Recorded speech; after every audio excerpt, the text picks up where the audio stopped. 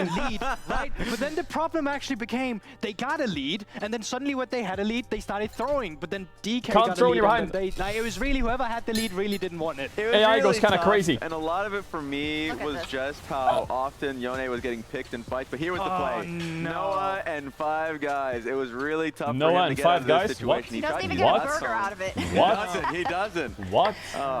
But it's... What? I'm gonna zag. Okay. What? This is not Noah's fault, guys. Are you kidding me? What? There's already an Infernal Soul, and like, sure, this is the final fight, and people Damon are almost through? predisposed to say, lol. What do you mean Damon almost through? The fuck are you on about? That game was completely free from the mid game. Completely agree. Noah held them in that game for so long. I mean, they did make one mistake around the dragon. Where it looks super dire, they trade one for But one. that's it. I think Noah had an incredible early to mid game here, especially considering No throws. how whacked that early game looked from Fnatic, right? But it's still the same trigger point that happens in that Why late did LoL game. Esports tweet Caedrel update? You're only as good as your last fight. I'm sorry to say What is it. that And then? you're on the world stage, so it has to be pixel perfect. To me, it was simply about they What is my had face? the lead, It's first my of all, PogChamp. And then Baron, I will talk about it afterwards. Why is everyone being so mad? Chill out, everyone. The Verizon post-game interview. And we're back to the stage for the first Listen, victory if G2 loses to Pain Gaming, we're all with fucked, me by to the way. talk about this one. Thank you so much for joining me after this game. It was a complicated one, even though you had an early lead. What happened mid-game? And also, what do you think of the damage distribution in your composition? Because it felt like you were not dealing enough damage in the end. 승리 정말 축하드리고 인터뷰 너무 감사드립니다. 하지만 오늘 경기에 대해서 좀 여쭤보고 싶은데 I 비록 told you I would 시작은 never 굉장히 betray the 좋았고 초반에 blood. 이득을 많이 봤지만 사실은 The 경기를 blood. 끝내는데 굉장히 오래 걸렸던 것 같고 좀 경기가 굉장히 복잡하게 흘러갔습니다. 오늘 경기 어느 점이 좀 까다로웠는지 그리고 오늘 조합을 봤을 때 좀 Showmaker! 딜량 분배라든지 좀 딜이 좀 모자랐던 것 같아요. 오늘 조합적으로는 어떻게 보시나요? 확실히 저희가 초반에 많이 리드한 것 치고는 좀 중반 단계에서 용 관련해서 실수가 좀 나와가지고 되게 힘들었던 것 같고 딜 관련해서는 저희가 사실 사거리가 더 길기 때문에 뭐 크게 생각하지는 않았던 것 같아요. I mean, for sure, we were having a lot of lead early on, but I think we were struggling a lot in the mid game, especially we had a lot of mistakes happening around the dragons. But I was not too concerned about the damage because I think we were able to easily Chat is outrange TL them, versus so it was LNG not a now. big deal. All in control TL, here. I told when you, I think of all the under Worlds control. trailer video, you were saying 2019 was my first Worlds. I'm such a different player now. What changed mostly for you, Showmaker, in all these years? 그리고 오늘 월드 티저에서 이제 19년도에 뜨는 나의 첫 월드를 치렀는데 나는 이제 정말 많이 성장했고 좀 다른 선수다라고 말씀하셨어요. 어떤 변화를 좀 경험했다고 볼 수 있을까요?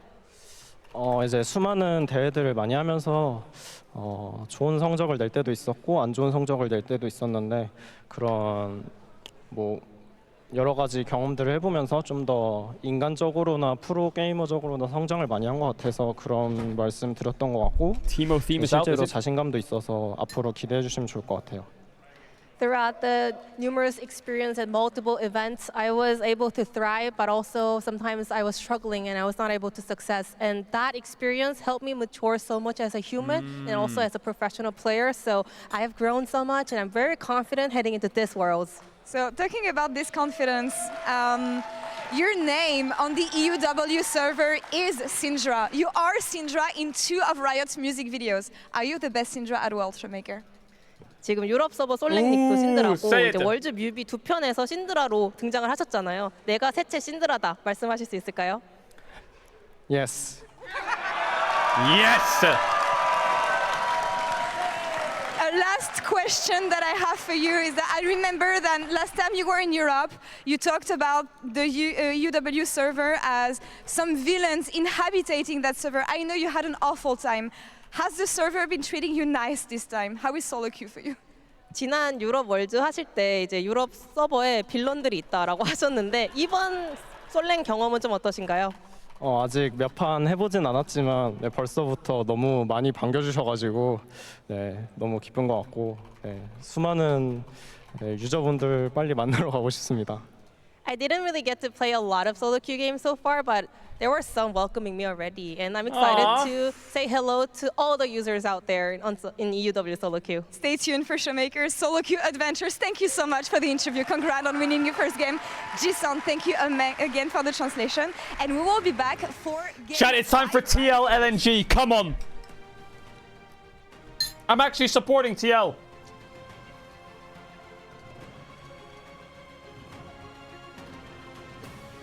Yes. The clone is there. He's Why are you question mark pinging chat? The West is 0 wins, my cuz. We need a win! Lucid going in, has already locked up Humanoid. Humanoid wants to get out to safety. The ulti though hits a target, means he doesn't really have anywhere else to go. Ignite still there, Lucid! And fight after, we can fight after, guys. Yeah. Fight. Yeah, Brown.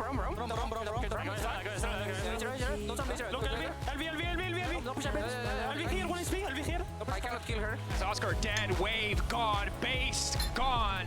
DK a bit back and forth there for a few moments, where they'll close this game out clean. Alright, what's on the Reddit? The Teemo theme. The Reddit's down. What the fuck?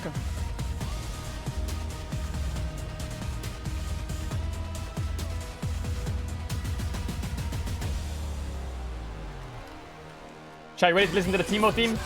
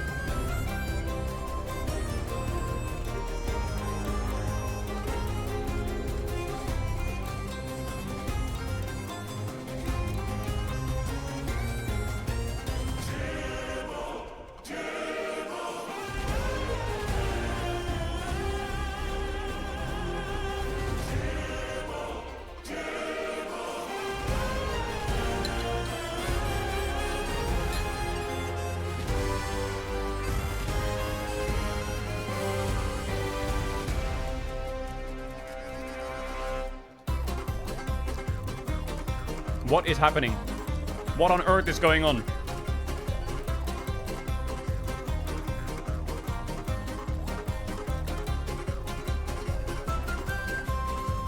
What the fuck is this?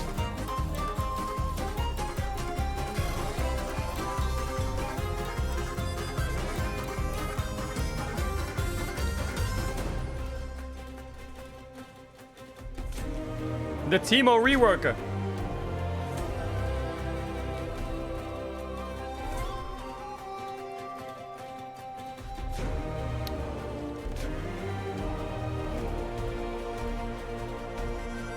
Hey.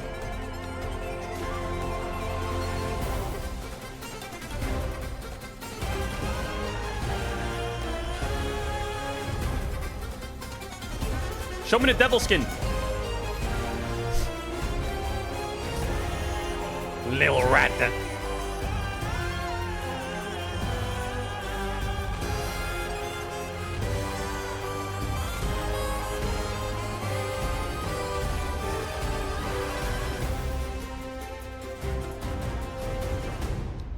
Nice song, I actually liked it.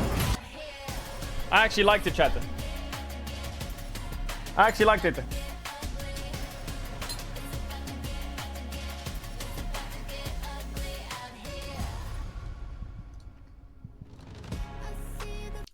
What is Carsey's tweet?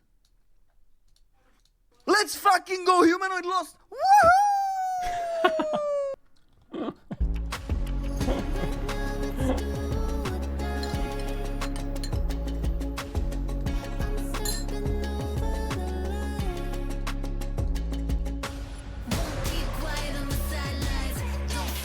He is such a degenerate.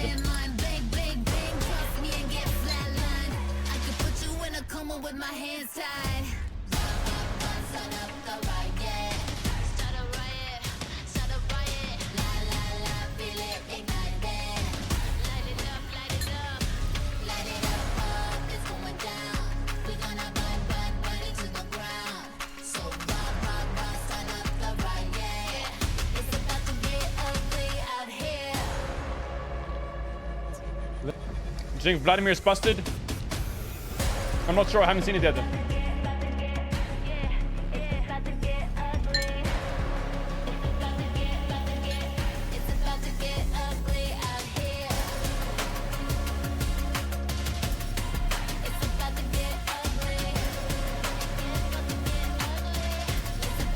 I don't think it's that OP though.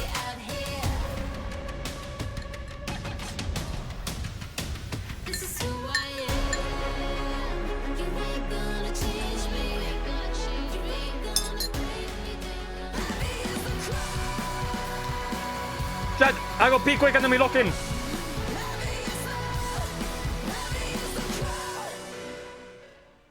Boom! Describe the last game in 5 games, Jack. Can you do better? In 5 words? 5 more games? No, please. Not Noah. Humanoid. Showmaker, good. Yes, okay. Very, very economic. Yeah, that was a good one. Well, Well I did say that we had a double feature, and we're of course alluding to the fact that we hope that these will be 2 of the most kind of insane back and forth games of today. Now, I didn't like the first movie. Perhaps I will like Team Liquid versus LNG. Oh, Who man, knows? I enjoyed the first movie. I'm sure you did. You hater. It had everything. This one's also going to have everything. I may not like the result. We'll see. We'll see. We'll see. Let's introduce our teams. We're going to start with LNG, the 3rd seed coming out of the LPL with Zika, Weiwei, Scout, Gala, and Hang. And I think the fact that Scout made it is very, very important here. There was a lot of questions about whether Scout would be making it. There was even a post that Yagao would be able to fill in for him, but he's made it. The question will just be about how much time they've had to practice together, how much they were preparing to play without him. But this is ultimately the right thing because it is the 5 players that qualified for Worlds. Yeah. Exactly, and he was kind of the heart and soul of the reasons why they're even here to begin with. So it would have been tragic if like they couldn't play without him, but here he is with his crazy hair and all, and his play style. So I'm going to be excited to see how he performs in this game and how the team can rally around him. Yeah, only 6 days you know, together, I think, at most, right, in terms of the practicing, but of course they know each other very well. Then over to Team Liquid, not the 1st seed out of the LCS, but the 2nd seed. We'll talk about why. Impact, APA, Yon, and Core JJ. Yeah, and the story very much was this split, that they had the perfect split in the regular season. They were going into playoffs with all the confidence as the best North American team, and then a Widow minion just hit the turret, the Nexus. But let me ask you something. Okay, let's go. Is Gen G less of a favorite? Team Liquid! They didn't win. Exactly, I like the Team call on this Liquid. one, and a lot of it was based off this man in front of you. Well, now it's Core JJ, but it's both of them, Core JJ and Impact. Both of these guys really are the commanders in the team. Listen, Team Liquid's against LNG. If they can't beat LNG, it's only going to get harder from here. So they need to at least have a good showing or beat LNG, otherwise they're fucked for the whole tournament. On Impact, who is the MVP of this split, which is crazy for how long and storied his career was when he was having his MVP interview. So this is actually a pretty big game for TL. It's not like Mad who got BLG. That it really meant a lot to him because he's he's a This teacher, is but he's also they a got to coach beat this one, of the game. And this or is at least some look really highlights good. from the final that they did play. Very competitive best of 5. Was very likely to go to Game 5 as Team Liquid almost came back in Game 4. But ultimately, the story of their split was incredible team fighting. Windows. One of the best lane swapping teams in the world, actually, with how many innovations they made throughout the split and how they really drove the meta throughout the LCS. And then it was capped off by Impact being MVP. But he was MVP in part because the team was so cohesive in their ways of playing lane swaps, and he'd always be levels ahead of the other top laner. We just cut away from that solo kill, but he was getting a lot of them. He was getting a lot of them. Wait, Kiro's 100% win rate today? We gotta get to the film. Fair enough. Let's check in with our MasterCard fans. Is Kiro 100% win rate so far? Didn't Kiro bet T1? We'll see if the fans are realistic. Maybe we got some believers out there. Hold on, what are realistic? I don't know if this is actually. I think 50-50 is realistic. I got asked Wait, to my face LNG by Team won Liquid the when I vote walked into on the hotel Western the other day. social What's media? your chance? What? I said 40-60. Yeah. So this is actually very realistic. That's a decent chance. I'm just checking what time it is right now in Los Angeles for us to be having this kind of result. Oh, I guess NA's asleep actually. 2 Raz. That's fair enough. Yeah, 3 hours to the LA time. Yeah, it's noon. NA's asleep, I guess, yeah. I have to, like, this Team Chat, Liquid, thank you all for coming out to the stream, by the way. finals, The amount of but it people in was these the most co-streams is hype I've crazy. ever heard I about hope an you enjoy the NA team. I think content. I'm sorry if I was awkward last game. It's quite hard to do those games, you know. I don't want to upset anyone. I don't think it is. I think But, we're hoping yeah. You should give it a 50-50. Yeah! At least. It's a 50-50. If GB's not here to say it, I'm going to say All right, Caster. It was funny, though. It was funny. We can do it. Now we can lock in big time until G2 plays, because we have... Yes, it is. Okay, What's the schedule now? It's TL, LNG, then Humble Life, PSG. And then it's... Hold on, let me see the homepage. Where is it? People like Raz, who just wants to throw it out there. And then it's... Oh, it's FlyQuest Gam, G2 Pain. Holy fuck, it ramps up big time later on. We break it, I think. No, I have cast best of 1 wins. I just have never cast a series win for NA, so we're fine. If you're in NA and you're panicking,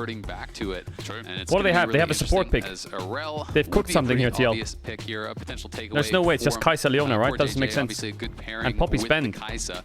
Nautilus has also been banned out. Those are kind of the two main pairings that you do generally look for with the Kai'Sa. What is it? And Alistar's also banned by Syndra TL, mid, yeah. so they No are surprise. pretty limited as far as that kind of support engage pool. It really is those 4 champions that are considered kind Is of he like just gonna the go top Rakan? tier of engaged supports. Of course, there are other ways you can go, but it will be interesting to see what Core wants to bring out here. As He's they gonna do go what the ASOL. 2v2 is now, so their one kind of edge is that they could actually pick potentially for Oof. that 2v2 lane. No, he's gonna go And it is Nico gonna be mid. Nico. So this is one of the things that APA was Leona bringing is the out pick. quite a Okay, I'm while surprised they did ago, that. and did have some success with. You know, Yeah, definitely Sejuani is a good last succeeding pick. in lane, They're pretty but easy was last picks more here. known for his Chat, I'm gonna run team ads. If you wanna avoid ads, you but can he use the has tier 1 on improved Twitch Prime sub price to the channel. over If you sub, the you'll year. get no ads for the rest of watched this guy the since like Worlds. Worlds last year. You don't have something you don't want to back for the game start. It's a big kiss. And he was a sub in summer last year, and him and Jan have improved so much since last year's World. So I know they're really looking to try to have a good performance and showcase What is to this? the world, hey, we are not those same players we were last year. We really Nice clicking noises came in. I knew it does! There it is! Get the kills! Get the kills! That barrel was close, though. That barrel was close. Shut up. Stronger foundation only makes his team scary. Now we've hyped up TL. Of course, I got a Zale here, so I'm going to milk it as much as I can. But on the other side for LNG, I mean, solo laners have a bit of prowess here again. You're expecting to be facilitated by Weiwei. This feels about right with Gala and Hung playing, you know, bot-centric duty with the Jhin, with the setup duty that we talked about before. This feels like an LNG comp where, again, you look for those solo laners to be in a good spot so the LNG don't fall behind and look like headless chickens. And I've got to say, I Chicken. find Rumble... Yeah, I think both comps are good. I'm interested in this Nico mid meta though. For the Skarner, that's going to be really scary for Impact. Again, he's not really known, you know, as a guy who is kind of that carry player. He does bring them out from time to time, and he can be successful on them. His world skin is a Jack skin, but that was a long time ago, and that's not really how he's kind of, you know, won the MVP this year. That's not really how he's been at the top of the LCS for so long, and even been really competitive. Why are there no internationally. Ardent This is a guy that supports? does command a lot of Engaged supports are respect too when he strong does right go now. there. So I do think Weiwei and Zika could have a lot of pressure on top side. It's going to be up to to try to keep Impact safe, and we'll see if this Jax can avoid falling behind, because he'd be useless. I mean, they have Kai'Sa, Nico, they have TL can bring themselves up the regions. Leona, they have good dive. Thieves getting knocked out in play-ins was a big sting to North America. Let's see how the top matchup goes. On TL. There are high expectations on FlyQuest. And even Think though Frozen TL Man win at the Naris could championship, here. I Shut think up. a lot of analysts and a lot of people are saying the same thing. Like, this is still the best team coming out of LCS. Man, everyone's playing different styles. Some people are playing Rumble, some people are playing Kai'Sa, some people are playing Nico, some people are playing Zyra still. Favoring Gen G over HLE, because you're looking at the entirety Azale's of the not casting an entirety of NA the win in split, years, you know, we're not fucked. just one best of 5 at the end of the day. Are you guys cooked? Where FlyQuest did really perform incredibly well and deservedly are the champions, but people still have a lot of expectations here for TL. Now for the other side for LNG, yes, their power rankings are higher. Thank you to AWS, but LNG were managing to come through in a 3-0 fashion versus Weibo in that regional finals. The biggest thing about LNG for me is that seeing lane Scout swap coming out from succeed TL. is a big tick. You know, getting him ahead and getting him to a good spot. And he is such a great player. Some people are playing for two teams in one match. I don't know. That's when things get Couldn't be a me. bit dicey, as I was saying in the lead up. Absolutely. And So here's a TL lane swap classic. So we can talk a little bit about you know, Jan and APA and their development. So this is all pro votes that they actually received. You're going back all the way to summer last Hung year. is just killing Umti. He's just getting hung at the moment. But we'll be able to farm that up.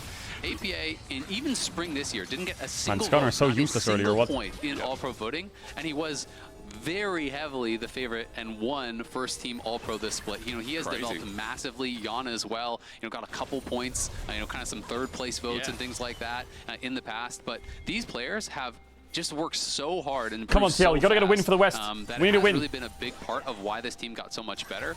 You know, obviously Core and Impact, they are legends. They were already kind of that basis for What is the team. LNG's? And with APA and Jan improving around them, it's been something that has allowed this team to really What kind is of LNG's build lane around swap that iteration? and They're have that as 3-manning their bots focus so for early, these two but carry Core's comps. already on the way. As we are seeing Impact here, potentially He did a gonna get fast-paced Doe, top but from the Core bush. did face early top, and he is Wait, this is running a weird straight lane down, swap so he's gonna iteration. get there in time. Can't Rumble Got a TP top and catch the wave for free? As well. Levels very But he doesn't know that, I guess. We've seen not only throughout today, but the course of Worlds, counting on that. This is a Impact 4v2 level though. This 2. is looking rough, and Weiwei's level 3 as well. Here's a classic bot dive, 2v2, 2v4. LNG trying to commit to this dive.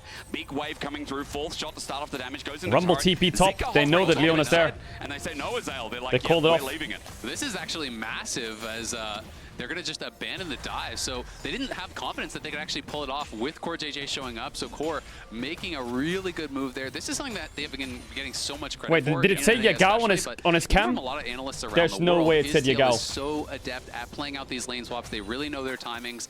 They are someone that in the LCS was constantly innovating the way in which we played out these lane swaps and really making a lot of other teams in the LCS look kind of dizzy in these situations. Feeds into the narrative. I know you guys have been talking about mainly all year, and also I've been talking to you about particularly that Core is just so smart as well with his map placement in the early game and how they can play around his movements. I mean, it's really funny when you talk to other pros against Cores. We're going to have to fight here. It is a big brain one at that to start us off, but Impact gets on out, and Gala and Hung just too strong, getting some damage back on TL. A lot of pros always talk about how there's always a point in the game where there's this one wave you need to crash, or there's one part where you need to be covered.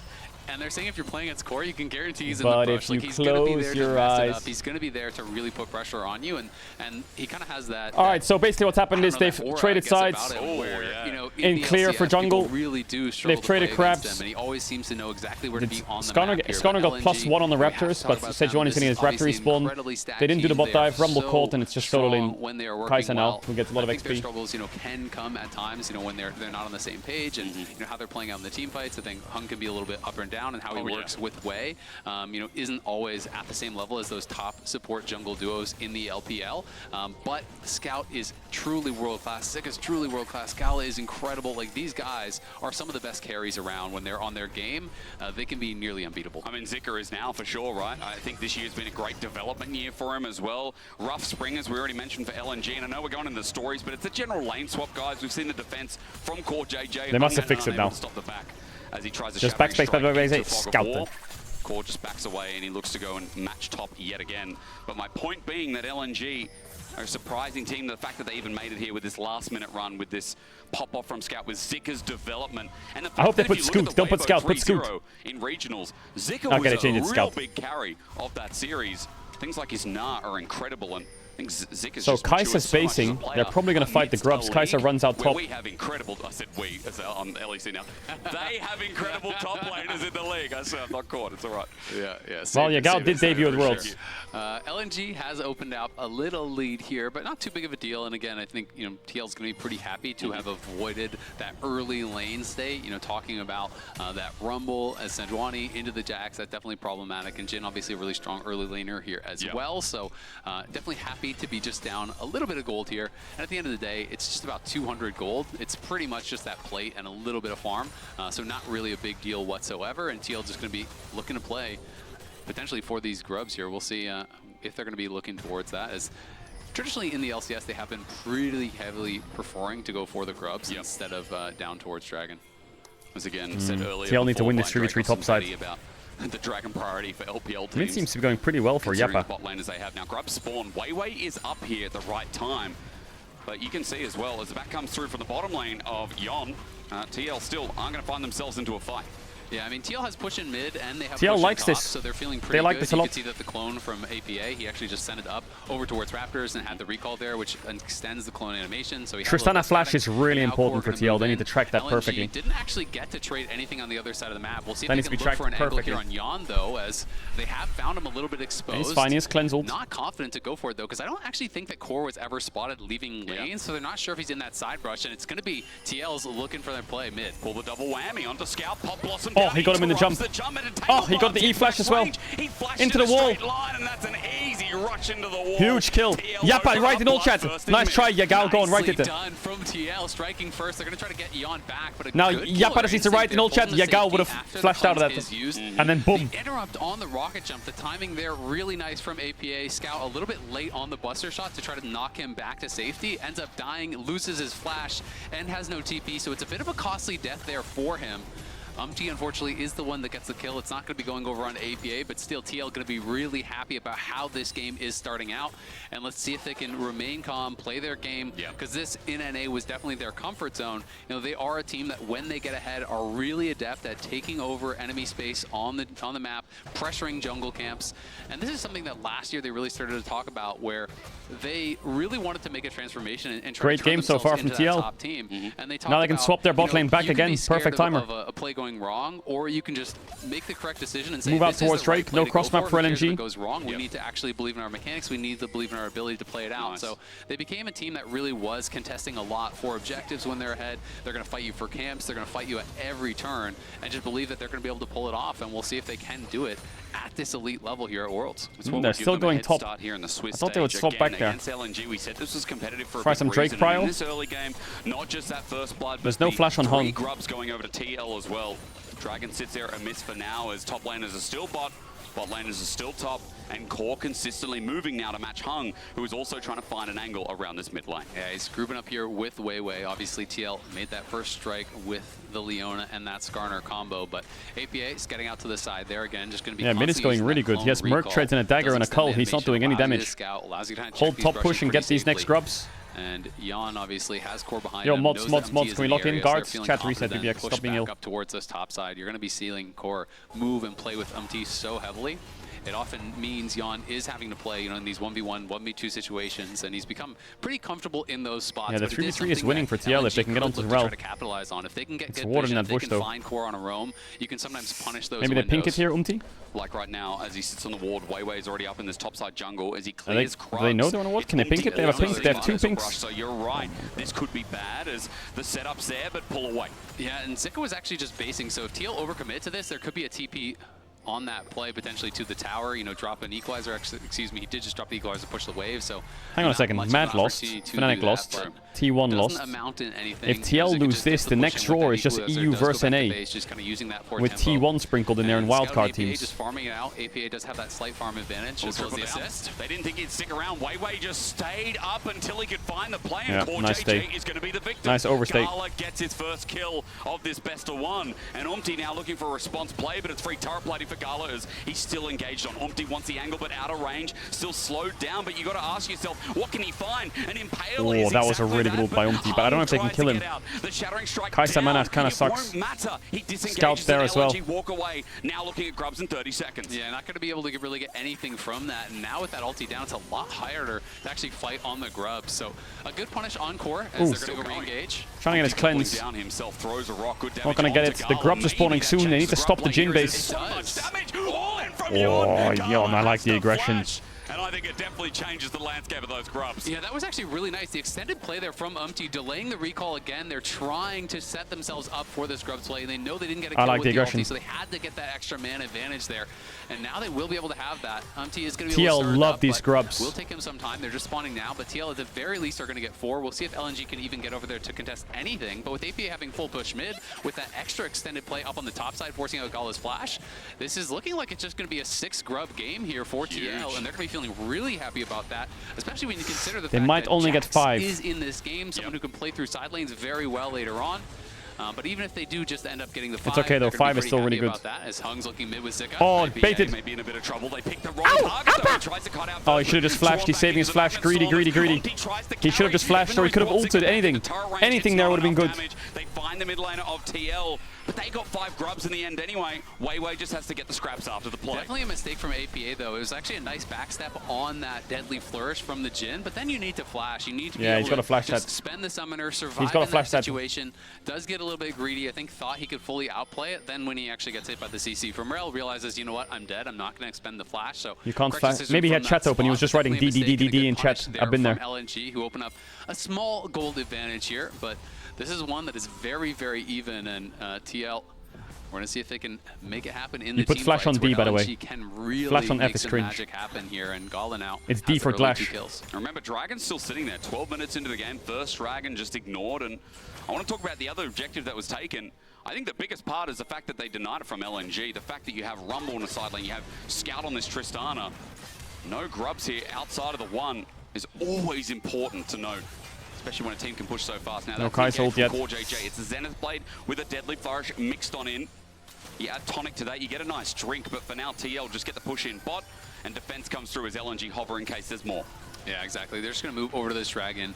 LNG, no, it's a little bit dicey if you do contest here with Gala having It's crazy no that flash TL are getting because Core Drake. has Like, his it's been up the whole flashback, LT has his time. flash, so it They've been could be playing really scary. heavy APA topside. even Energy's held been on matching. to his They got a Drake. obviously in mid lane, so I do think they're likely to just give Really this nice for one Team up. Liquid. But LNG at least poking around. Hung, Also, just Kai'Sa making XP sure is that quite there good. is She's really far ahead in for XP Gala against to Jhin. push out the wave on bot side, and he is going to be able to at least do that. So TL take another objective. LNG just get control of the waves, and we continue forward. It's just been kind of a very calm game. They are going to try to see if there's an angle for Hong. Good damage, and Skarner does do damage. He has not to bad. flash away because the Impale probably gets a Not kill bad. with the help of Fiona E could have buffered on the route there, on the stun into the wall. Maybe they could have got A little bit an of actual pressure here kill. from Umti. Has been pretty effective in these ganks. You know, did actually force the flash from Gala. What do you mean flash on control based? Now What forces about another that? flash down here on bot side. But if he does finish this recall, could Nice be in block trouble. by Core. JJ is a glacial prison, but Omti's still here, but Shattering Strike He stops misses. him mid-wall. TL is stuck in a 3v3 with health bar disadvantages. They're LNG TPing top with still Yappa. hover around. It's a good attempt, but now... Oh yeah, the minion. It's a cheeky minion. Now that's a sus guy. How did he get here, says Zika, as he's got his flash available on the wrong side of the rim. Easy. Pop blossom down. Easy kill. Means it's an easy kill. Great kill there. Storm Surge damage is nuts on the Nico. He doesn't go Proto Belt, he goes Storm Surge. TL second kill. Nicely done by APA. Gets up towards the top side. Umti's able to cover the attack on bot side there from Weiwei. You know, Core wanted to go for the re-engage onto Hung. Yeah, Kai'Sa has static stick in base. Not bad for Team Liquid, not bad. I think, but wasn't quite able They have to no connect it, Nico but they ult do for the make a Herald play on though. the top side. Impact joining up there with But APA, I think the punishing kill is Zuka, always and fine. wasn't able to really get much of an advantage at all with this I need to early know, rumble. Caster, says Obviously, Appa can ult still be chatted a or not? strong I need to know. team fight pick, but Impact on the Jax going to be feeling so good. He's about 20 his CS spot up and he just as got a the kill five top. grubs here is going to be able He to must have wrote outscale something. this rumble pretty heavily in the 1v1. Oh yeah. And that could be problematic for LNG later on if Zika gets put into a spot where he's just forced to group and Impact can kind of have his run in the side lane. But Herald has spawned and LNG are looking their eyes towards it. It's a MasterCard lane economy snapshot. It's going to show you this early game is a little bit tilted. Gala in a good spot, but also APA in a great spot considering the early gank that came through from Umti. TP top by Tristana. She's abandoning bot for top tier 1 quick. I like that from Scoot Scoot. And APA is going a pretty aggressive build here. He did go Storm Surge. But you have no so we'll see Guabies. if We only have Storm one. Surge Ludens, which is kind of, the They should get first blood tower. They only have build right Tristana. now on this patch. But a lot of Nico players, do go different builds, Proto Belt, things like that. So we'll see where he is going to play. Tarek going as well, by the way. LNG are able to take that top lane turret, but TL obviously pushing mid and also are able to grab that tower very likely on the bottom side as Jan is down there. Oh, the W. It's a good kite away. It's only a clone in the end No purse. from APA. Yeah, and he said Jan Jan's going to get solo gold here on this bot lane Haven't been tower, so it working. is going to be a trade with obviously first tower going to LNG, but all of the gold getting isolated on Jan is a really good thing for the TL AD carry, who they do have so much faith in at this point. I mean, again, you talk about him being a bit more stable coming into summer as well, and I love the story, especially when you're against such veterans, when you're with such veterans, I should say. Because that has the chance to be an insane North American, or, let's just call it like Western bottom lane. Yeah, no, absolutely. In the next couple of years, even now, right? Yeah, I know Jan has improved a lot. Top play, no we'll flash see. on Rumble. They could It's turn gonna this be here, another LNG though. flash force there by Umti might lose flash. Oh, you can just drive to the wall. That's balanced. Pulled out of the wall, so he drifts his way Or out. loses flash, maybe. Are still thinking about the engage. As Zenith Blade No, turns he it wants on to play its it. head. Solar Flare onto Gala on the back. Pop Blossom. Gala He's flash no was one. good. Gala Hung no flashes flash away though. at Hun. Disengages Gala ult's gonna do big work here. Resets up the Kills Appa. equalizer, hurting as well, separating TL from one another. And Umti's cooked. Zika just lets the flamethrower Oh, he's kind of driving out though. unleash. Holy fuck, LNG Skarner. know they've got them on the run, and TL can't stay and can't stick around any further. Yeah, I can't find They don't have anyone with TP that for bot. ultimate, as Scout Gala gets was able bot to tier flash 1. out. There The was a earlier ultimate from 4v5 Skarner and they have also Herald forced from the mid. flash from Zika, so Not they do get good some for Team sunburst, but Liquid. As a result, LNG dodge those big team fight ultis and are able to win out pretty massively because Scout wasn't even there. So Scout's taking the bot lane tier 1. They're going to crash the Herald into mid. They're likely going to get both of these towers, and that is going to open up a significant advantage for LNG. TL really overcommitting in that top side there to try to go for this fight. I mean, Impact even TP'd in, and he couldn't even really join, and he just stayed down towards bot side and Jin's covered. getting It wouldn't pretty have strong. been that much of a loss to just have that one kill given over for a couple of flashes.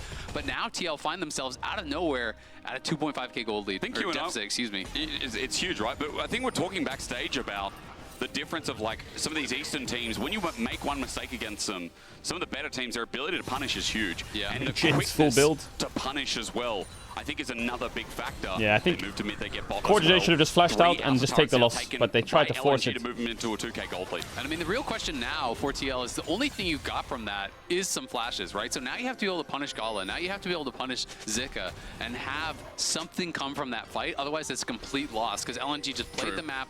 They're able to get these towers. They win out on the fight, so they're feeling so good about their position.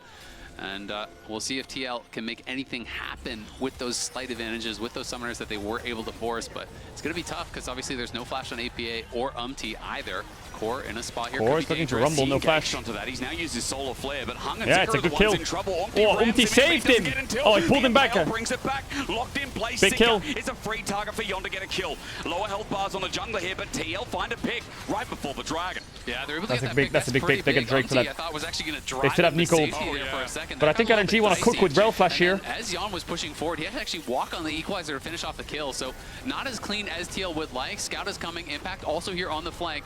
LNG looking like they potentially want to keep fighting this because Zik is going to be up in 12 seconds and he has TP, so they'll have a massive HP advantage if they can make this time. Impact has everything available though. Curtain Call is brought into the forefront as TL's top laner thinks of an angle himself, but Core JJ has to absorb the bullet onto the back line. No, it's Zik going over TL the Dragon, but they're caught in the middle. The TP bringing it out with E. as you labeled before. Are they all out? He drives out of there. Oh my god, wait. Looking for the grand escape, but Impact's now lost his team. He's behind enemy lines, but not for much longer. As LNG look for another chase down. Nice movement from Core. JJ in kill range as well. He'll sacrifice his life, giving they get mid-tier one though. For the Dragon that makes 2. LNG gets some gold back. There's a lot of good trading here from both sides. Tier 1 as well. 2 Drakes to TL, they have 5 drops, they got mid-tier 1. They did lose the Leon on the back of that with Jax. They got a kill at the start though. They are winning the objective game. TL's not playing too bad. LNG maintaining that about 2,000 gold. Why is there so many Infernal Souls? It's absolutely bugged today. This was honestly really well played by LNG to just buy time because they knew that they had the HP advantage. As soon as Zik is going to be rejoining the fight, it's going to be a 1-5v5 for them, no problem. So TL just had to focus down on that Dragon, but the Jin'll bought so much time and created so much chaos for TL, so they couldn't really just kind of fully focus on what they wanted to do, killing that Dragon and getting out. It allows them to catch up, kill Impact, and also Core on the exit here. And Impact, you know, had that strong early game, but really has not made any difference in the game thus far. Not bad. You know, hasn't been able to put much pressure on the side lanes, hasn't really been able to find a way in these 5v5s. So he's got to be careful because, you know, if you do spend too much time as grouping as Jax and you aren't able to really make a big difference, then you're not getting that gold, right? And this is one of the things that I've always kind of had as a criticism of Impact when he plays carries, because he is such a selfless player, which is great when you're playing tanks and playing that supportive style. Oh, yeah. But when you put yourself on a carry, you need to be greedy. You need to play for yourself, put yourself in a position to win, play for your goal, play for your lane. And sometimes I do think he overgroups. He plays towards those tank tendencies, which can really hurt him on a champion like this. And especially in a game against Zika. Last year, we were talking about Zika's ability to be flexible, kind of a mix between 369 and Bin. And I think he's become a lot better at carries. Yeah, there's 3 more games after this. Got HLE, PSG, we got see Zeka and Viper. And then it's FlyQuest and G2. TL up for the potential Baron. Oh, he missed Sejuani there. With the deadly flourish on the other side, and it is a miss in the end. Yeah, the Skarner ult not able to connect there. Thought he might have had an angle to get Scout, goes for it, does end up missing. So now that's kind of TL's turn, so to speak, over on the map. It's going to be LNG who are going to be able to move in, take some vision, potentially clear out some of these wards around the Baron that TL does have. We see Impact down towards that bot lane, going to be looking to push that wave up here, try to put on a little bit of pressure, but obviously TL don't have a lot of deep vision, so he does have that one pink ward that's a little bit shallow and one ward over behind the enemy. It's kind of a similar game to Top Esports versus T1. Can TL kill the Jhin? Of course, the LNG are clearing out the vision over I think that's all that really matters. APA going to look for a potential angle, but nothing there just yet. We'll see if they have Leona, Kai'Sa, Nico. He can be a control ward. He's now adapted. And also APA, he's got a rocket belt as well as his flash available. And I know when Nico's in the meta, we always take account of the flash being one of the most important tools to angle yourself, as we saw earlier on. Players like Faker pulling it out and almost clutching a win. Yeah, exactly, right? And we saw kind of both sides of it. We saw Faker have some incredible engages, but if you do swing and you miss, right, if they're able to flash out, you don't really have much after it. It is kind of that one-punch team fight. Yeah. So it's really tough because, yeah, you have the flash, you have the rocket belt, but you have to be so on point with your engages Soul because point if you in go in for 130 that big for combo, TL. they flash out of it, it can just be a straight-up lost team fight unless you are really creating enough chaos that the rest of your team is able to get that work done. So that's where he has to coordinate with MT, with Impact, so that I guess the Storm Surge is a lot of burst. Ultimate, they're flashing into the waiting arms of the Skarner, of the Jax. Otherwise, things definitely could look bad for them here because LNG has a lot of damage, a lot of consistent damage they're here. They're going to go for a sneaky Baron here. It's not a ward, though. They don't spot that ward. Is LNG not spotting this? Oh, now they see it. Oh, LNG was so slow to react to that. No one checked Baron. They just were not reacting at all. They're just standing there on the bot side. LNG, it's gone. There's a ward that you see the Baron. That was bizarre. What in the OME was that? LNG just lost Baron and TL. OME! Yeah, I mean, this is something TL did a lot in the LCS, but they had a ward that was on it. They reacted There's so no slowly. way Hysterics just said that. You know what? That was a monster Baron call by TL. Like, they thought they couldn't get there in time or something. What a but good call. That was really, really weird because it was such a delayed reaction from LNG. They see them over by the Baron. They don't actually end up moving. I want to see that replay because I'm so curious. Like, I assume that ward gave them full vision, but maybe there's somehow the TL was only on the bottom side of the pit, and like, because there are some weird wards on the map where they don't give you the vision where you think they would. Observer toggled vision and showed The thing is, the ward was on the Baron, but it didn't show a champion portrait on the minimap. It just saw the Baron. So no one checked the ward that the Baron was being hit. It's only when Kai'Sa showed on the minimap that they could see it. So it's a bit of an awkward ward. I don't blame them for not seeing it straight away, but still. That sucks a lot for LNG. TL could ignore the Drake now and play on mid-top and try and get towers for this Drake. It's okay to lose this, but it's also great to fight it. So they have two big options here with this Baron buff. Now once Scout shows in mid, Impact can start to push forward once again here, and we'll see if TL can make it happen as Zik is going back to base and preparing for a potential TP. No, TP wards are deep though. There's only one right in front of the Dragon here if TL overextend into They're going to take the fight here, TL. Fuck it. Jack's just based. Zika now just receives the next wave. As you see, Scout has already walked down, and for this third Dragon, I will say giving it to TL though opens up a lot of doors in this game. Well, look at mid lane. This is the problem, is LNG have kind of overcommitted to this bop side. The thing is, I like this from Yon. Just hit mid tier 2. Just drop the Drake. Fuck it. Just fake contest. But they're going to go for it because Appa's doing a Poby. Remember, Yon as well can find the angle. As you said, that's only a clone. Impact has already teleported in, but it's a crushing blow. Impact finds a one-man as the Oh, he completely whiffed it there. Oh my god, Yon also trolled. Their mechanics in this fight was terrible, TL. With a good old g'day as he burns him down. Core JJ's next. The mechanics in this fight from Team Liquid were disgusting. Appa and Yeon just trolled. But I feel like Yeon went in expecting Appa to hit. Talked about moments ago, cost them dearly. Yeah, LNG win the fight there. I want to see that one more time. Oh my god. Like APA fully whiffed on the ulti. Yeah, he whiffed and Yon full dived on top of a Rumble ult and just stood there. Oh man, they needed to switch. They needed to sync that better. If they sync that better, they'd be okay, but the sync was terrible. Because he's coming in from above. The idea very clearly is Impact's going to come from below, push them up into the waiting arms of the Nico here. But let's watch APA one more time as he's looking for the angle here. And yeah, that flash. I mean, to be honest, Yeon's positioning is not bad if Nico can connect, but Nico whiffed, so... absolute fail flash there from APA. Not the debut he wanted on the world stage. This guy has improved monumentally, but obviously feeling the pressure here. Didn't have a good showing at Worlds last year, and that is tough because that's the kind of fight, and you can see the stress on the coach's face there. Spawn and Rainover, they know it. That could have been the game-deciding fight. Like they were in such a good position. If you crush that fight, as they probably should have with Nico on the flank, that could be a massive gold lead. That could put them in a position to just take the whole game, and instead, not like this, chat. Engage there from APA, falls flat on his face, and LNG definitely take advantage of it. So close. Again, only by an inch it really feels like, and again, timing a big factor there, but as it hurts to watch, Nico clears. Look at LNG on the other side and see what they got from it. They stop the Dragon stacking. It's not game-defining yet, but Zika picking up so many more resources now. He's also got to seek his armor guard to run him into the fight with a fully completed second item here. So here we go. TL just going to try and push through mid as LNG look for another angle or another afterthought. And that being said, at the end of the day, the gold is still very even. TL is still in this game. Definitely a failed fight there, and one that TL are going to want back, APA especially. Game's even. But they need to stay calm. They need to be able to just kind of realize, you know what? Game is still in our hands. We still have an ability to win this one.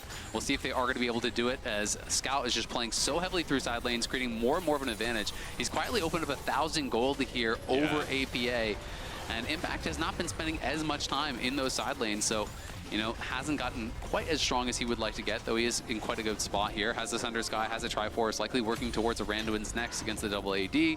Makes a lot of sense. You can see the Randuin's already completed there on as well. 3-item Kai'Sa is huge. 3-item Jhin is also huge. And there's a 50 gold difference in the AD carries. He could struggle with some of these frontliners until that is completed. But at least some of the flyers like Yon and APA are going to be destroyed by Gala's damage, as had a bit of a lead earlier on. He was in a decent spot, but I shouldn't say. Yon has still been keeping up. 3 items for this Kai'Sa as well. And I am looking at Scout, as you mentioned. We do have some healing cut to be used against TL in this game.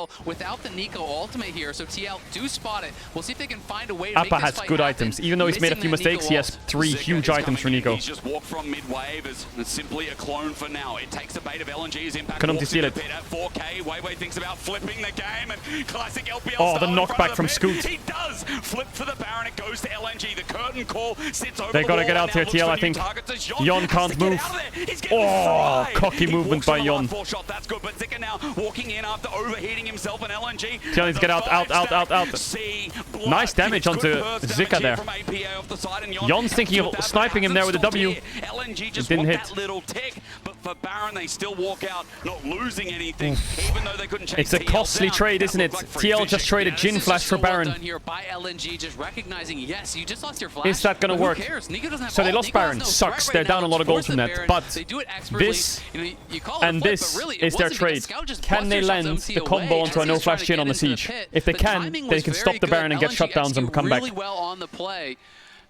That's their last chance. On the world stage. Gala and Scout are really opening up massive advantages here, and TL at this point, you are one fight away. I think Tristana is manageable with Jax, but Jhin needs to die. One of them needs to die. It doesn't matter.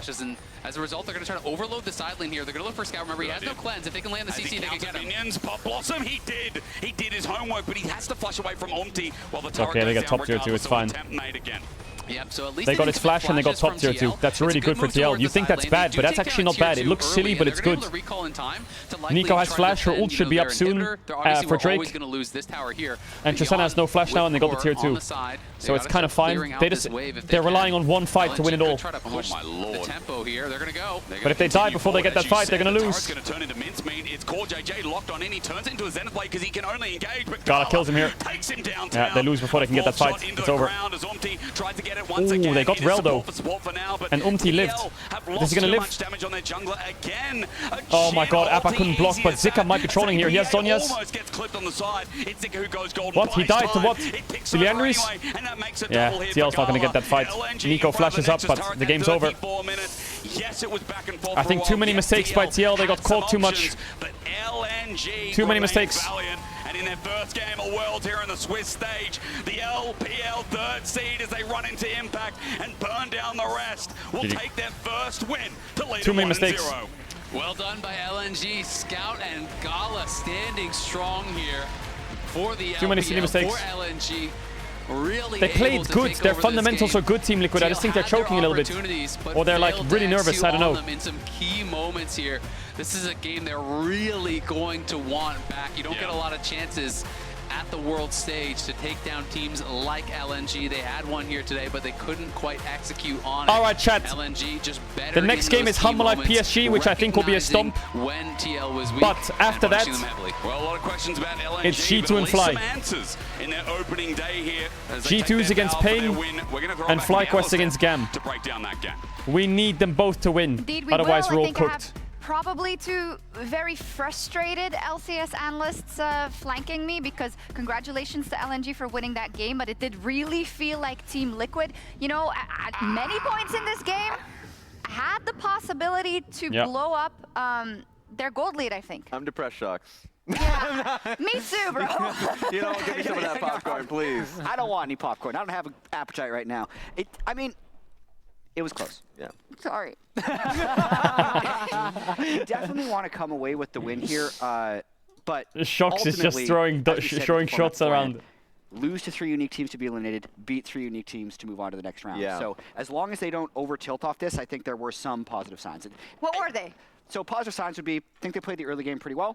I think they were in a pretty strong position, specifically the moment when APA failed his flash over the wall and Yon went in as if that was going to land.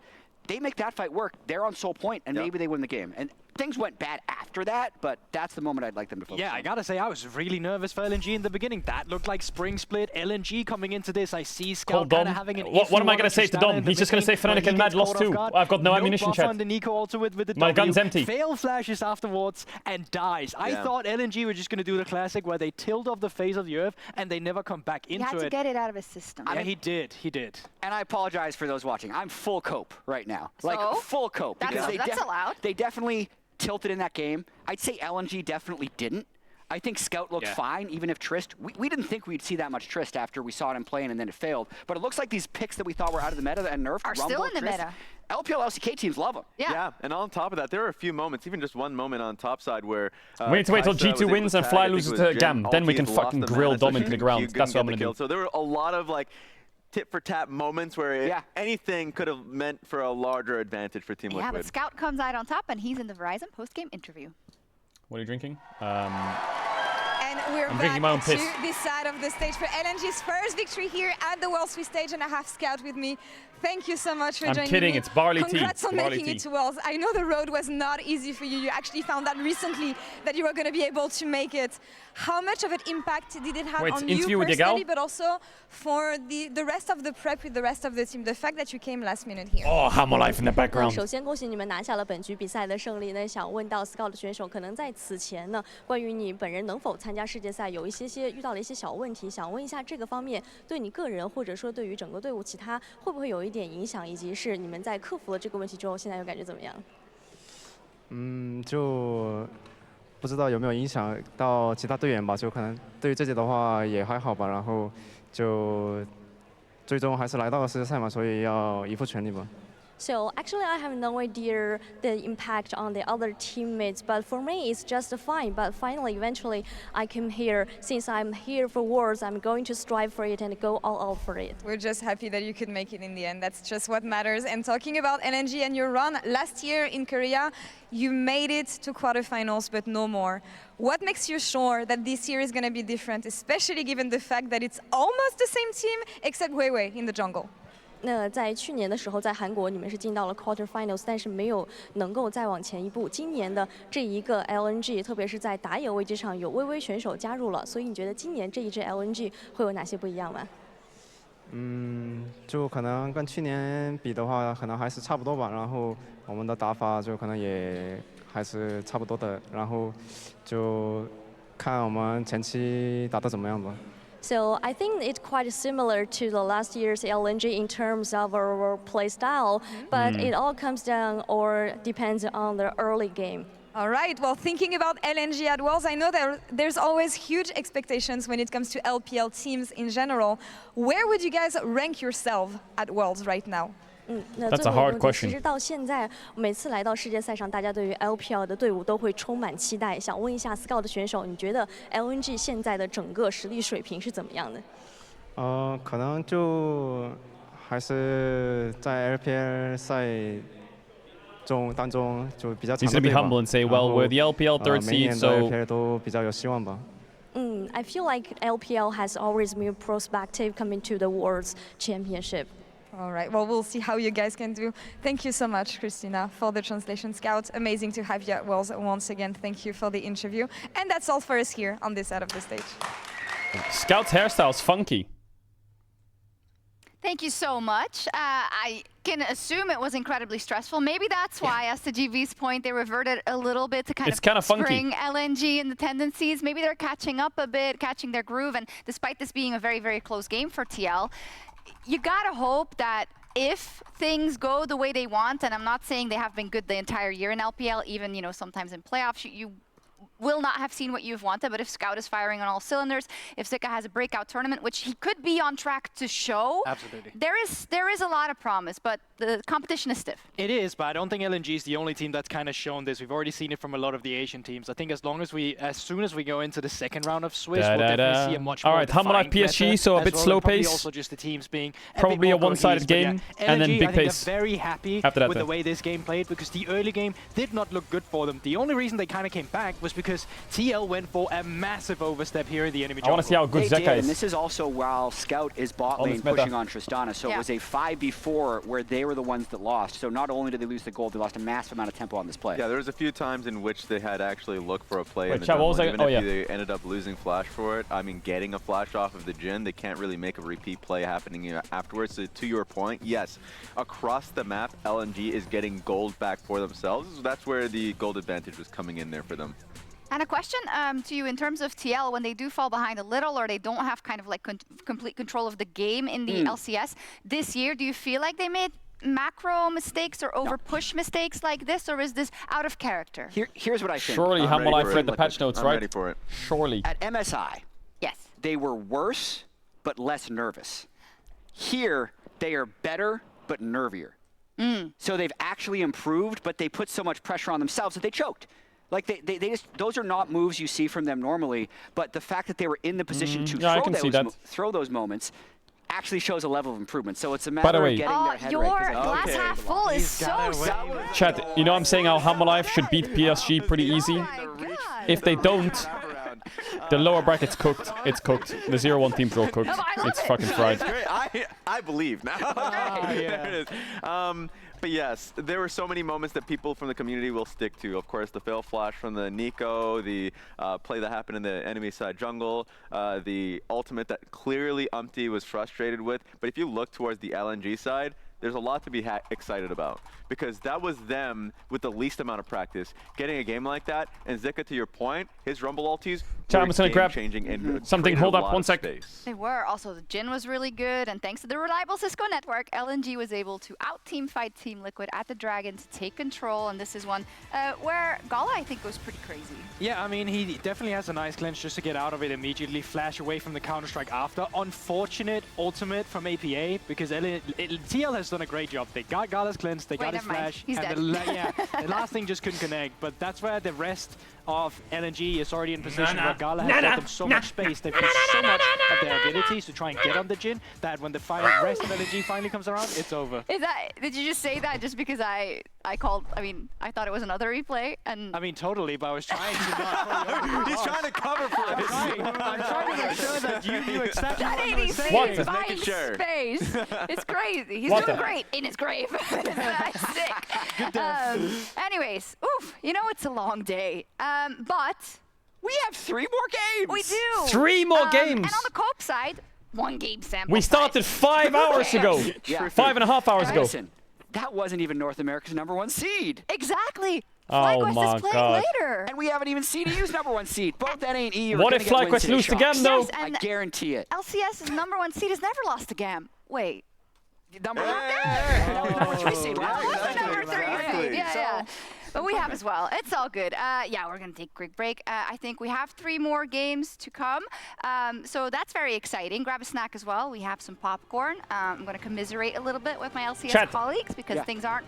Take a break, get some popcorn, get a snack, get some water, stand up, do some squats, go for a walk, go to the toilet, open the fridge, make some food, get a tea, do something. We'll be back in 5 minutes, and then we lock the fuck in for the remaining 3 games. Do what you gotta do.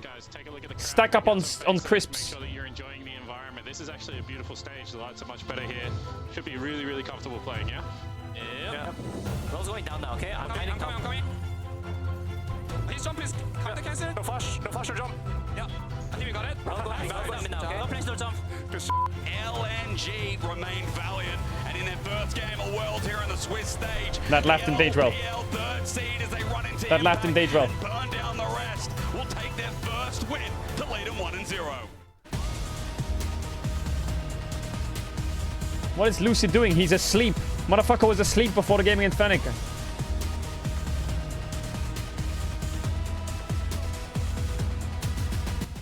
The most unlucky thing ever is if Fnatic draw T1 in this lower bracket.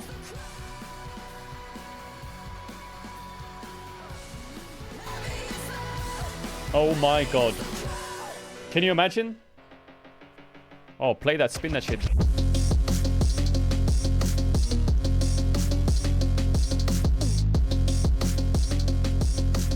What is this? What did Showmaker say? You shit at FIFA. I destroy you at FIFA. Eh? I destroy you, FIFA. I destroy you, FIFA. Hello, Frogs. My baby. Hello. You meet soon? I destroyed you, the FIFA. What do you think of Perk's hair? Because he's bald. What do you think? Fighting. Cheer up. Cheer up. It was really fun. Thank you so much. What do you think of Perks' hair?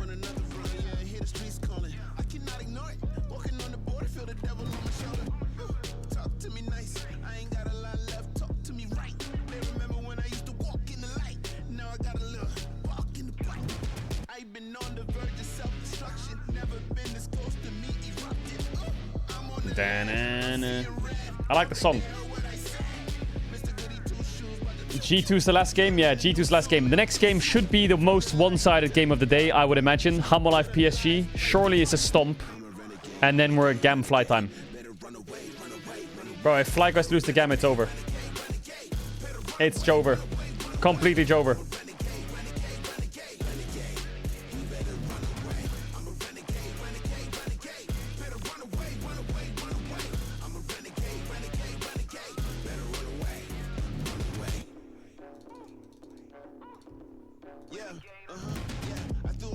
Check the Hoopu rating. Of what? Of what? Where's the Hoopu rating? What is this? Traitor 2? Nah, we don't need to add that, right? We don't need to add that then.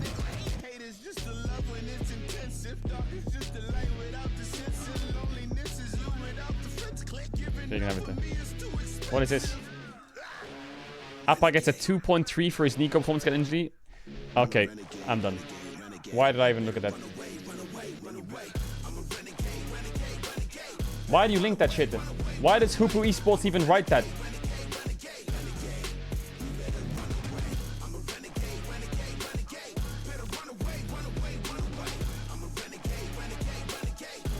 Why does Hoopu Esports even write that? What the hell? Sally, can you ult my Aram? No.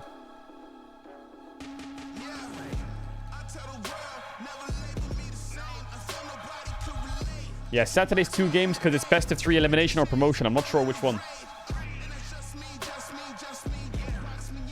You can't open up the giveaway link. Why not? It works.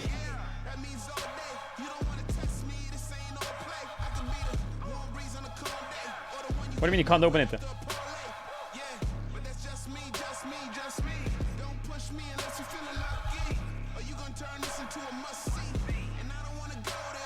What do you mean enter his own giveaway? Yeah, why not then? I want to win a Damwon jersey. Da-na-na-na-na. Yeah, yeah, yeah.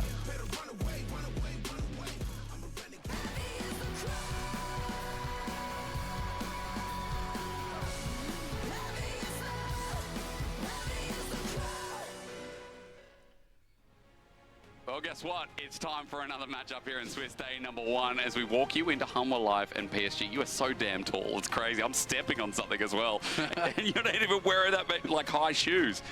It's difficult. Apparently Australians aren't tall. Canadians, though, the other part of the Commonwealth. I don't know what's in your food and your water, but man, it's working well. You look good. Thank you. You too. It's good to be here casting with you. I think this is going to be hopefully a fun What is Stark saying? He's trying to risk him up or what? I think everyone is going to say, you know, HLE, massive favorites.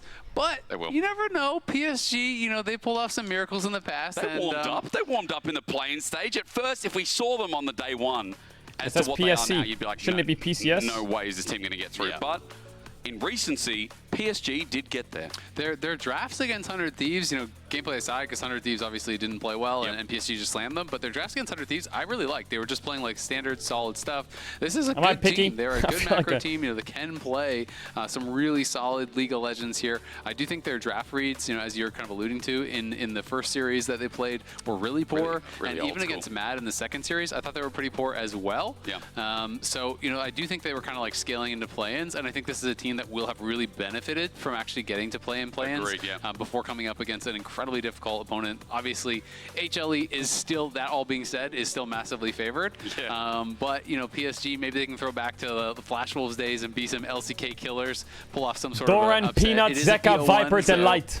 Anything's possible in a BO1, you know? Let's get it, boys. But, I mean, Hanwha Life is looking so strong. I mean, they were able to overcome Gen G, and even though everyone's kind of talking about Gen G as they're the #1 seed, HLE did upset them in the finals. And this is Gen G 2.0, don't forget. It is. We got Delight, Peanut, and we got Doran in the same roster, Doran. so it's just another Gen G anyway. Absolutely. Doran, don't and dint paired it. up with a couple world champs. Doran, don't troll. To Shabby, Zeka, and Viper. These guys are absolutely incredible. And I Yeah, believe there Zeka and was a Viper are pretty good. 19 game or series losing streak streak that Hanwha had against Gen G before they beat them in the finals. So it was crazy. That was like absolutely insane. They played incredibly well. But even finals aside, this team, I think, you know, if you look at the totality of the year, I think has Zeka ever played against Maple? LCK. Obviously, they did kind of get upset in spring by T1, and they didn't end up finishing top 2.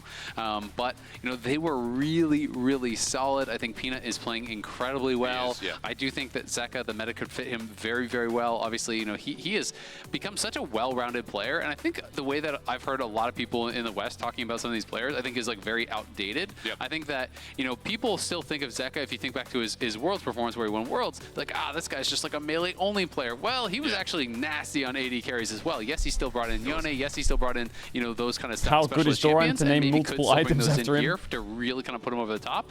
And Doran as well, I just feel like I'm kind of like... Look at this guy in chat, Caedrel, can you stop fucking wearing jerseys, please? Like, just tested a team you wear a jersey for and lose. I just think people give him so much hate. I feel like it's so unjust. I do think he's a really strong player. Is he been? No, but like, he is a really elite level top laner in the world. Yeah. And yes, he has some kind of really big end games, and I think that's where people really kind of just like latch onto that, and they see a really bad game from him, and they're like, oh, this guy's trash, or this guy's garbage. Even in the finals, you go back to the LCK finals versus Gen G, he had the Camille versus Jax game where he got absolutely bodied, but then he turns around and Doran on Jax is a completely different beast, and that shows the high highs that he can have. And yes, Doran, you know, was it MSI or Worlds, even Worlds last year. If I was a Worlds coach, I would take all my players' phones and not allow them to use social media for the entire tournament. Because some of the things I'm seeing, oh my god, if a player saw that, they would freak. Really well, I think, for quite some time, and honestly, he's a very flexible player. You know, like, sometimes I hear people talking about, god, like, he's just like Mr. Weak Side and stuff. I also don't think that is true at all. I think he can play the carries. I think he can really play at that top level. So I've just kind of gotten a little sick of all the Doran flame that I've been hearing online, all the Doran slander. You're the Doran defender. I had to white knight him a little bit because I do think he is deserving of that. But hold the door. Has been so solid. Obviously, I do think people will always, when it comes to Worlds, look at Peanut and say, he's a choker. He hasn't gotten it done because he hasn't won a World Championship. But he's done like everything else besides that, and he has been so consistent for so long, successful across many different rosters. Why in are you the saying LCK, Dice of Cringe? That was funny. Say it was funny. And I have just been so impressed by him this year. He has been so stalwart for the team. You know, really good at setting them up. What's your bias this game? Humble Life for PSG? I want Humble Life to win. I want Humble Life to win the tournament. I want Zeka. Where's the crowd at? It's going to be a really exciting one. We're going to see the debut here of the LCK #1 seed. Oh yeah, the people that created the upset. Everyone said it was Gen G's Golden Road, and you would have had to come in as iCapstat. We would have had to listen to the Golden Road this, the Grand Slam that. HLE made it so that us casters don't have to keep going on about that. They broke them, and it was crazy again. It was such a fun finals to go back and watch in a 5-game series, but you know, Zeka, as you were talking about at the very start, Zeka had an insane finals, and I think, again, Zeka's going to be more flexible than those people who only tuned in, you know, maybe all the way back to 2020, 2022 DRX. Exactly. And are stuck in that past where they don't see what the new Zeka is like now, who's returning to that World Finals. I'm scared for PSG here. I mean, I think he's pretty much there. Like, this guy has been playing, you know, so incredibly well, and I do think, again, you know, if people are right and it is going to end up being, you know, kind of more of those melee champions in the meta, he is really going to shine. You know, yes, I did say he can play incredibly well in the AD carries. He did great in the LCK on that, but this guy is magic on Yone, on Akali, on Silas. Everyone knows that, you know, from his World Championship His Corki got a lot better. Remember, his Corki was memed on domestically, and Zeka's Corki even got better. And I mean, Delight, this guy is, you know, Mr. Engage. His recon is absolutely next level. It is like almost a guaranteed perfect engage, it feels like every single time. So it will be exciting. You know, I do think the meta can fit them very, very well. Alright, Humble Life, what you got? Please don't do Rumble Maokai. Please don't do Rumble Maokai Smolder. Don't do that. They can perform. You know, this is Maple's last hurrah here. Having some really legendary players kind of, you know, make that announcement. Levi. I'm so done with this Rumble Maokai starter. Mainstays, you know, players that have been dominating their region for so long. You know, we see them in the Rumble Maokai so Smolder, many times. I want to see if they can kind of make Peanut doesn't a really choke, great run for Worlds. themselves here on their last if Doran doesn't choke as well. So many other, you know, other teams as well that we're questioning rosters. You know, T1 comes into that argument. I know the desk is going to look at that throughout the day, or at least throughout the tournament. But let's focus in on this, because for draft, HLE are taking away that Skarner that, again, I feel like Peanut would love a Sejuani game. Sejuani Vi is his favorite if Maokai's down. Poppy against Delight is funny, considering what we've seen. It's also against Peanut. Peanut's the best Poppy. Of course, that He's so good at Poppy. Viper too, and against most teams. Has has just been the takeaway. Yeah, Ziggs obviously, is very strong in the meta. Mostly been playing bot these days, but just kind of waiting to see what HLA's read is, because we did see, Gen G was kind of playing very much an old style. We've seen a lot of the Eastern teams, I think, so far, that are debuting here on the Swiss stage, kind of playing what is he first picking a Kali? Why would you ban LeBlanc? Whether or not that is them just saying, you know what, our first match, we expect to win, so why would we show anything? We're just going to kind of, hide our picks, keep it close to your chest. Actually, yeah. You don't really know if it's going to be that. If they ban Yone, he first picks a Kali. You know what, we could be nervous first game. It's a bit awkward, no, for PSG? It could be any number of reasons, but definitely not the same kind of priority that we've been expecting on champions. Can leave like both Caedrel, open? like Maybe Ori, they just take Yone now, I guess then. Those were kind of the big three that a lot of people were talking about, especially in mid lane. I feel like they might have done a Kali first pick if Yone was banned there, no? I feel like Maple's been popping off on a Kali. was basically the same. Well, Yone is open on that note as well, by the way, so HLE can just go show on, yes, Zeka Yone, give it to me, baby. We talked about it for someone like Zeka. Yeah, that is a powerful pick to leave open against HLE. Yeah, that's terrifying, because I think this pick is just terrifying in its own right, and Zeka is so good on it. I think Maple will probably play a Kali into it. For them, 70% win rate. They take away the Sejuani from Peanut with Yone Sedge, makes sense. Was they could do Sejuani AD and then they could pick a Kali on 3. Sejuani feels like a pretty smart takeaway here. It's obviously such a strong pairing. What's Viper delight that I play this game? It is something that is definitely comfort for Peanut as well. Was his most played in I wonder if they're down for a Lucian Nami or something. I would like to see a Lucian Nami game from someone today. For PSG are though is they're going to go Jax and Jax already with Poppy Ben. From Maple, so they could even go. I think they could go for the Rumble draft here now actually with that Jax pick. We've also seen some Renekton mid too as well, something that a lot of Yone mains hate running into. Hasn't really worked, but we did see it. We have seen it. Wish we hadn't, but well, let's see if they can surprise us on the other side. HLE thinking about a jungle pick, and again, while the Amumu is real, we haven't seen they are going to go for it. Maokai Rumble. Okay, please don't do it. Okay, Maokai K'Sante. I'm surprised. I feel like if they're going to go something like Renekton or Gnar or K'Sante, I would have preferred Ivern. But I guess Maokai is still really strong. As that also gets locked in. Yeah, so Gnar's going to come in here. This is a pretty comfortable matchup. Okay. I always look at this as slightly Gnar. I mean, Akali has to be the pick here, right? Outscale, but I think it's pretty skill based. And Sylas into Yone. Really just don't give. What about Camille mid? That's what Caps would do. I actually love Sylas here. There are incredible ultimates to steal with the Maokai and the Gnar, and it is a secondary there's the Maple Akali. Melee soul laner there for the Sejuani, but I'm not sure if he's going to be comfortable in that matchup against the Yone. Nice. So he is going back to the Akali that I mentioned earlier. He had some really strong games on Akali in play-ins. In that final series against 100 Thieves, he was just kind of playing more standard mage stuff. Akali versus Yone. We need more of that. He was looking incredible on Akali, and he had like basically 3 or 4 back-to-back-to-back games in play-ins where he was just straight smurfing on this pick. Oh yeah, I mean, he could get up to 2 items and then he ran the fights. So for Maple, again, he's going to try and run that back. Now it's bot lane bans. Pointed it and acknowledged before, it's Dash double down. solo laners in melee. Which I feel like Betty likes MF Ezreal, doesn't he? On the other side, and Viper probably wants a Jhin game. PSG take that Ashe off the board. No AD carry yet here for maybe HLE MF Ezreal bans are good, but MF so doesn't really suit their comp. Bulls to get mighty pinched here as we go into the second phase. Yeah, we've been seeing a lot of prio on Jhin thus far, so that is going to get banned out. Jhin just really is great, especially when if they ban Kai'Sa here or something, they want Ezreal. They ban Ezreal, they can get Varus. I don't like Jhin if you're playing like Jhin LeBlanc. And then Viper has to play what? Like that. But Jhin is such a facilitator, is able to follow up on ban engages, can open up and really create chaos on a lot of these fights, create windows for your other carries to really put on pressure. Ezreal getting banned out. Are they playing like Xayah or something? Why would you ban Ezreal? Obviously so good on the Ezreal. He's really good on pretty much every champion.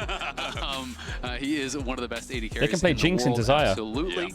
But definitely can shine. I feel like most on those real hyper carries, when he is playing something like the Zeri, like the Kai'Sa. I guess their options are Xayah, Lucian. I just have that special place in my heart, man, for Viper on those big carries. Maybe they're doing Lucian Nami with that Nautilus ban. I like that you mention it again. Got high hopes for Viper here as we don't take an 80 carry off here for HLE in the end. It's the Nautilus, it's the Engage. They give away the Kai'Sa here. So they're going to have Rel or Alistar on 5.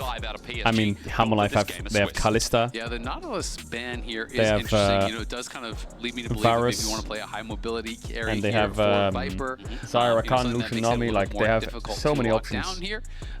This would be something that's really strong against what PSG have shown. This is hard engage, and they're going to Viper got a pentakill on Xayah at Worlds. Pretty much guaranteed. Xayah answers that beautifully. I absolutely love it, and Rakan is up.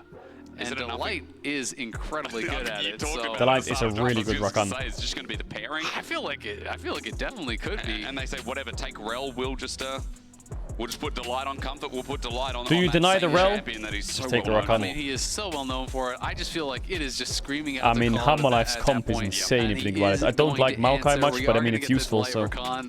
I don't know, Jesus. man. I am pretty nervous Alright, for chat. PSG. They are a bit heavy on the AD. Another ad batch is gonna run now. If you want to avoid the ads, you can sub with a tier 1 or Twitch Prime to avoid ads all of Worlds. You don't have to sub if you don't want to. You'll be back before the game starts. I'll see you in a sec. This game should be Hammerlife favorite, and we'll get to EU and NA games. So we just need to keep the pace up, chat. Keep the pace up. It's a long day. But I'm here with ya. It's not like you could pivot out of that and say, it's a long fucking day. Something else now. Like you are going triple melee topside with a Kaisa. It's full dive. You're committed. Now, as we round out the comps, there is one stat I need to share with everyone at home, and It's a light Rakan better or worse than Perks Rakan. Wait, Peanut this entire year only lost one game on Maokai out of 18 games. And it was in the grand final that he lost the game against 1 out of Gen G. 18. But again, shout out to Vetty for bringing that to my attention. He is 17-1 on the pick in 2024. Jesus. Which is an insane stat here when, I mean, you are talking about one of the best junglers in the LCK, and yes, Humble Life do win a lot. But still, it's just crazy to throw that in there as they debut on the Swiss stage. But to put it in perspective, their teammate, game score over the whole year, they had a 70% win rate, which is obviously incredibly good. Yep. But Maokai, 94.4%. So it is this still, guy writes, won't ever sub to you, BDX. You're a 3-month sub. Win. Sometimes win rates can be kind of fraudulent when people are like, yeah, this guy's insane at this champ. He has a 60% win rate. It's like, well, your team has a 70% win rate. So. He's a VIP as well, that fucking psychopath. But it's going to be an exciting one EDG here. Viper hype. Got the Viper EDG sign in the crowd. PCS last chance. Let's go PSG. I mean, it's a good throwback. Who could forget? It was such a crazy team. No one expected them to win Worlds. Humble Life this time, a lot of people are putting them in the top 3, top 4 to win Worlds. And as they debut here against PSG, this guy's PSG profile picture is just OME. The play-ins run real. Can they use that momentum and take a win off tournament favorites? It would set up their tournament. It would set up the Swiss stage, and it would throw expectations out the window.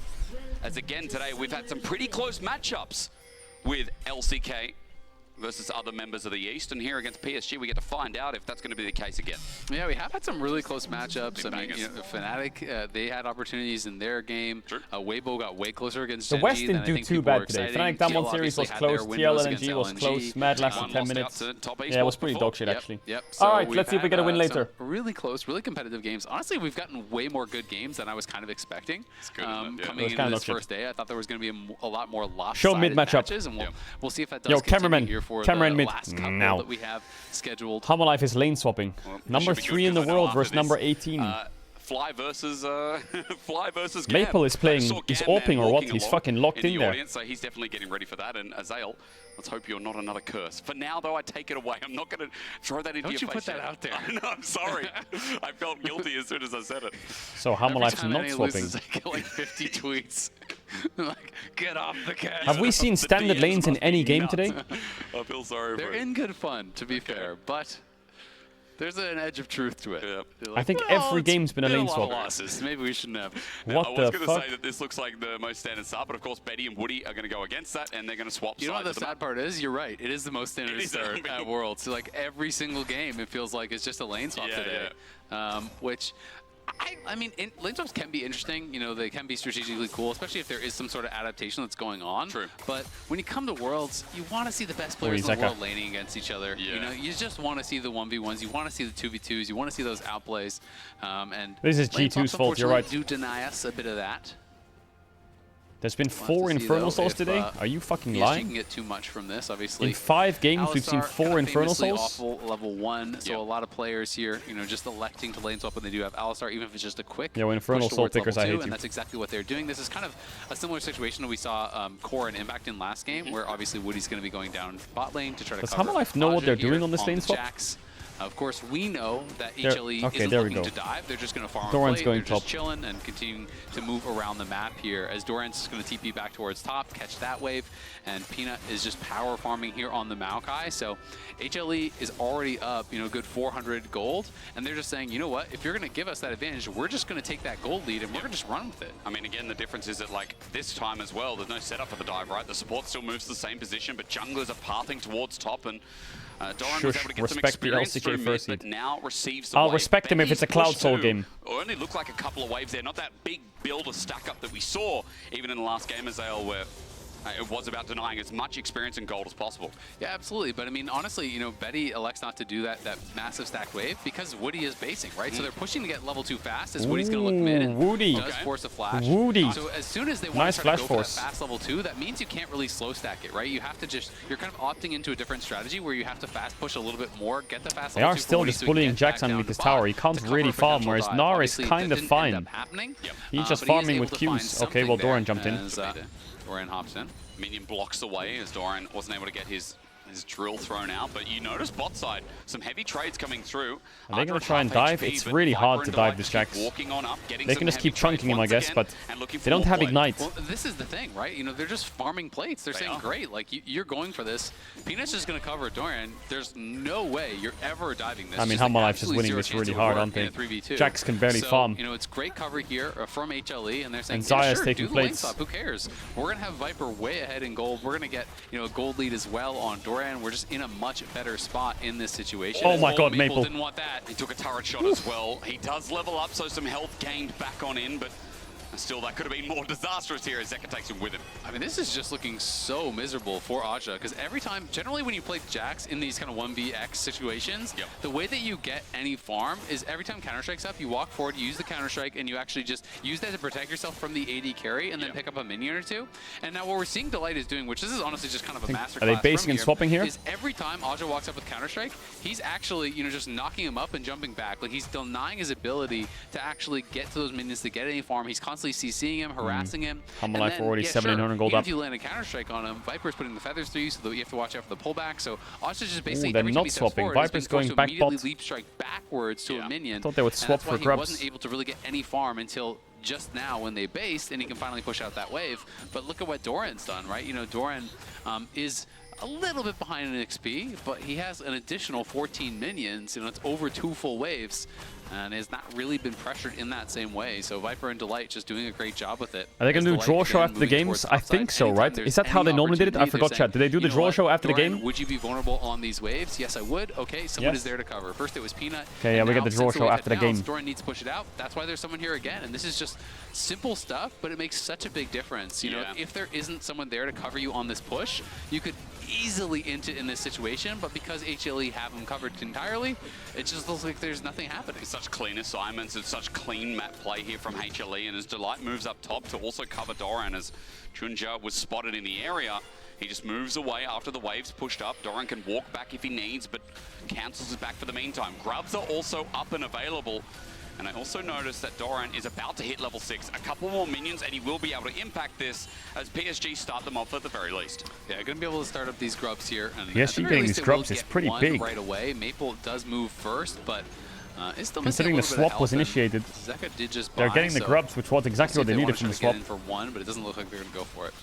Junja's This almost is really level good 6. for PSG. He won't get it off this last grub. No, he will not indeed. Just got the massive boost from the first. So 3 grubs go over to PSG, despite what was happening. But when your bot lane is still up at the top side, I mean, I guess it's least to be expected. And it's still an 800 goal lead for HLE with really nothing happening, right? You know, we barely had any fighting.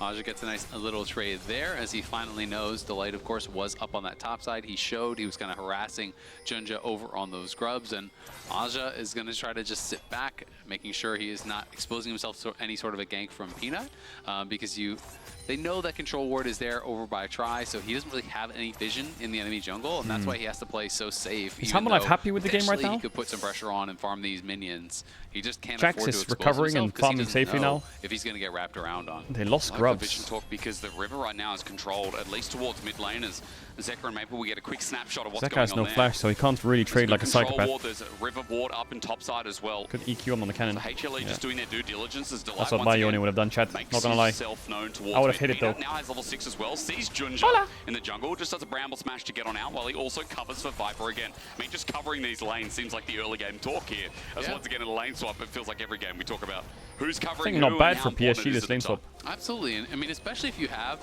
really a lot of confidence that you can win out in the later stages. Oh my god, Why Junjia. not? Oh, what the fuck, Woody? No flash on Zeka. Great timer from PSG. First blood taken away as Zeka can't Wait, get his hold up. fate sealed. What is going on here? Put in the dirt as first blood over to PSG. Nicely done. Woody just finds the engage Chat. and no hesitation from him. Woody impressed me so What is much going when I on was here? watching the PCS. This guy is mechanically very, very good. He has that killer instinct. He has that edge that you need as an engaged player to find that small window and just no hesitation. You have to immediately have confidence. You have to go for it. He absolutely rinsed 100 Thieves with some Are we of in those for a hidden engages banger, actually? finding flanks, especially in that last game with River, on the Lilia. It just felt like anytime River showed himself, Woody is flashing on his head, Woody is finding the kill on him, and setting up his team for success. I'm down for a hidden banger. Almost all that gold lead that HLE had been slowly growing. And from the bottom lane especially, Viper was the one with a bit of a lead. Betty picks up the kill, and now he's in the driver's seat here already. He's got the Rectrix, he's got the recurve bow, and as Betty looks to Yeah, push bot in is this good. wave with Grub drop in 130. not spotted PSG on can a play a wall, but swap will be soon. on the pixel brush. He walks away. Yeah, don't look at top CS. Don't look at top CS. That's fine. Don't look at that. So nice setup from PSG. They also picked up Grubs before. Don't Dragon look at sits top there, lane but CS. Grubs in 1 minute 30. And some of the early game mitigation is nice to see, considering that we're hyping up PSG as not this walkover if they play like they did from the end of play-in stage. Yeah, absolutely. And I mean, if they play like they did at MSI, this team went 5 games against BLG, right? Like, this is a team that is having a very good year. I think people sometimes talk strangely about the PCS. It's How was like he so they behind? almost Because pretend Nar was that laning they against have Kaisa and he always was been free like they farming. were, in like Jax was laning in 2015 Zyra and stuff Khan, so he back in the couldn't Flash really days, farm. and it's not really true. I mean, last year alone, I guess he also they lost failed to some make it out of play into waves on the MSI swap. and Worlds, and that's not to criticize. That's to say, we need to call attention to the improvement and to how good of a year they're having. This is a standout year. Doran? They did so well at MSI. Doran in trouble here. Junja's behind him. Oh, he flashed into the Sejuani. Oh god, Doran. Strike and the stun in place. No Mega Nah, and they take him Oh before god, he Doran. evolves. Now for Peanut, he's left here without his top laner. He needs some Peanut has assistance flash. following over the wall. Arja gets the flash out. Oh my god, Junjia's mental. Presses W, gets He got the kill, but Zaya's gonna get a kill off that. Good response by Junjia.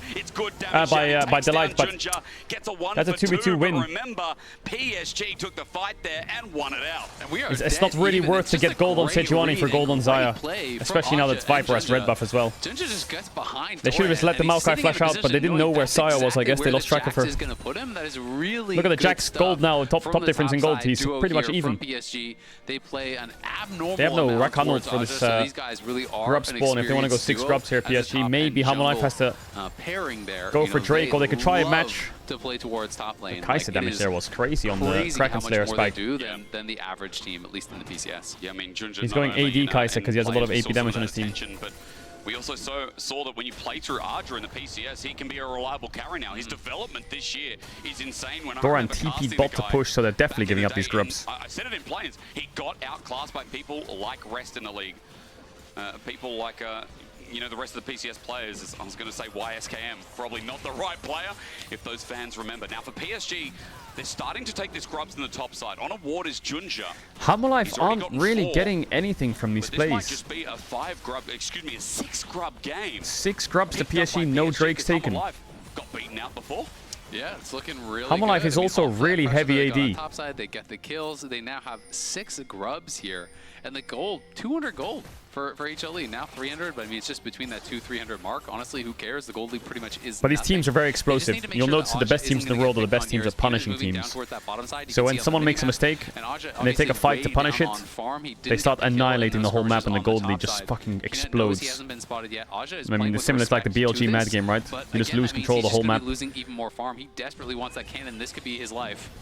He gets sunned up, altered back, and as Al says, yeah, that means the death knell's there. Bramble smashed the wrong way, but for Peanut still getting He's actually kind of fine here. Set up by the Glacial Prison means that PSG can try and turn this Maple cooks the Maokai. Oh, Zeka missed the ult onto Jax, but he's gonna kill him. Maple. Maple jumps in under turret again, but this time Oh, he wants the R2 there, but he can't. Flash, perfect execution there. Hamalife lucky to be alive with another try. Maple couldn't R2 Zeka there, he doesn't have the damage. From HLE though, they know that Aja's really going to TP match 1-for-1 also again, not that bad for PSG. It is just so juicy, he can't pass it up, so he goes in for that cannon. The problem is they're playing Jax, Sejuani, Akali, Alistar. 4 melee short-range champs to dive onto a Zaya. Punish the missing flash from Peanut, So maybe Viper has a pop-off game here. Running away, He got killed up by Junja The on Xayah that top pick is side, so great. Maple arrives, they get that kill. It is just a 1-for-1 trade, but it's, again, that proactive play, that cover that you need to have there from PSG. They are not rolling over here against HLE by any means. Yeah, HLE should still win the game, right? Don't get me wrong, but to PSG's have a playing good. real chance in the 5v5, in the skirmishes, and that's where they have to really prove that they're going to be able to deal with the engage from Delight, that they're going to be able to find some way to problem solve the issue that is going to be Viper here on this Xayah. Well, at least Jax is going to have impact. All right, here comes the Drake start. Aja has TP advantage. They could try something here, PSG, but they're going to bleed gold top if they do that. Coming into Worlds, he was first in CS per minute as a jungler. Oh, they're losing bot tower and Maple eat in. Maple wants to fight this. Can he fight this? Bot side turret goes down while we're glazing PSG a bit. Humble Life do get themselves first turret blood, which leads them into a gold lead. If the audio's desynced, just refresh your stream. Them in the face. Are still nearby if this turns into an all-out brawl. Yep, PSG are going to have to stay aggressive. They're going to have to keep looking for these plays, and they can, in theory, play through side lanes, but at a certain point, you're going to have to deal with the 5v5, and Viper it is going to be so made fun of him. problematic, because while PSG are winning out on some of these skirmishes, they still have not really had to deal with Viper, have not really had to deal with Delight, and Viper is just going to be so well set up. Come on, give me a Cloud Soul later on. Don't be Cloud Drake next. Ultimate, with the cleanse, with the amount of peel between the Maokai, Don't be the Cloud Gnar, Drake next. as well Okay, thank as fuck this for that. Rakan. It's so tough for them to get to him. So PSG is going to be in this difficult situation where not only you have to execute really, really well in the 5v5, you have to find the multiple angles on these flanks. True. Because it has to be someone getting in. Jax gets in on top of Viper and he pops the ult, and then all of a sudden Maple's there too from somewhere else. And that's the kind of stuff you're going to be able to need to him off, because if you're just running straight at him, you have absolutely no chance in ever getting to him. That's what I like for PSG is that we get the MasterCard lane economy snapshot to show you that yes, jungle's ahead once again, but everyone from HLE, despite the circumstances, Fight in mid, maybe? is ahead in gold. No fight in I love mid. again that PSG tried to Herald's pull up. this comp out in their debut on Akali no Switzerland, TP, like, we Zeka can no do it. TP. We can Akali's quite operate, ahead in and XP while though. picks early have come into fruition, now as you say, it gets more difficult into the 5v5s, into the later objective setups. Look at the Herald that's just spawned here as Delight and Viper sit around mid, try to force out, but the extra range there for Delight means that they can walk away while PSG try to get themselves into River. Exactly, and PSG just, River. again, going to be playing towards these top side River. objectives. They're going to be looking for that Herald, looking for the Scuttle. They already got all 6 grubs here. So we'll see if this is going to be a contest from HLE. Of course, the Essence Reaver's done, the Blade of Rune King's done, Triforce, Locket, all these key items have now come through for HLE. So I think that they're not just going to be giving this up. And Betty's condition is not that good. Moving in and pulling Delight being fun of him a bit. on that The Herald. dash range They on have Xayah Baron Rakan is already, disgusting. So here we go. Yeah, Zeka's first on the So move. they'll know the exact health bar here. PSG can fight still this. They're looking for it though. angling fight. Betty took a bit of damage, which might hurt a bit, but at 4K it goes down. HLE draw PSG in, but Aja wants a 1v1 off the back end. 1500 on the health bar. Junja for the steal. The ulti sent out. He runs in into Herald. Didn't get it. It's not taken, but now for the W quickness, was pretty HLE good by take the Woody. fight and take the brute force. Oh, Get nice the engage damage by down, Delight and face Zeka. shield as well. Insta kills 5 the minutes left Kai'Sa. standing as the feathers fly out. Oh, Viper's flash was crazy there to get the damage. Mega good mechanics from Humble Life. The mechanics from Humble Life there. The Yone Rakan dive on Kai'Sa was beautiful. With their hands again, just like finals, debut big on Swiss. Yeah, they just have the outplay in that 5v5. Don't fuck this up, Peanuts. As well. They had 3 kills on the Gnar. They're going to push top for Yeah, that tower. that's this is what I mean by good teams will punish the fuck out of you. Mid tier 1 gone, Herald gone, top tier 1 gone, you're aced as well. Like the game just bang, it's gone. Here for HLE, they're in an incredible spot now. Look at the Gnar gold lead as he gets the solo gold on that. He's nearly 2k ahead. Now Zeka Doran is being a bit greedy. 1.6k ahead. They do have a Kali TP. You Yeah, there it is. Viper, but at what cost? I mean, it just all Doran. exploded at once. Maybe he lives Maple's here. Gonna make a teleport play. He What the flashes fuck the is Maple 5-point doing? strike, but HLE imagine he's about to go to Meganar, gets a stun. What the ulti fuck is again. Maple doing? Maple's against the wall as Zeka starts free firing, and Junja can't save the situation. It's a turnabout They doubled play, down and there. Junja needs to run, Why did he run, flash run the Q hell him? away.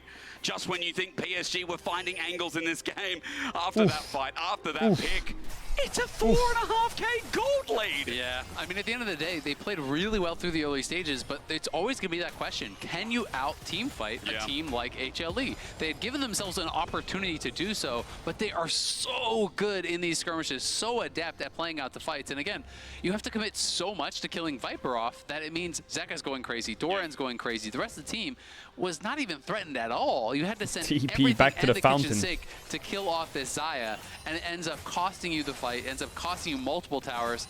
And some people might meme on that play from Maple, but he knows after that fight and all the towers they lost, they're in a terrible spot. So he TPs before Doran buys. Yeah, they were desperate. They were really desperate there, Honestly, PSG. I kind of respect it because you are just in a terrible spot from this position. I mean, again, it's just talking about Doran, where he was last year at Worlds, and the expectations we have as this kind of player. And when we come back to it, like, he still hits high highs. He gets memed on sometimes, but he still has high highs. And here in this opening game on the NAR, some beautiful teamfight positioning and play. This guy's leading the charge. Absolutely, and I mean, I think this is kind of something that just honestly happens. You know, not just with Doran, but it's just a nature of you know the Hannibal game, especially when he was invading. You know, where people obviously who was it that was dodging him? Was it Skippy? Scipio? They see one moment or one thing, and that's kind of what you latch onto, and that becomes, you know, the reputation or the narrative or whatever for players. But I do think it is kind of sad sometimes because it can erase, you know, all of the good work and all the things that these players are doing so well. And so I just always like to kind of call it out a little bit when I see it. 2 items Zaya is big. And it's valid. And in this game, HLE, again, I said it before, working with their hands, like, it just felt like you watched the finals and you watched some of the best HLE games of this split, of playoffs itself. And it's always this team just finding the margins. Hamalife's Baron is really quick. I think on Baron spawn they'll have a really good turn with Maokai Ultra Khan. With Zeka and Viper, absolutely hand-stiffing again, to use the word. In that first game. Fabius Maximus. Yeah, I mean, they can absolutely pull it off. They are spectacular at that highest level. Some incredible mechanics on this team. And now PSG are in for a world of hurt. You know, we'll see if they can find any sort of a way to really make some magic happen here. You're gonna have to look for some sort of a pick. You know, you basically at this point are depending upon, you know, getting an instant kill at the start of the fight on one of the key members. It's Hextech Soul. Bro, has there been a single Cloud Drake in this game? Where did Cloud Drake go? Did it go home with 100 Thieves or some shit? Where's the Cloud Drakes at? They were popping off in play-ins. Initial engage on a key member. And it's going to be up to HLE to deny that. And your job gets so much harder when you're playing against the Peanut Maokai. Cloud Drake in play-ins was number 1. He's going to be throwing down things like this. The ulti is just to secure Viper that tier 2 mid. So he grabs that, gets the local gold on it, and there's no way that PSG can actually move to contest. As they take the turret, we move to 5k. Baron's up in 3 seconds is something that can be forced. And again, you've got Yone, you've got Nara, and you've also got yeah, this feels like it's just going to be a slow bleed out for PSG. Into this objective that'll go down quite quickly.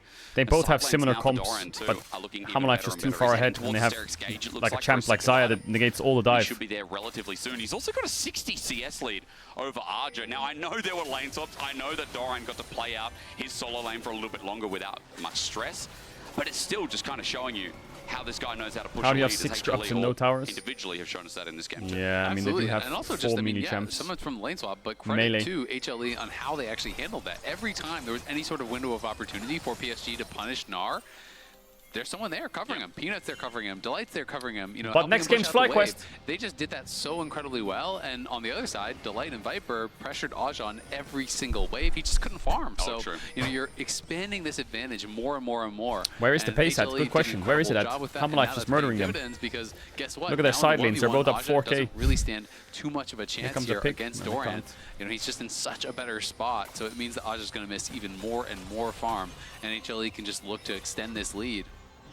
You expect the same as Zeka, who's 2 items up versus 1.5 for Maple. Is damage even to Junja here. He goes over the wall. Maple tags him. They might take this all in. Ooh, a pick onto Zeka is big.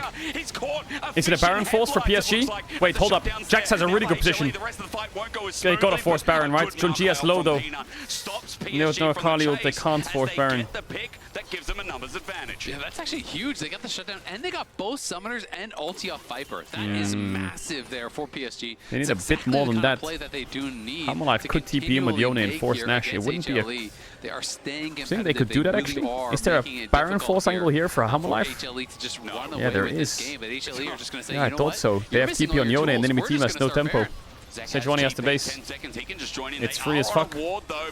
Another scrying ward to see the ultimate information as Doran goes over the wall into a 1v3. He goes I have no idea what Doran's doing, but let's just pretend that's happening. Oh, he did pretty good there, Doran, actually. I take it back. Maple went in and got one shot. Yeah, it's GG. Doran actually smurfed it. He baited Akali to go over the wall and get insta one shot. So Zeka getting caught ended up with the Hamalife getting Nash because the blood that we were PSG looking for. overchased a bit. PSG are now got their heads in the air. I know I can push top tier too. Doran doesn't have TP, which is good for PSG, but yeah, this game is a horror now. Really well again. It's a aura. Realizing that there is a lack of resources here, you know, missing summoners, missing ultimates, they can force the play on the Baron. They're able to secure it. Zeka TP's back in. PSG try to make something happen as multiple members they're going into the pit, trying to see if they can find a way to steal it, but they can't make it happen.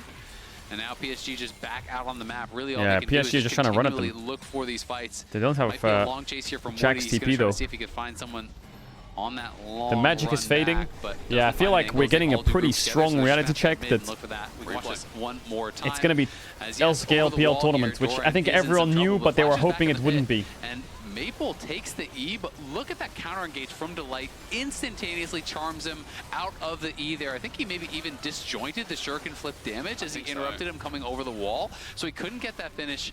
Aja goes in to try to bail him out, to try to make something happen. They realize again, resides in G2 and FlyQuest. Spot. But it's a perfect counter engage there from Delight. They're going to look for Viper. They're okay. Delight Bond here. 007 is once again showing up on this pick. We talked about it, and I think a lot of people have been talking about Delight. I could flash back to the final Blitzcrank game. He's got a lot of picks that really resonate with me here as HLE are in the river, and PSG want to take another fight. I mean, they're falling Zeka no flash. He has ult in 1 second though. Zeka's going to fry them here. Oh, Zeka, beautiful. But they have no damage there. Oh, Viper's portaling in. Quickness. It's beautiful to watch as everything used Maple, what you got for me? He kills Zeka. He can't get anything more than a kill. Over the wall, he finds himself. Viper feathers fly. Yeah, get bot wave, get bot tier 2. It's not over yet. They have no waves to end on because Kai'Sa took mid wave. Man, it's just PSG going into the bounce house there. HLE, CC him up against the wall. The good news is tomorrow we'll have the banger matchups as well. Like the winner's bracket tomorrow is going to be stacked. So incredibly well there for Viper.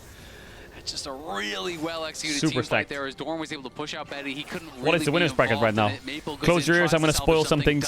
What is it? It's Humble Life, BLG, LNG, Top Esports, and Damwon, right? Jesus. Able to crush them in the fight. And Gen G. Holy fuck. It's 4 LPL and LCK teams. Into the game, it started with that fight in top. It continues to happen when PSG want to scuffle down and get dirty with it. We watch one of those T1's fights up again, and HLE pivot around. It's 3 to 4. just bought so much time. This is the key thing here. They pull back. I guess if T1 won, it would still be 3 to 4. Is about to expire. He goes back in with the fate is sealed. Multiple members there. Then Delight charms up and 3. No wave Gets actually all the either, so it's 3 to 3. All of this CC coming in onto PSG. And on the other side, Betty had already been pushed out there by Doran. Viper not threatened at all, and no way Maple was going to be able on to the take draw the portal out tonight, to safety. you can have same region matchups. You can have you can see Fnatic now, versus IE like done for Mad, Viper. right? He's already on 3 items, plus has the Hex Drinker.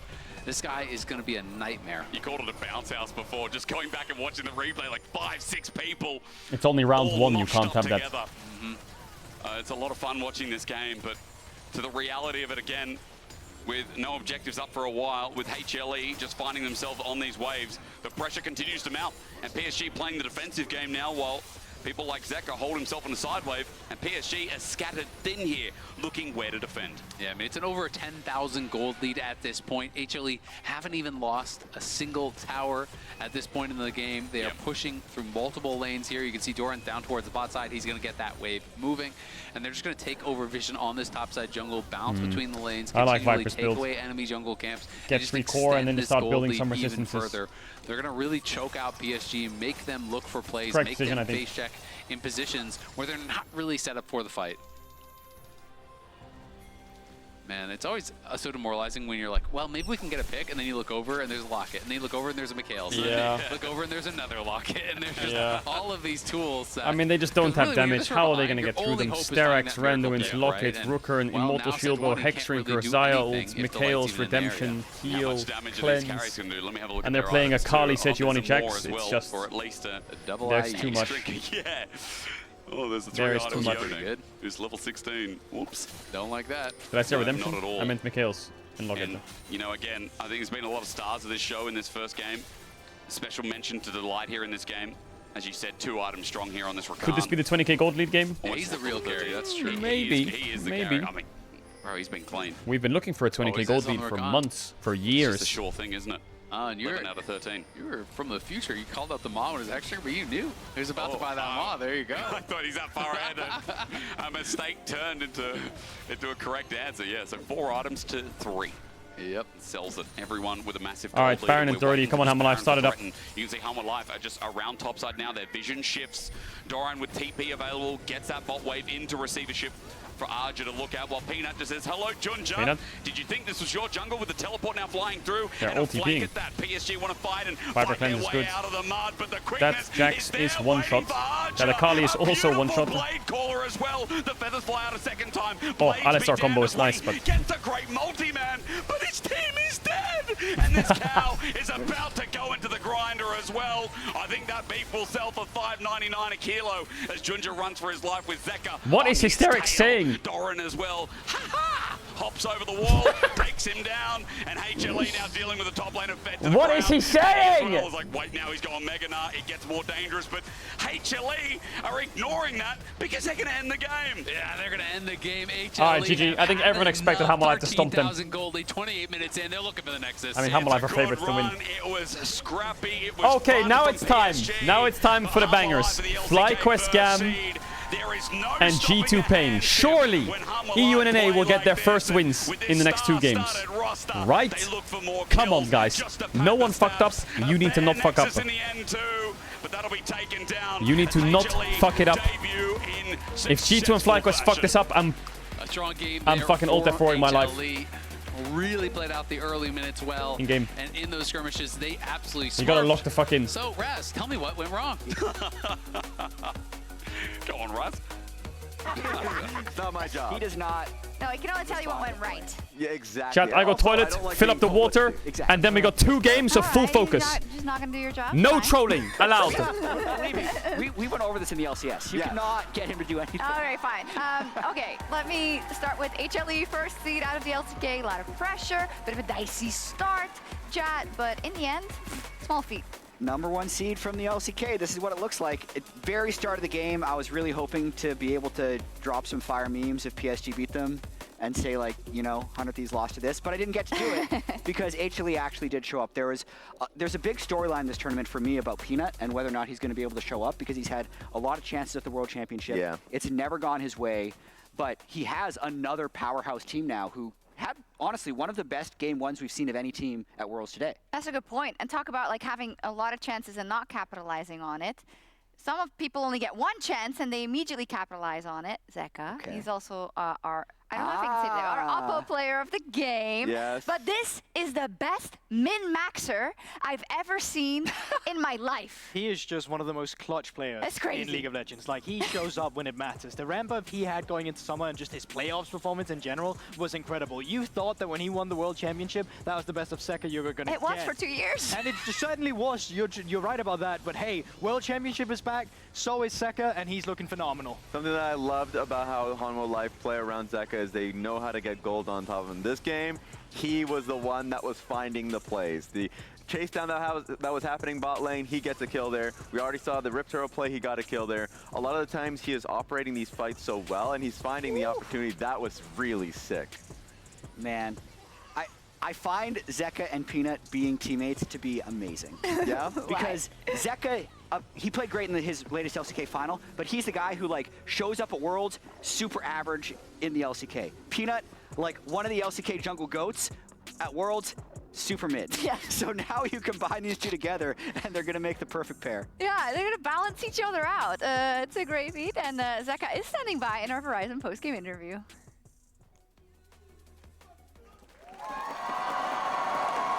We're back on stage for Hanwha Life Esports' first win here at Worlds. Zeka, thank you so much for joining me after this game. Shox was actually just talking about the synergy between you and Peanut. Can you tell me more about the relationship you guys have? 네, 승리 정말 축하드리고 인터뷰 너무 감사드립니다. 방금 막 샥즈님이 이제 피넛 제카 시너지가 너무 좋다라고 말씀해 주셨는데 실제로 두 분의 좀 팀워크가 어떤지 좀 자세히 알려주실 수 있을까요? 일단은 이제 왕호 형이랑 하기 전부터 뭔가 잘 맞을 것 같다는 생각을 했었고 올해 1년 동안 하면서 계속 둘 다 한 맞춰지면서 서머 때 또 좋은 성적 내고 롤드컵까지 올 수 있었던 것 같아요. Did someone just say Honestly, Hammerlife is even average? before What? I teamed up with him, I had this thought, maybe we can be a really good mid-jungle duo. And then throughout this year, we were able to grow so much together, and then we managed to win the summer season, and we're now at Worlds, so I'm excited. Fantastic, and I keep on hearing that he's the lucky charm for the LCK, as we saw in the opening teaser. Does it feel like this to you? Is it actually Peanut who is the lucky charm for the LCK, and Hanwha Life maybe as well?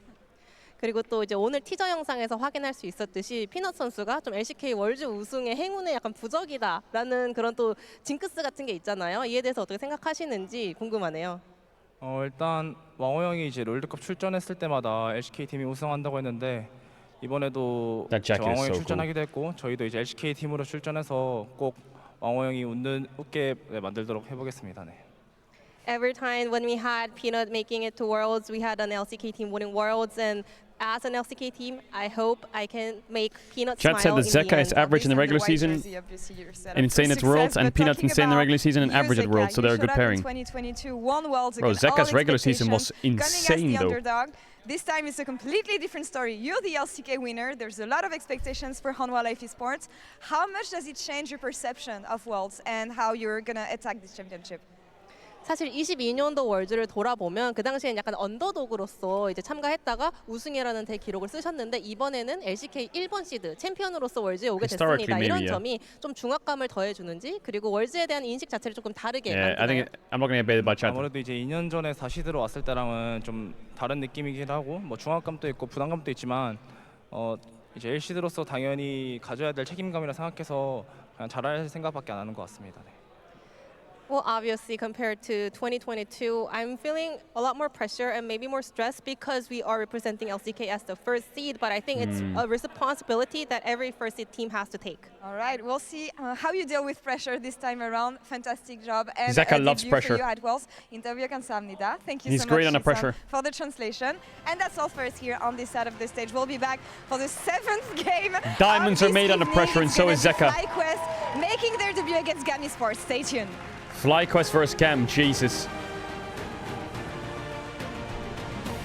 Dun dun dun the crown.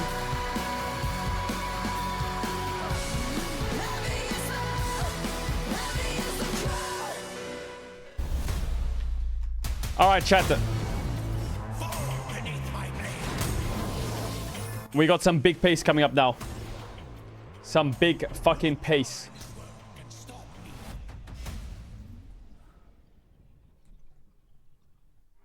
We're back on track. It's White Whippo time versus Gam. This guy's inting, no? Says Whippo. I'm gonna put the chat in 10 second slow mode. If that's okay, mods. Seems like the Degenerecy has toned it down a bit. If you're there, Degenerate the game, we'll put it on 20. Good night from Western Australia. Yo, good night, Ka.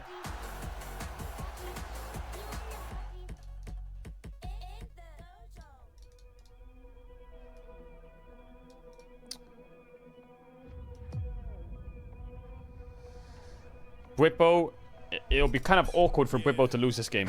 Especially even more awkward if he gets solo killed by Kiayaya. Kiayaya! When is 100 Thieves playing? Good one. Yo, Cloud Soul is on vacation, no cap. That thing's fucking disappeared, bro. What happened to it? What happened to Cloud Soul?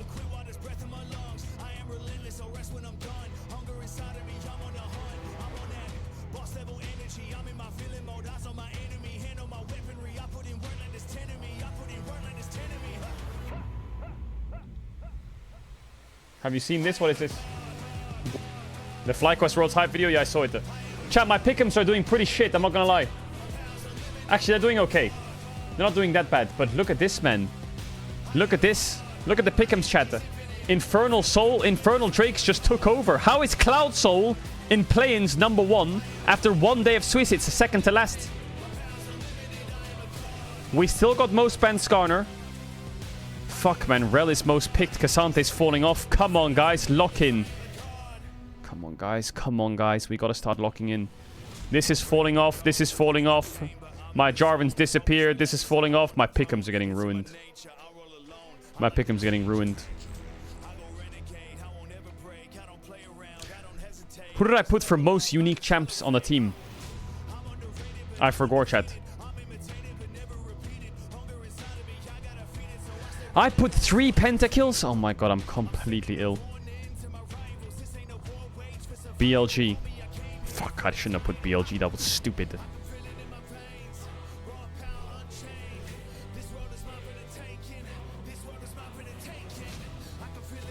Fuck. Longest game is 45-16 though. I got that correct. Highest winner champ, Mordecai is only going to get played once at Worlds. I'm sure of that. That was stupid.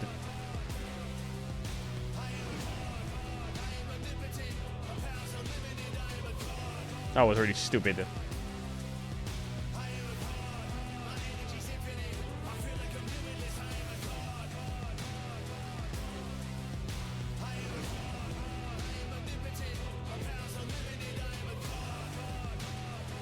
Caedrel believers.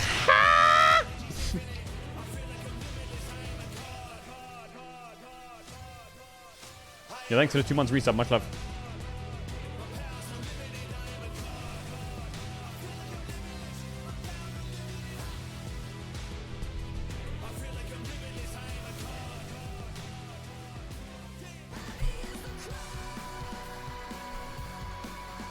You put highest win rate Aatrox. Do you have a chance? Yeah, you're not too bad. Not too bad. You might have a chance. What is happening? We're not laughing at EU and NA's lack of wins so far. We're not. What are they laughing at? Just told a very funny What are they joke. laughing at? What are they laughing at? What's funny? Oh my god, and we can't replicate it at all. I'm very, very sorry. Yeah, it's good. And it's getting a little silly. It's silly hours. We still have 2 best of 1s to go. It's very serious. It's World Championship, guys. But it's You put Garen for win rate. Do you have a chance? No, you're fucked. Sorry, buddy. UNA respectively. We've got FlyQuest versus Gam up next, and then we've got G2 versus Pain. So not all is lost yet, but we're going to start with this one. And with Gam, they are our VCS's first seed. Now, you may remember them from the Plains because they came through completely unscathed. 2-0 SHG and Rainbow 7. Best performing team in play-ins. Yeah. I think for sure, with the ability to win every game. Kiaya was the one that was most impressive to me. He had back-to-back Aurora wins in his first series. You have Caitlyn for win rate? Yeah, win rates will be hard. Win rate's hard. It'll be decided later on. Must have been good. There was a lot of Aurora in my eyes. But what was the other champion? GB, do you remember? Why? No, well, why are we doing this? I feel like we should just move on. Like, I agree with it was great performance. He was great. Oh yeah, Gam time, baby. He's giving away jerseys. With Gam in general was actually a fact of how controlled they were with their gameplay, because it was not your ordinary VCS gameplay that came out where they're just going mega hard with tempo and taking every fight He saw our Gam flag and he threw over the Gam jerseys. And it was through Levi specifically. Hell yeah. One of my favorite games from Levi was his Shyvana game, just because of how controlled and how efficient his passing was. Oh, the Gam fans. I know you love Shyvana. Yeah. Great champion. They're up first is the LCS first seed. You heard that right. It's FlyQuest. You know. Is chat on his phone? What? He's on it. Oh, he was checking something. I knew it. Oh, Rumble. Yeah. That makes sense. But talk to me about how FlyQuest ended up as your #1 seed. A lot of it was just how good they were at team fighting. What about the minions? Tell me how good the minions were. This guy right here. Quad became the best mid laner in the LCS by the playoffs. And a lot of it was how they funneled resources to him on side lanes. I think they were really smart around it. And how good they were around what was like Ivern Renekton comps, or specifically how they were playing team fights around the space that Whippo was providing. Oh so yeah, inspired to Mumu. They all clicked in by the time they were in the finals versus Team Liquid. They were really committed to their identity, but their identity did shift from Okay, the last time video's that up. I think a lot of people saw FlyQuest when they lost at MSI play-ins to PSG. So they would Chat, pick who won Renekton Humble Life? Yeah, Humble Life won. every single time it was up, if it was there. And I think they played so much more around their true carries, Quad and Masu. There he Inspired is! was also very willing to play Whippo supportive time, jungle. baby! So they really did manage to pivot their style in playoffs, and that's ultimately what led them to a This guy's championship. hinting, I know no? we don't have the camera on us right now. I thought you were about to point in the minion in the fridge rest when you were talking about who the MVP is. They put a guy in there as well. How did that happen? Wait, they smuggled one here. They might actually win a game. They The actually minion did. game. Oh, it absolutely did. And I mean, what a crazy Mithy and Nuke ending Duck to in the back. final as well. I still Inspired think and Whippo when, in the top when I jungle. look at most people, Should I put the talking about Euphoria North t-shirt on, American chat? teams, they still feel like Team Fuck Liquid it. seem like the stronger team, but FlyQuest is the first seed as well coming into it. And I think they have the level of play to showcase at their best what it means to be an NA team. Team Liquid lost their last game, so my best friend is FlyQuest now. What? And Inspired, to get a win. Inspired, I mean, best Western jungler coming into the tournament, question mark? Yes, undoubtedly, and he's such a complete player, as you can see. At the beginning of the split, he was playing such a carry-centric style. You can see the Nidalee, Karthus, Talia, and all these things. But then by the end, to the point Kappa, that Jat was maybe making, it curses them and makes their gambling. carries were That'll be funny. Quad and Masu. And he made the joke of him being like a kitten because he was playing Ivern and he was going bot lane a lot. And he was basically saying, oh, I'm playing supportive styles. He was letting those two carries really go for it. So it really is. Are there any games left to play today? Yeah, You got Fnatic, I mean the FlyQuest Gam in the game. And G2 Pain the Gaming. team has really rallied around it and they've been consistent themselves. One thing I will say with Inspired though, and I think we saw this rear its ugly head at MSI, is if other players on his team are struggling, I think that can throw Inspired off his game. But if his lanes are stable and he's trusting them, then he really gets to shine because he's extremely efficient in pathing and he knows like how to win the game through team fighting. But as the opponents of his laners get stronger, sometimes that can get iffy. And two players that I would say from both sides that I'm looking forward to. From Gam side, Emo. Because he was a player that actually really was delightful for me with his Yone play. They're probably going to ban it away from him. He was too good on that. From FlyQuest side, Busio, who's definitely want to showcase a much better performance than he did at MSI. Chat, what's Emo backwards? But I think during the regular season, he was really quite good, and then by the playoffs, it was nice, and I think he's going to have a much better performance here today. All right, now I wanted to take a look at how well, the VCS, but GAM specifically has been doing against NA because we have a couple of memories. So we're going to pull up that record. GAM is 3-4 match record. NA 4 in terms of match record, best ofs, and then GAM 5-9. So it's better in best of ones. Oh no, it certainly is. But it's actually also closer think, than I thought. Sure, historically we can talk about these things, but this GAM that's been showing up this time seems so much more controlled than the GAM we saw earlier. I understand how some teams will kind of just get sucked into that chaos that they bring, but that's not really going to be the case this time around. And I'm keeping my eyes on the top side of the map for GAM, just because Ki has been phenomenal. I'm personally really looking forward to the matchup against Whippo. He's been talking a big game. I want to see what he's been talking a very big game. Inspired versus Levi. Levi, the best Vietnamese jungler as well. What the rest of the map from GAM is going to bring, I think that is yet to be decided. I think they've been really good match players in terms of just leveling up. But I generally think that... I don't care! Whippo versus Kiaya. Yes. I'm so excited because, come on. And the review afterwards. I mean, it's... Yeah, we need to see what gets reviewed, chat. He's giving all of the notes and the pointers to everyone, and it's just like, I feel like it's putting a lot of pressure on yourself. Oh, certainly. Yeah. And this GAM is going to make it a messy game, so almost certainly we're going to get a review. Like, no matter what, because they're going to team fight. GAM's going to come in, they're going to play Shyvana, Aurora, they're going to make these fights messy, and it's just going to be... Is FlyQuest going to ban Shyvana? I mean, I'd love to, like, get him to do review live on the desk. If he's down, if we can pull that off, it would be incredible. Let's see. I heard we have an additional minute to cover here, but yeah, I mean, pink keyboard, pink mouse, or is that red? I'm colorblind, I guess. I don't know, I can't tell. Should not be underestimating GAM here. You were really taken aback that the FlyQuest picked red. They're actually the first or the only team today to do so if they had a choice. Yeah, we realized that. So throughout the entire Swiss stage, the team from the higher pool gets to choose sides. Yeah. And of the 8 teams that got to choose, as you said, FlyQuest is the only team to choose red. Also similar to what they did in playoffs. We had entire best of 5s where they'd be on red side every single game because they'd pick red and their opponents would pick blue just over and over again. So they're very committed to this side.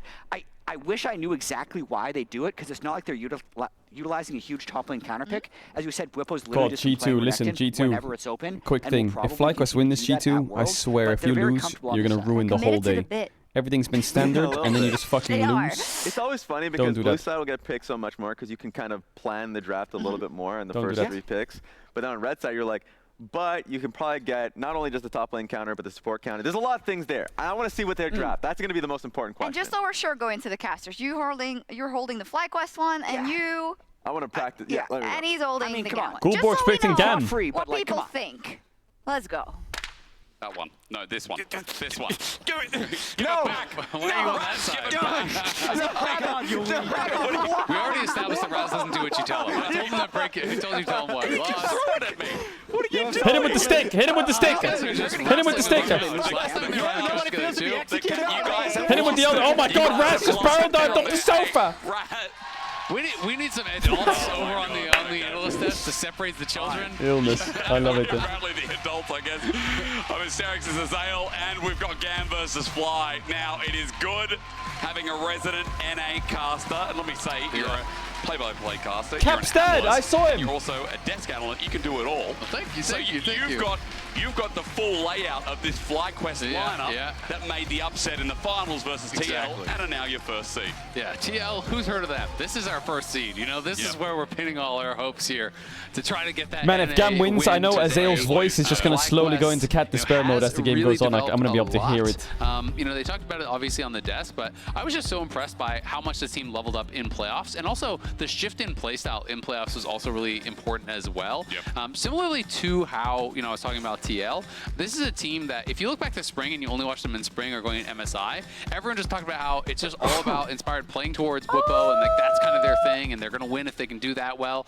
Well, it shifted massively. You know, obviously Raz was talking about Quad and highlighting him, but it was also about Masu and just having a lot of faith in these young carries in Quad and Masu, you know, to be able to really get it done. And going into playoffs, Inspired really moved away from what was his heavy farming style, and he was spamming Ivern and Amumu and champions like this to just enable his team. You know what I really I heard like a ban as well chat. about both NA teams, both TL and FlyQuest. Yeah, I said, are they going to ban Levi's Trivana? That's all I want to know. Are they going to ban Levi's Trivana? Ooh, he's rebooting. He's doing the faker. You know, we talked about it with APA before. We talked about it with Yon as well, and how they facilitate where they get into the team. With FlyQuest too, you know, having more versatility, more of a foundation. If FlyQuest shoots red side? Aurora ban, Trivana ban. Well, I guess your last ban has to be Ziggs then, if Skarner's down. If you want to believe in North America, or at least FlyQuest here. Does Levi the slam a Vi B1? This is one of those situations where Six ban, Vi first pick. Getting first place, right? They got an easier draw. You're playing against a team from play-ins. Yeah. You're not having to play against an LPL or an LCK team. Does that mean it's Kiaya a will take Rumble on 2-3. Does that mean it's an easy win? So what happens here? Vi, You have to take it seriously. You have to still Rumble. play well to be able to take down these teams. Renekton's down. They played very well in play-ins. They went 4-0. They could do Yone. The only team to actually not drop a game, getting through play-ins. So Sedge. you know, we don't know exactly how high they can go. I'm not sure actually. Depends what direction everyone goes. But I'm sure FlyQuest will take. I mean, they might do Rumble Akali actually, Gam. Shut down Summit absolutely after Summit, you know, was getting some monster lane advantages. And my big question for FlyQuest coming into Worlds was kind of like Kalista. which Whippo was going to show up, because Whippo during the regular season, you know, really wasn't making the kind of impact that you would expect. Kalista 1-2. In playoffs, Kalista really Ivern. Oof, they could go Poppy Rumble if they want. Nah, they could do Poppy Yone. I kind of like Rumble Yone for 2-3 here for Gam though. I'm guessing Quad has a counter into Yone if they're not taking it. After they were doing a lot of double Okay, they're gonna take Poppy, flex it, top support.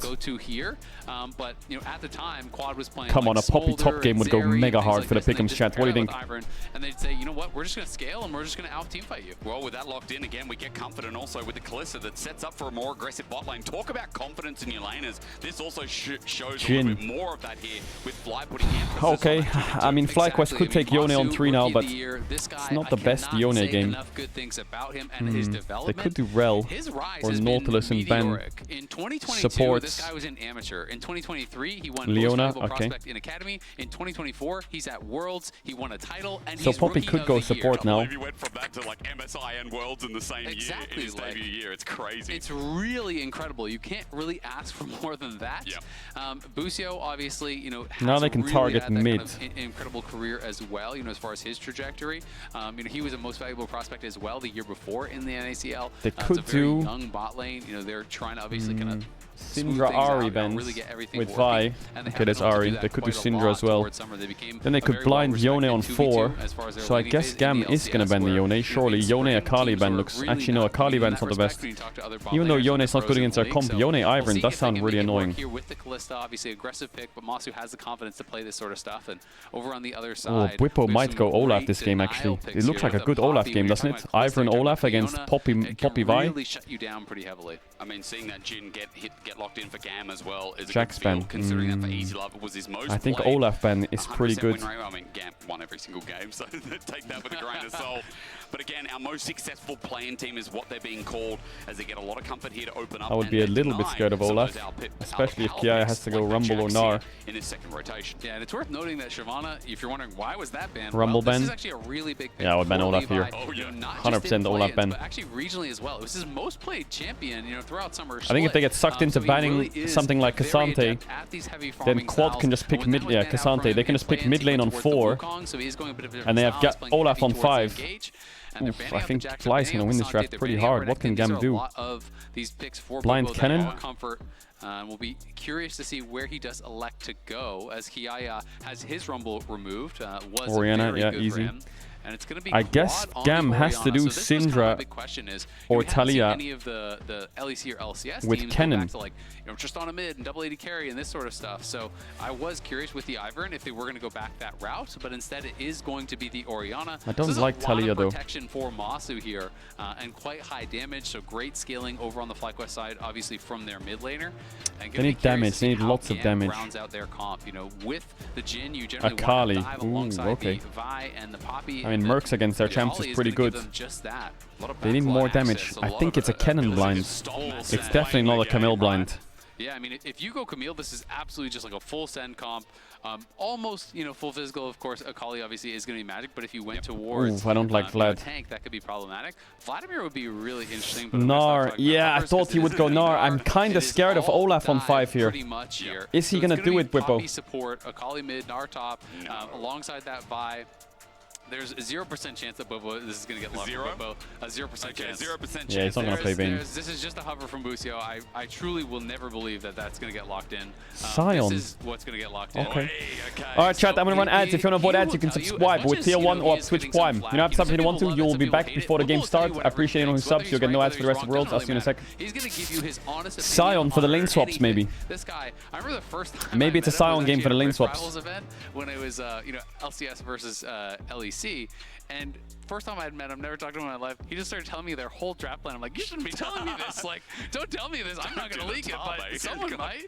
And he's just, he's really open. He's really talkative. He's great, as far as that goes. And he's been creating, I think, so much content around Worlds. But He's been great. He's been like the little villain, right? But yeah. as much as, some people don't like it and some people don't like how outspoken he is, again, as you said, great content, but also sets up this nice FlyQuest's draft is Whippo's pretty starting solid. well. They're strong, they scale well, they have good front line. Not very heavy side lane team, but it's okay, I think. He will tell you and has said constantly he thinks he's the worst player on his team. And he's saying, it's a privilege to play on a team where you are the worst player on your team. And you need to be working hard to live up to that, to be able to keep pace with your teammates and to be able to make sure you're doing your chat, job. lock in. And this is what he's talked about time and time again, if you watch his stream, is that he is going to do his job. He is going to play to set up his teammates for success. And that is the role that he sees for himself now on this team. And so as much as people want to talk about ego, to me, that is about as humble as it gets. I mean, again, it's a great narrative coming in because FlyQuest in their debut have got a lot to show up here for North Sion America. Masterclass The incoming. earlier loss for TL Yeah, I mean, the lane is kind of stings a rough. little bit when it was so winnable against LNG. Now, this one people are saying should be FlyQuest, but GAM came through play-ins so unconditionally Alright, FlyQuest. well, undefeated. Are they going to get upset? Is it GAM time or Fly time? We're about to find out here in our second last game of day number 1 here for Swiss. And as you said before, The Poppy support feels kind of useless this game. I know she's good into Kalista, but other than that... And what I will say is their engage needs to be perfect. Because if you fail your engage against Ivern and Redemption comes down and multiple shields come down and Daisy is interrupting you and all these things are happening, you are going to lose the fight for sure. So your engage needs to be picture perfect, but this is a 2-threat comp over on FlyQuest. So if you can nail that engage, instantly kill Quadr, instantly kill Masu, all of a sudden FlyQuest is going to be sorely lacking in damage. Whereas over on the other side, there's really 4 threats from GAM. Yeah, Nara's not a true I like carry, the but Poppy they're into Kalista, some real but damage FlyQuest dealers have on drafted that champs team, that it Poppy is doesn't do high the risk, best high into them. reward for FlyQuest. If you can Should be okay, though. protect those carries, Let's have see. that counter engage, it could go really well. But if you don't, The only thing I worry about with drafts like Gam's draft is your AP damage is an assassin. Again, we're just looking So your AP damage is a burst. So getting through the Scion actually is quite difficult. Here comes the lane swap with the Scion. They're probably going to do a different lane swap iteration here where FlyQuest just sacrificed the Scion to die on the dive. Just to catch the wave. World's appearance. I mean, he's talked about that retirement, you know, and he has been so incredible. So many people think back to, you know, him playing like the Nocturne, the power farming Nocturne, and being able to pull off Luckily, we got to see it in this Worlds too, right? Exactly, like the surprise plays that he has been able to pull off. He has brought some incredible moments to Worlds. It's a weird lane swap iteration because no one's taking mid XP. So exciting, so Elmo great personality as well. So he's getting his XP drained a bit, but it looks like they're moving away from him. I mean, the Scion will die in this lane swap. He will die. Bwipo has agreed and accepted that he is dead, and he's going to stand there and he's going to die. It was not about farm. Just wanted to make sure he was soaking enough experience, because even if you can see by his movement, he's tanking all their damage.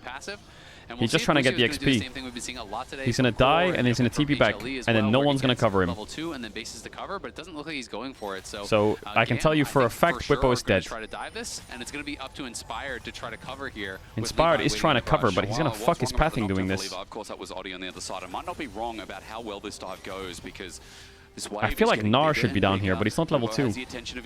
Actually, can Bwipo live this maybe with the double shields from Inspired as well? Also walking down here this is to make sure this try works out. You're right. This is really risky. They're going to go for it. He should be one-shot, right? Oh, it's clean, but the shielding's huge. It comes through clutch, but over the top, easy. Now he takes the wave with the Scion passive. Like I said, it's expected, it's normal. I think that FlyQuest was kind of playing for this. Even with those shields, you know, I thought it might have and now he TPs back instantly, and then he gets all the XP. So he's sacrificing gold to Jhin for being ahead against Gnar. He farmed a lot of the wave before he died, and then he just immediately TPs back. It is Bowson's law. Can't do it again, so you know that is kind of that difficulty. But thankfully for Gam, that kill went exactly where you would want it. It went to Easy Love. That dive would have been way less beneficial if it went to, like, you know, the because Ivern's not top, diving this Gnar is pretty difficult. Poppy's here. Ilya tries to bring Busio back into rage. Some good damage done. Hey, quad. Wait, he's got so much to do. He's run low on mana here, but forces Emo out as he the biscuits on this patch give mana back, so he's pretty safe. Strong laner. You know, one of the things that FlyQuest talk a lot about, again, is that this is a guy who is too selfless, and they really kind of wanted to instill into him that, no, you are going to carry the game. You need to be greedy. You need to play for yourself. And so that's something that FlyQuest has really been working on, and that Quad has really been working on, is to try to really set himself up for success, to not always feel like he needs to, you know, not call for resources. You know, and that's part of what kind of Scion is just smorking this lane. Me farm wave, you know, me get XP. You think of power farming. People are calling him, you know, the full clear CEO and stuff, and like all of these kind of memes. But you know, he is willing to play all of the styles, and I think that's what makes him such an impressive level 5 Scion. This guy's won MVP in multiple leagues, and he really can play such a high level for pretty much every champion.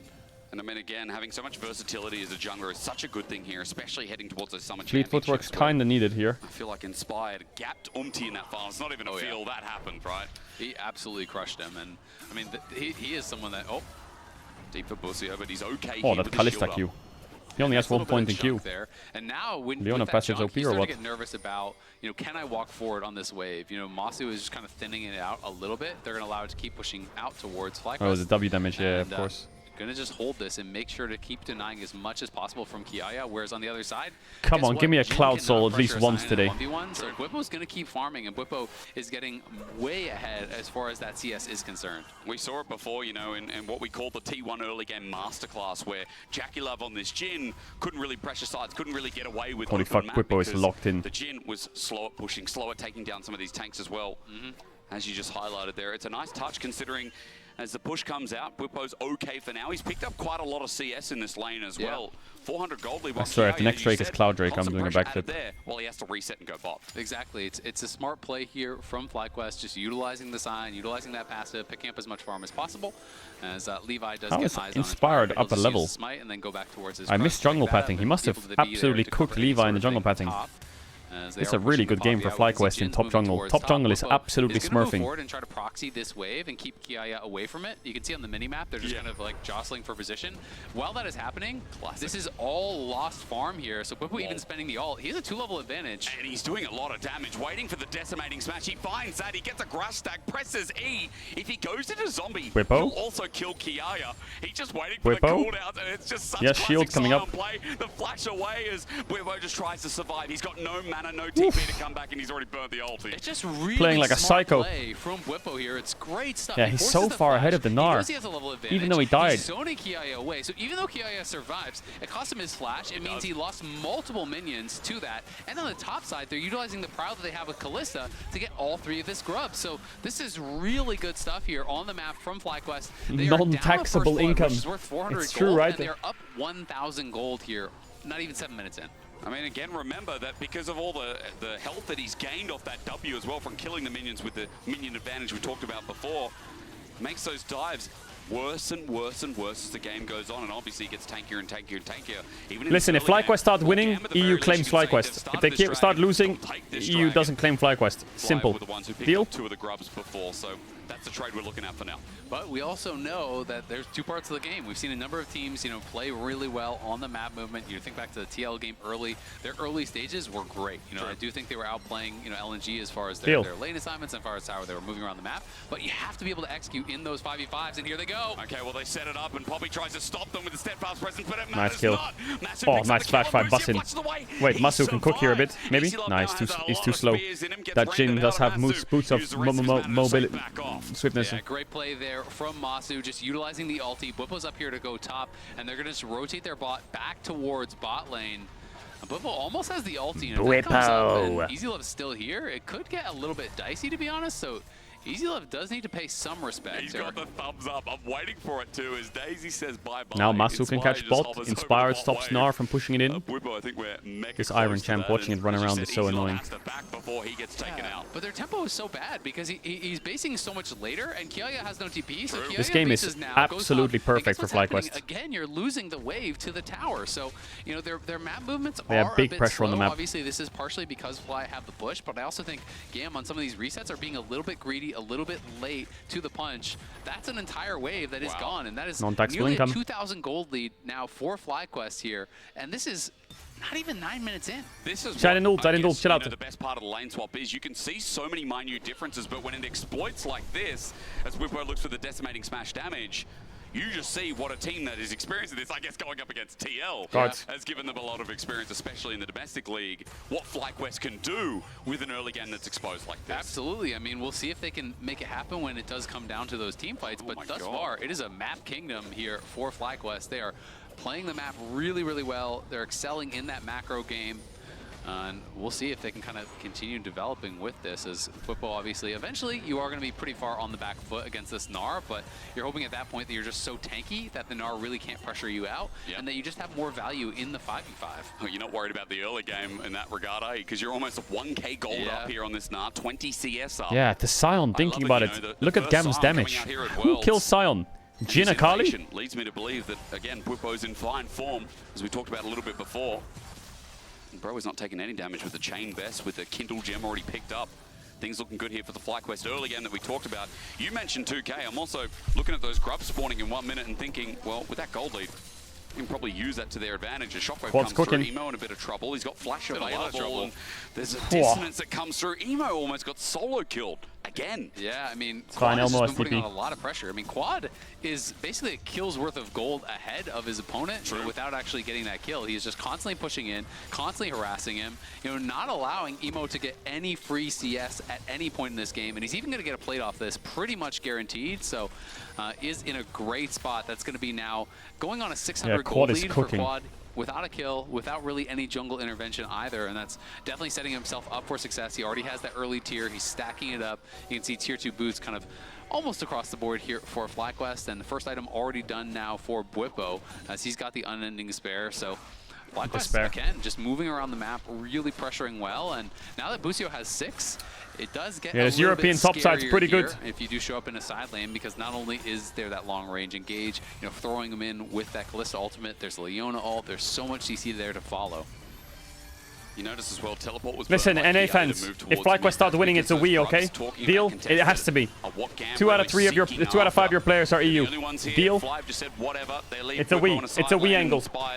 starts traveling down to see if there's anything he can do. So at least Gam getting the objective here when they're so far behind. Yeah, they will be able to get the objective, and this is going to be 4 grubs for them. So they are going to get the Void Might spawn. That is very, very nice. Busio gets Listen, you can have like a sixth of G2 if we can get FlyQuest. Dylan Falco's there. He's a little bit Isn't nervous. he's NA, right? He's going to pull it back and make sure that he can secure this. Just, I think it was probably waiting. You get a voucher of saying we want when G2 plays. Any sort of Deal? contest. We, of course, know that Inspired was not there, but Inspired now has the redemption done.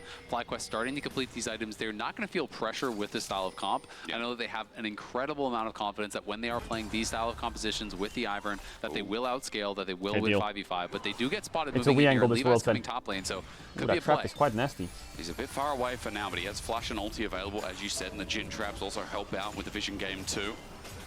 The FlyQuest notice him, or at least you'd think wasn't so. spotted. No, it wasn't. No, definitely didn't have vision on him there, but they are going to check. Ivern has his redemption. They are definitely aware of the possibility, so Levi will Yeah, get this spotted. pick doesn't have the best follow-up. So the next question is, what happens with this Dragon down bot? Because you can see that Inspired is there.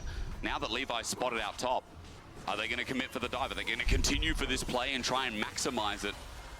Or does Levi now need to sprint towards bot and try and make something happen? I think it would be too hard of a play to Why really is make Gnar happen, laning honestly, mid versus but Orianna? At the same time, I don't think FlyQuest are going to be that How is quick that to be playable? starting up the Dragon. They don't really have a lot of damage here Okay, with they're the swapping Ivern. back. Yeah, that's true. You know, if they send their bot lane down there, then maybe they're going to be looking towards it. But there's really not been too much prio on the Dragons thus far. They're happy to just continue farming. They feel they have a scaling advantage, and they're going to keep playing towards that. As Bwipo going to be able to grab a plate for that time that was spent top from Levi. Bwipo knows, you know what? I'm not pressured. If there's no jungler here, you're not killing me 1v1. So walks up, claims the plate, and they're just going to keep pushing towards these first item completions where they'll feel very strong. You know, you can see item now done here for Quad. They're just waiting on the Blade of the Rune King for Masu, and that's where I think we're going to see FlyQuest start to come alive a little bit more and start feeling confident that they can look towards some of these fights. But really, the pressure is way more on Gam when you're playing this style of comp. Like, you're effectively 4 melee. Whoa. Yeah, there's mini Gnar for range, but you're effectively 4 melee and full dive. Like, you need to make things happen way more, I think, than FlyQuest does. As you said, full commit, and I think that's just showing Gam, like, kind of like what we're talking about with PSG, pulling out what you'd argue is a riskier composition, right? It has good thematics, but against a team like Fly, against he a can ult him Swiss here, team, Quad. Maybe? is showing a bit of a Okay, risk. Good yes, shuriken flip as Emo has to get on out because Quad is continuing to use the range while Gam just take care of Daisy. Now finally looking towards the bottom side with setup on Scuttle, potentially set up around the Dragon as well while Fly look top. Yeah, nice little trick Sion there. ult Didn't bot. make too much of a difference, but Can they dive this Gnar? by outranging You it, don't have sending it TP the on opposite Sion. direction You know from Bwipo him, would have so TP'd up denies there that for the kill dive. goal from him. Some of the tricks you'll see Come on, both man, Ivern it's- and Andy players it's do gotta is be you a can Cloud actually Soul, walk the right? opposite way. You can It's also gotta go be a to Cloud Shaco, Soul. all Come on, clone Levi. turn. So there's one of those little Come on. things that just kind of showcases mastery on the champ and is going to move top If it's side, Infernal just play Soul, for some I'm camps, fucking but done. Gam are coming. They want to fight here. Elio gets a setup. Wait. It's a steadfast presence set up by the keeper's verdict. And Mountain, Fly getting fuck's out with the sakes. redemption comes in handy. Elmo, you the cooking? engage is deep from Busio to try and get on out, but now he's got Quad. A one-man shockwave onto Emo means perfect execution out. No one dies as a setup, and summoners are burned in the process. Yeah, Levi looking to try to pressure Quad here, at least to keep him away from some of those minions. The invade not working out there for Fly at the end of the day. It is going to be the flash for Inspired for They a got little big bit of spikes time coming in there now. from the FlyQuest, they're Gam going to finish squad, Seraphs. but, the redemption on keeping them Orianna, safe there it is. along They have with Blade Quad on moving over Curlista. to try to cover. They couldn't really chase past into FlyQuest is Quad. mega It would've chilling been this game. Really Mega difficult chilling. to pull that off. But again, the goalie just Now, this slowly Bwipo but Sion pick surely is extending absolutely more and free more. We're win. now up about I'm 2.5, convinced, 2.6K, like he's convinced and me, this chat. tower is getting incredibly close This to Mosquito dying. Jin build Akali's Easy Love doing is just nothing gonna versus get Sion. Look at ignored. him. Jin does not hurt Nah, tanks, Mite and tower. he's going to be problematic. He's gonna give I the mean, gold to sure, Quad. like if you give Holy tons and fuck, tons what a of nice time guy. to Gnar in a side lane, eventually he could deal with him.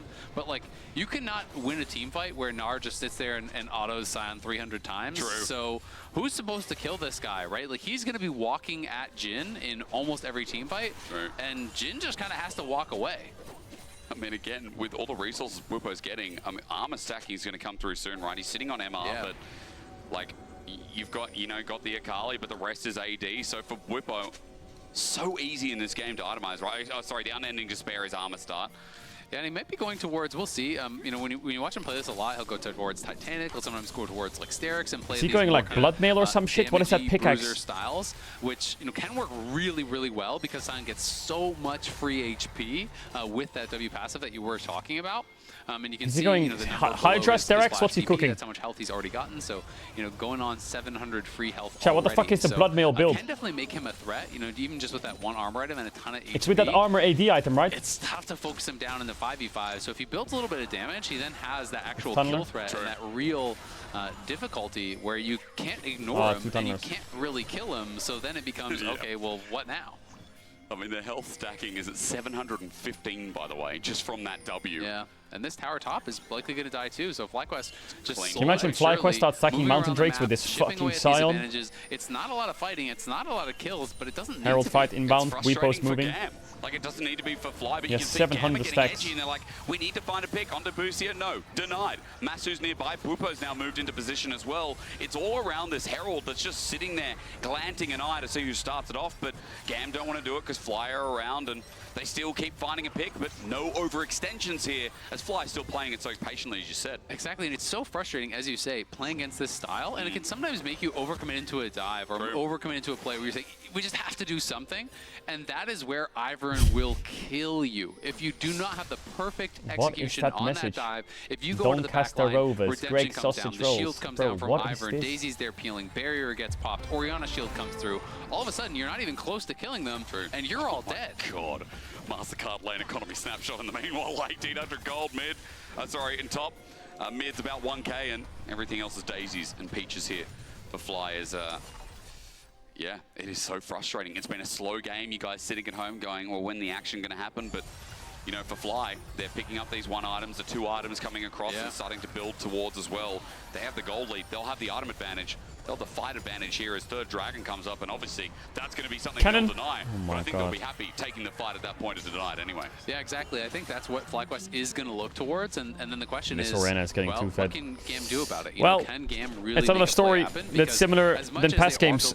A one-shot Orianna or bust. All of a sudden, Gam pull off that with Via Kali. Insta-kill quad or insta-kill Masu at that dragon. Because, I mean, Scion is strong, right? But if his teammates die, then he's completely useless. Bupo pops the ulti and is not going to be able to make his way back to the tower just yet. They need to get past the Scion. But you're right, it goes down in the end, so Gam gets some more gold on the map right before this dragon.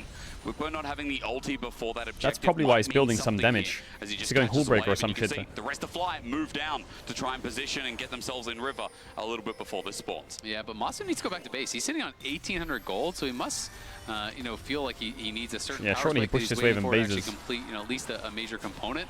Inspired did just go back to base. He's already on 2 items now. Of course, they are cheap ones on the Ivern, but that's part of the advantage of this champ. Like, he's already on Moonstone plus Redemption. That's full build for Ivern. Yeah, no, we're done. We're done. Yeah, it's annoying as well. The longer these fights go, the more that Moonstone gets value, and part of the ploy of Ivern, you're right, it's just so this cheap. Ivern is too OP. And Masu, he's now the only one that hasn't actually spent. Bupo went back and spent, got his tier 2 boots. Everyone else on FlyQuest has found that time to base. Masu maybe won't feel that he needs to, but I mean, he is sitting on 2k, so as much as there is a gold Masu lead really for needs to FlyQuest, base. a lot of it I feel like it's too late right now. He can't base. Herald might be start off the corner of that. Storm Surge Orianna? Be a trade, looks like. But he needs to do it quick smart because trading what though? How can Gam trade? This tower is never dying. Look at Bippo. La la la la la la la la la la la my eyes could count properly. And he just sends him away. He won't pop anything while Fly deny the dragon stack, and looks like Levi will stay true to the Herald. I mean, it's he kind of like, actually is White Boris. What are you supposed to do? Scion walks at you. Are you going to E into him? Like, fight. You're going to maybe break his Akali shield, doesn't have Conqueror either. She's not doing damage this game. They have no sustained damage. It's hard to. They get Herald, but I don't know if they can use it anywhere. Worse at killing tanks than what Gam have drafted. Of course, their goal is not to kill the tanks, it's to go past the tanks and just be able to kill off the carries. But that is very tough with Ivern, with Ori, with some of these defensive items. You can see second item now complete for Quad. And I think Masu's probably going to have a second item nearly done by the time he goes back. He's going to be working towards that Rage Blade very likely here. And they're going to be sitting in a really good these spot. suckers take full mountain drakes. I mean, I've seen many comps out of Fly, and especially, looking back in the finals, looking back in the series versus 100 Thieves as well. This feels like a very patient FlyQuest. This feels like a very, not reserved, but like well thought out style of FlyQuest in the first 20 minutes of this game. Well, I can tell you from talking to some of these guys, from talking to the coaches, like this is just a draft where I think they thought they won in draft if they play slow. So they are going to try to not rush it. They're going to try to not get nervous. They're saying, you know what, our win condition is farm and do nothing. And GAM has to disrupt us. So if they feel Sion that they're right in that clicks. spot, especially playing That's towards it. Mountain Soul, which is horrible for GAM. Oh, yeah. You know, that is really rough. They're going to be happy to just play it slow. Solar Flare, they can't kill Busio yet. He gets ignited down. Here comes Here he Sion. comes. Unstoppable onslaught, force the flash from Elio. Maybe Elmo can cook, but I don't think he can cook shit. Where's the damage at? There's no damage. They did all their damage on a Leona. There's no damage. At half HP, it matters not. There's a Moonstone Renewer Ivan, and there you go. That's Gam's There is actually no That's damage. how hard this game is.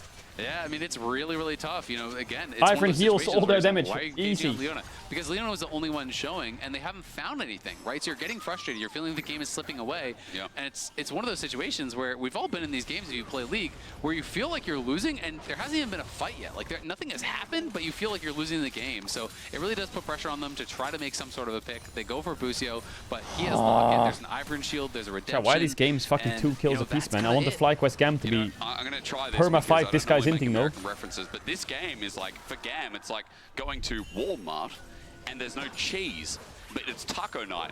And you need cheese. You can't have taco without cheese. What right? does Hysteric say half the time? Like. I'm assuming Walmart sells cheese. What does he say half the time? This guy's completely on the Zaza, man. Because there's Walmart in it. I took it away. I didn't use Woolworths. I didn't use Coles, which is what we got back home. I didn't use Reva. You know what we do Oh, in LA this for Whippo taco got night? Sterex We go now. out and get some street tacos. Oh, much better. They well, are the so van's not there. GAM don't have the van. So what do they do? What do they do? I guess, wait, well, if you don't have a van, how are you going to Walmart? That's right. How are you going to Walmart? We come Take the back train to setup Walmart, point, chat, thoughts? And then we question, Take the what bus? are GAM going to do in this game? Where will they get their cheese? If you don't follow the reference, then let's go From the back rats. to the start. They try to go to Walmart. And for GAM, as they defend this mid lane turret, again, maybe the doors are closed, and with Daisy out, it's a 6 versus 5, but the whole of GAM, even as they move in, are getting forced off. The keeper's Oh, wait, verdict here's an is engage. out. It hits backline. Can they It's kill good, someone? and GAM finally pull the trigger, but Whippo with a 3-man No, they knockup. can't. Still with a decimating smash. Still gets the ball. They find backline access, but Mazu takes so long to die, and he still survives. Oh, It's Whippo. just hopeless, man. FlyQuest They with the almost got draft Callista, in, but that's I it. think It's done, safe by to the way. This say. is so Masu fucking done. played that so well in the Ooh, they fight. have So Shockwave initially still. tried to Vas? go in for Inspired. Look to Vas, try to that's- burst them out. They can't do it. And then They they should just full get Baron. send it Easy onto clap. Masu, but perfectly They need timing Whippo the to Flash, tank. dancing around in the fight, dodging skill shots, is able to survive, and just like that, you Oh get my the fight God. you wanted. It's If you not thought the they had no fight the damage game before, they have no wanted, damage though, now. As FlyQuest are going to crush the fight, going to take the Baron, and get a G2, stranglehold please on don't this lose the game. pain. This Oh is my looking God. clinical. This is looking well thought out, and for FlyQuest steps away. If Fly from lost bringing this, the first losing the win pain of would the be Swiss stage actually like funny. to North America. But now it's just not funny. It is a masterclass at this It's not point funny as they anymore, move to a chat. 6K gold lead with the Red Bull Baron power play. Yeah, they are looking really, really strong. The Sterix is complete for Whippo, so 2 items across the board now here as we can watch this one more time.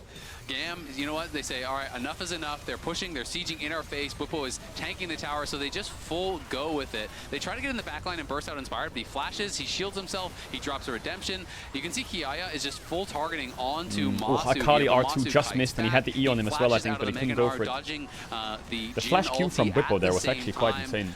Good And then massive patience on jumps his to Jhin summoners. He W. did not panic when he was getting low there, played it out really well.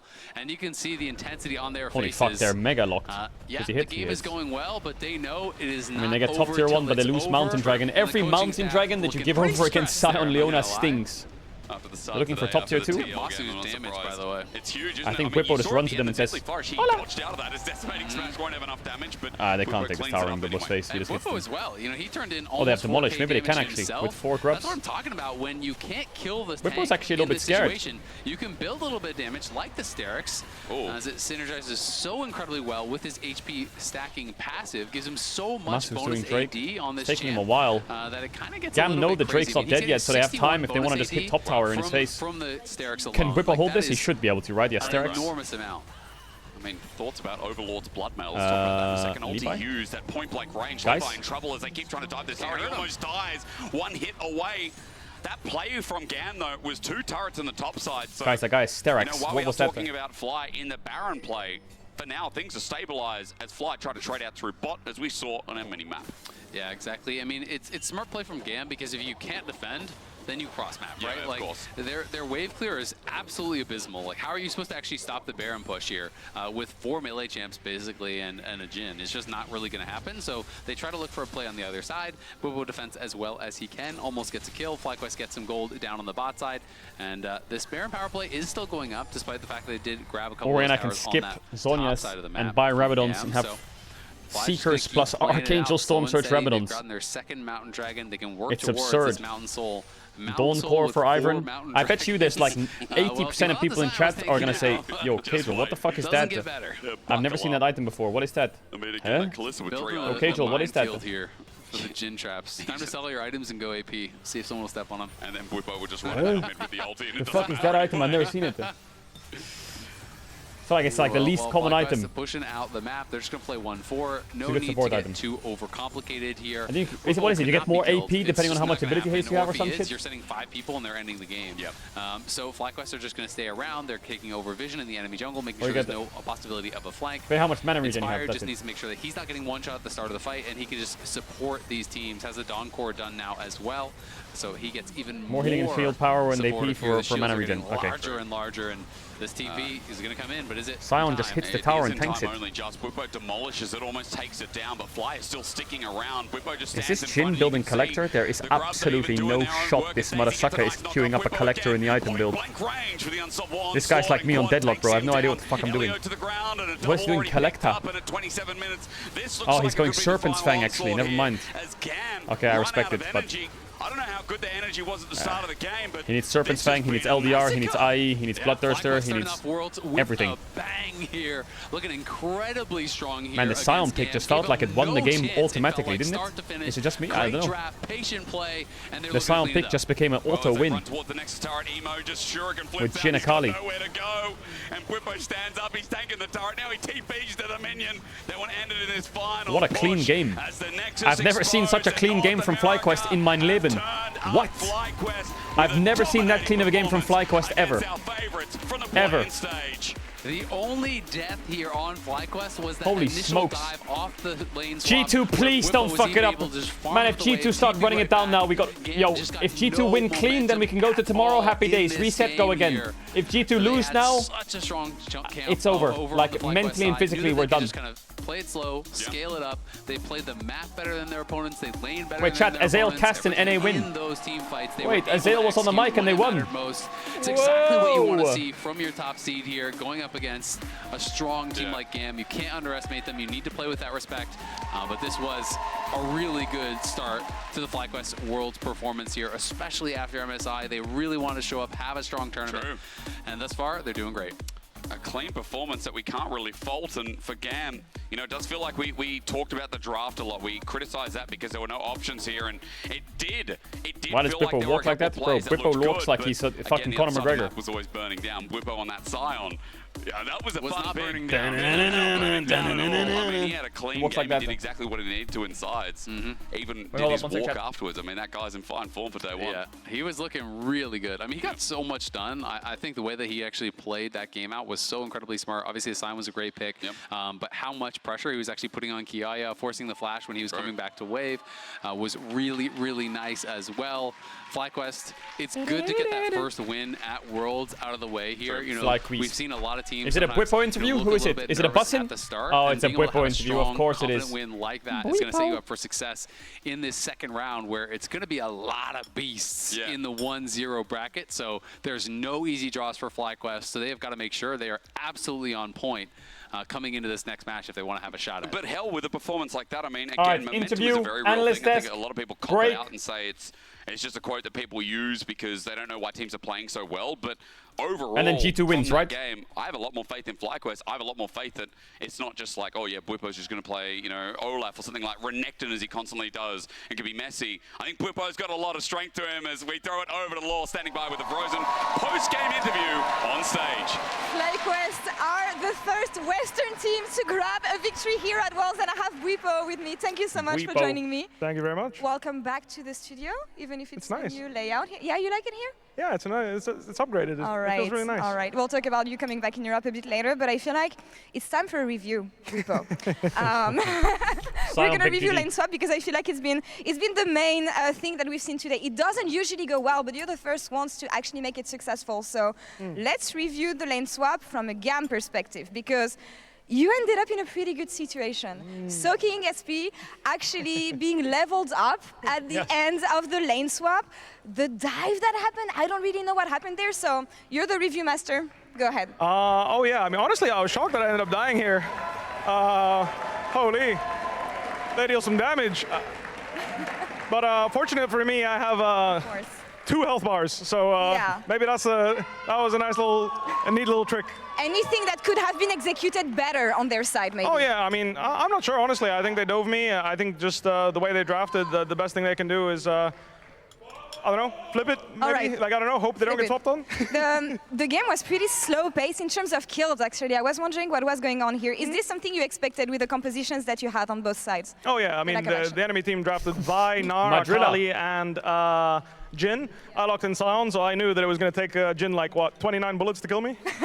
He's only got 4. Yeah, he only got 4. It takes a long time. And you guys got the victory in the end. As I was saying, you're back in the LEC studio. I don't know how long it's been since the last time you were here, but how good does it feel to be back in Europe, competing for Worlds as the first seed for NA? Yeah. What do you think, Beppo? I feel fantastic, honestly. Europe has been nothing but kind to me. I really am grateful for all the fans, all of you here. Thank you very much. And I feel really hopeful. You know, the last time I was the first seed competing at Worlds, I made a final. What is the hope here for FlyQuest? I keep on hearing good things about you. I don't want to talk about scrims too much, but I hear things are going well for you guys. I think a final is a bit too overzealous, but I do think we'll make it out of Swiss. I have great confidence in my team. I think all of our players are exceptionally talented and work very hard, and I have nothing but great expectations, and I think we can live up to them. And I cannot wait to see more from you and FlyQuest people. Thank you so much for the interview. Congrats Thank you very much. on the first victory here. That's all for us on this side of the stage. Last game of the first day coming up, Pain Gaming versus G2 Esports. Stay tuned. Oh fuck, here we go. Oh fuck. Oh fuck. Why did we have to be last?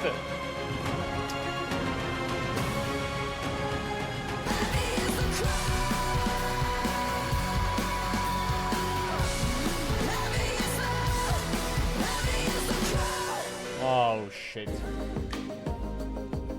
Please, man. Please.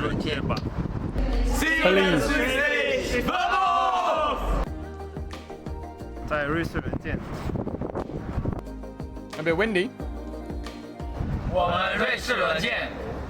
See you in the Swiss Day.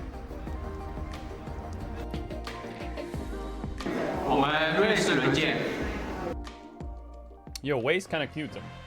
So I'm eating my food mega quick, on pace. Mega pace eating.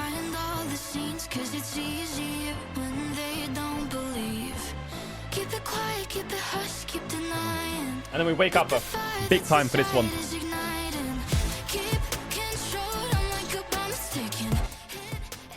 I need G2 to stomp them. Otherwise we got a big problem.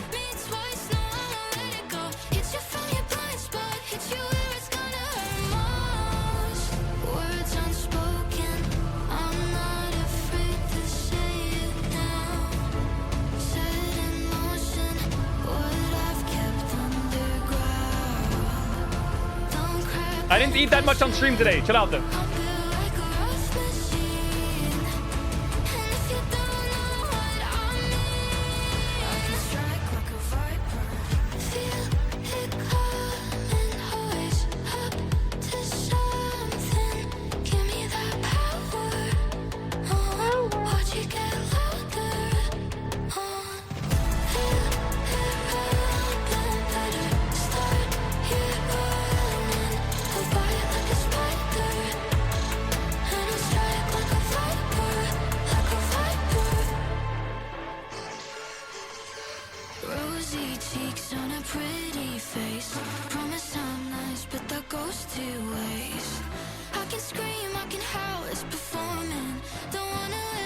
Champs queue after? Maybe, not sure.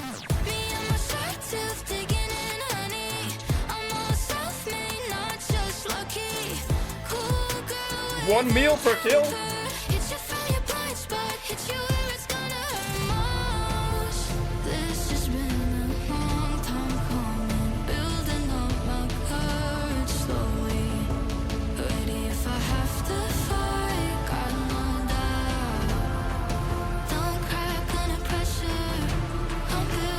How was Fnatic? Fnatic was okay. Not that bad.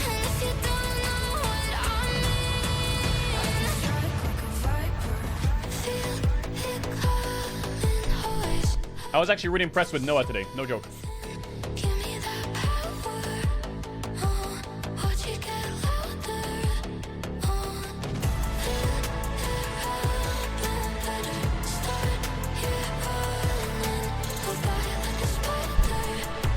He ended one fight, but he had a really good game. He was the only one carrying, basically, but Humanoid had really good ults.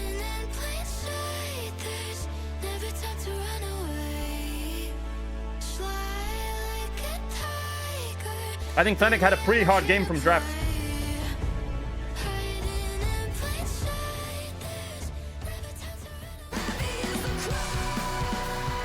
Playing Zyra, Yone into LeBlanc Ezreal is really difficult. Heavy is the crown indeed when you're an LCS champion. We've got Inspired here with us. They didn't buckle under the pressure. Inspired, how happy are you with your first win at Worlds? I'm pretty happy. Inspired. We're a little bit nervous going into the game because we have 3 players that are playing for the first time at Worlds. So it's a good start for us, I think. The nerves for the second game will probably be lower. We are kind of getting used to the stage. I played here already, but when I was playing here, it was completely different. Like the experience right now was like, I don't know, just like night and day. It was so much different, the stage, and like the fact that the crowd is in front of me, and like, I don't know, I liked it. So overall, it was a good experience today. Yeah, I didn't look nervous, I want to say. Yeah, not at all. In fact, you guys been here just like boot camping a little bit. Have you been able to like soak in Berlin just a little bit, as you said? Well, you he were knows here it. once ago? What he's talking about. Not really. I think mostly we're just practicing and preparing for the games. So. Yeah, Raz. They're not gonna get, you think they're going to be tourists? Just checking around. Jesus. A little nostalgic. Anyways, we're going to get into our last game of the day, and they finally got their win. The question is, will EU finally get their win as well? You might say, of course they will, Shocks. It's versus the CB LOL and Pain. And I got a tale to tell you. It's a tale that includes an Alliance and a Kaboom and an EDG and an INTZ. So I'm just going to say. I can feel the trauma rising up. This is our first seed out of the CB LOL. And absolutely huge DB that they made it through the play-ins. They set aside Rainbow 7, who of course set aside Hunter Thieves. So they took the assist. But yeah, but I mean, it's kind of the way they got out of Shock said it starts with success, the fact that I'm they were leaving the taking building. games of other minor regions. They're taking games of PSG as well. I mean, yeah, they didn't win the series, but they showcased that they have potential of taking games of opponents that on paper should be better than you. And I think they've really leveled up coming into this. One second, I'm just going to finish food and then we can lock in. And then now Tournament of Worlds as well, just because they have been able to play through their bot lane in a way that didn't get disrupted. Like, they were actually able to do what they did domestically, and I think that's what really stands out to me about this Pain roster. Their star was for sure Chitan in the bot lane. He was just completely rolling, I would say, the Rainbow Seven's bot lane, and I think that's going to be the target going into today's games. And we've heard some things, some whispers of some, I don't know if it was like 5-mans or scrims inspired. Have you heard the same things about Pain? I mean, I saw them beating BLG and LNG players, I think, yesterday in the Champions Queue. Yeah. So I was already like pretty impressed. And also, I played with their ADC in Champions Queue, and he also seemed pretty good to me. Like, he's aggressive in lane. He plays all these aggressive champions. Like, I also saw him play Lucian Nami, which I think they didn't really play at Worlds yet. So. Leaked. I mean, they beat PSG with it. They beat PSG with it. I mean, it was in the also Champions Queue. So. Yeah. I'm trolling. And, Shock is having too much fun. Yeah, so I think it's gonna be a lot of fighting in the bot side because everyone knows Hansama Miki X playstyle. They are just gonna trade you, and She's seems taking like, digs at everyone. the other team also have the same playstyle. So I think it's gonna be very bloody down there. I agree with you. Hopefully we get a really exciting last game. And G2 is, of course, the LEC's first seed once again. We know them very well. They've been together for 652 days. And I was kind of thinking a little bit about this. Remember 652 T1 days. last year? I'm not comparing G2 to T1. Hold your horses. Hold your horses. T1? Tweet about it. When we were talking about how long that team had been together and how they really wanted that victories, of course, T1 got much closer than G2 did. But I have a similar feeling. For me, this G2, right now, it is put up or shut up. You know, you have worked now for 2 years towards this goal to be good internationally. You have put all your your thoughts and your preparation into it, as we hear from everyone in the coaching staff. We really need to see that big performance. No, absolutely, especially because they've had the failings they've had in international. We always say that once you go to an international, you fail, but at least they learn from it. But at some point, you have to have learned everything you can learn as a roster, where you bring that point of you actually being able to try and contest for it. And I agree with you. I'm not saying they're going to be T1 coming into this tournament. I think a lot of people were a bit disappointed when we saw them last time, because the early game did not look the greatest, but luckily their macro has always been good, and going into this World Championship, you're hoping they have fixed some of those early game issues. Yeah, and I think we have the big view here, of course, you know, when they go up and other opponents, not saying they should underestimate Pain at all. Chat spam praise, say a prayer for it EU. It happens, but Inspired, have you been able to scrim G2? What is your impression of them, if you've been able to watch, or League of Legends gods that are in whatever the fucking place you're at. I did watch them through the whole season, and on they Mount Targon.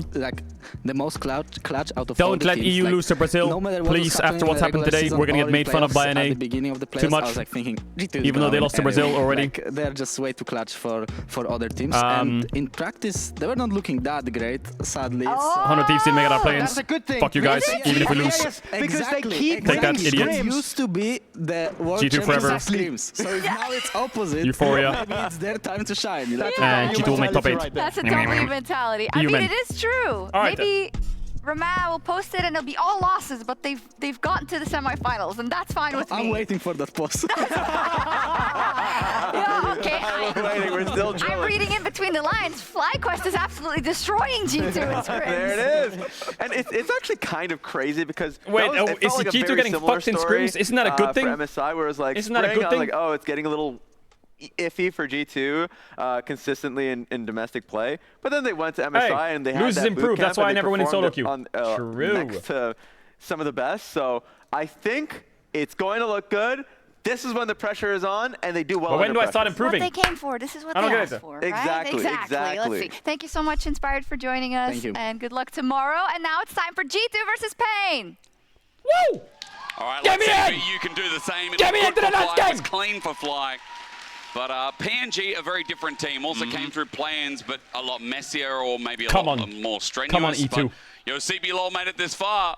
Now we have to see how much more damage they can do, because if they can beat G2, then my lord, this team will be the biggest question mark for whoever they go up against. Watch out for T10, absolutely. please. I mean, it's going to be really exciting. Home arena, baby, home arena. Home arena. There are so many passionate CBLOL fans. To see them at the Swiss stage. It has been 8 long years since the CBLOL team has been here, and it's been this 9 is your years home since ground, Pain G2. made the group you know the stage setups, you know the as sniff. well. You can G2, smell course, the air. You know what the chairs smell like, and they feel like. You know what the monitors feel like. You know the angles of the stage. You know the size of the desk. You know how bright the lights are. Number 1 seed here. This is they you. want to see domination because these are your headsets. They've got your sweat and blood on them. You want to have you don't lose to Brazil. Representing well. And the number 1 team that, by the way, if anyone didn't watch you're the hope right now of the West wins, of the EU win. Spring, summer, season finals, all 4 shields were taken by G2, and every time there was a challenger like Mad or Fnatic that came up all the shields taken by G2, all the meals still, taken by even with me. doubts, even with expectations being all right, what are you cooking in draft, Dylan? Show me that notebook. If that notebook's fucking blank, I'm done. Hope at making a big run and making it out of Swiss. Exactly. I mean, and we heard Inspire talking Hansama about with the wireless really mouse, good choice. With him calling them just clutch, right? Because at the end of the day, this music we sounds saw like G2 looking vulnerable in a lot of series, way more than I'm used to seeing. I mean, they lost the best of 5 to Fnatic, they lost the best of 5 to Mad, they almost got swept by BDS and then reverse swept, but you still always feel like when you're watching G2, talk to me, G2. Yeah, but they're going to come Please back. ban Lucian. They're going to win in the end. And a lot of that magic really is just caps. Let's be honest. Please ban Lucian. Has been running the LEC for so many years. Last time Fnatic won a trophy, it was with caps. Ever since he's been on G2, they have picked up trophy after trophy after trophy after trophy, and they are looking to get back to Ezreal first pick would be kind of sexy. That they had. That notebook's kind of cute. In the kind of 2019 era. I know it's going to hurt a lot of people, but Gene Quaid. They're going to play Yone, guys. Do we want to pick Yone away, E2? I think everyone agrees. But, well, they should, at the very least, but I don't know. I don't want to offend anyone. Anyway. You can offend. If they're offended by that, they need to watch back. A Kali ban. Ooh, that's a Yone first pick threat. They're threatening Yone first pick. We get a couple of those mid lane bans taken away from said man, but this time, Caedrel Akali was also pinched out of the pool, considering we saw that a few times actually in the playing stage. Yeah, it's going to be exciting to see exactly what Pain comes out with. Cheetan is a player who's been getting a lot of hype, a lot of excitement, you know, has been doing very well in Champs Queue. A lot of people are pretty impressed. They're calling the bluff. Caps, it's Yone time, baby. He's just a really Caps, it's Yone time. Don't you dare give it up. Watch him in the CP wall, and also how he played. He was able to bring this to the play-in stage. Huge. He is so aggressive. He'll look for 1v1 kills. They're probably going to play Ezreal, so Hansama, get that Kai'Sa ready. He's going to try to go for those kills. Ooh, we give up the Aurora, it's fine. BB's got to counter to that, I'm sure. He's going to about it if he does outplay you. They're jumping up on stage, they're popping off. That's my Yone right there. Aurora Jarvan. Ew, why don't they play Aurora Wukong? Actually, you know what? I'm not complaining. So far. And again, Broken Blade plays his top. Surely the Aurora Jhin and then Wukong on 3, right? No, actually, never mind. I'm not giving you tips. It's going to be the same on the side of Pain Gaming. Maokai. No, don't pick Maokai. No. Come on, Yike. What AP jungler you got to cook with? Lilia, Brand, what are we speaking? Sets up some of these bigger Ivern, maybe? As we Thoughts saw, and feelings. Like Sedge, Feelings and thoughts. And the Skarner picked up a few times here in the playing stage. I don't like Skarner or Vi. And maybe a jungle. You read my mind. Maokai has taken so just many wall the Raptors and they can never leave. But it just doesn't really go Brand, there we go. Burn the tree. Fire beats grass. It's Pokemon classic. Vision very, very well with saplings. And it makes He's locked in. I can tell already. Now we can pick top laner. You want to go Renekton? What's good into Aurora? Can you play LeBlanc top Broken Blade? Talk to me. This is another one of those picks though that people Rel, are kind of thinking. Was thinking the same. Huge. Now Pain Gaming, you gonna pick Jhin on 3? You're gonna pick Alistar on 3? What you gonna do, huh? What you gonna do? 3 picks, wasn't super popular. And hasn't been picked so far today, but is always a massive threat when you come up to the 5v5. What you gonna do? Brand, if he gets one full combo out, gets that ulti bouncing everywhere, it is just such a nightmare to deal with. Well, Rel picked up for Mickey X as well, his most played. So we're talking about comfort here for G2. No! Especially when Mickey they're playing Smolder like Maokai. An important part to G2. I love seeing him on the surfing game. I love seeing him on the priority support here. While Smolder's picked up on the outside by Pain Gaming, so we potentially have our solo laners. What about Camille Min into Smolder? Thoughts and feelings? Feelings and thoughts? Like mid and top a lot. Tristana. Yeah, it's definitely the Renekton assumption top. that it would be mid or top, and it is just okay. Scrap that. Possibility of where they're going to go, right? Like, are they going to flex this around? Because Smolder can be played top as well. Depending on the matchup, especially if it is a less threatening matchup. What's your ban like here, G2? What are we thinking? You can kind of just like go maybe and farm stacks off them. Maybe Ashe ban. Effective. not We'll see if sure. it can really outpace Karaoke. Ezreal actually, maybe? This Brand, if you do get really ahead of the Maokai, obviously Maokai does have a decent clear, but did take some nerfs to that. Okay, Ashe. Okay, I like it. Ashe Ezreal I like as well. You can start to really outpace the Maokai. We have the well. We could ban Alistar. Really going AP Maokai these days. But I do think Ezreal ban goes kind of hard. And you can kind of get ahead of him. Really just try to power farm and be a monster in those. It's Brand's bot lane, is it? Now, while any carries getting banned, nah, surely not right. Picks because here. Everyone at home probably saying like Cheetan's Ezreal has been looked at in Champs Queue, has been looking really good in the lead up to Swiss stage. Maybe that's one of the takeaways. Draven ban. Hansama ain't playing Draven, Kerr. He ain't playing Draven. With already set up for a they want Kai'Sa, I think, on 4 or Ezreal. I mean, he has been so with that Draven ban. Maybe Kai'Sa. Very long time. Oh yeah. One of his pocket picks that he always can bring out and really threaten. Did Mickey just say MF with his lips? Ashe obviously going to be banned away here by G2. Are they playing MF? Limit that 80 carry pool. They did already ban out Lucian. That was kind of I saw him go on the desk earlier on, and now Kalista. So banning out some of these kind of aggressive picks here for Cheetan. Both the Lucian and the Kalista. Ooh, Zaya into Brand. Don't really maybe it is an Ezreal game. Honestly, thoughts and feelings, and thoughts, Hans Mama. To like a full dive. Could play Varus. Could play Varus. You could even just go something that's a little bit lower commitment in mid, and put the Yone top or. He said, "I will pop off." That's what Hans Mama just said. What is it? Yep. So what are you popping off on? I do think Zaya can really struggle into range, and I'm just kind of curious if G2 are going to full commit to a dive. Okay, I like it. Standard. Draft a little bit more range. No problem. Does exactly Yasuo Yone duo brothers law. Oh my god! Wind Bros. But I'm just going to leave this out there. Surely they play Alistar here into that, right?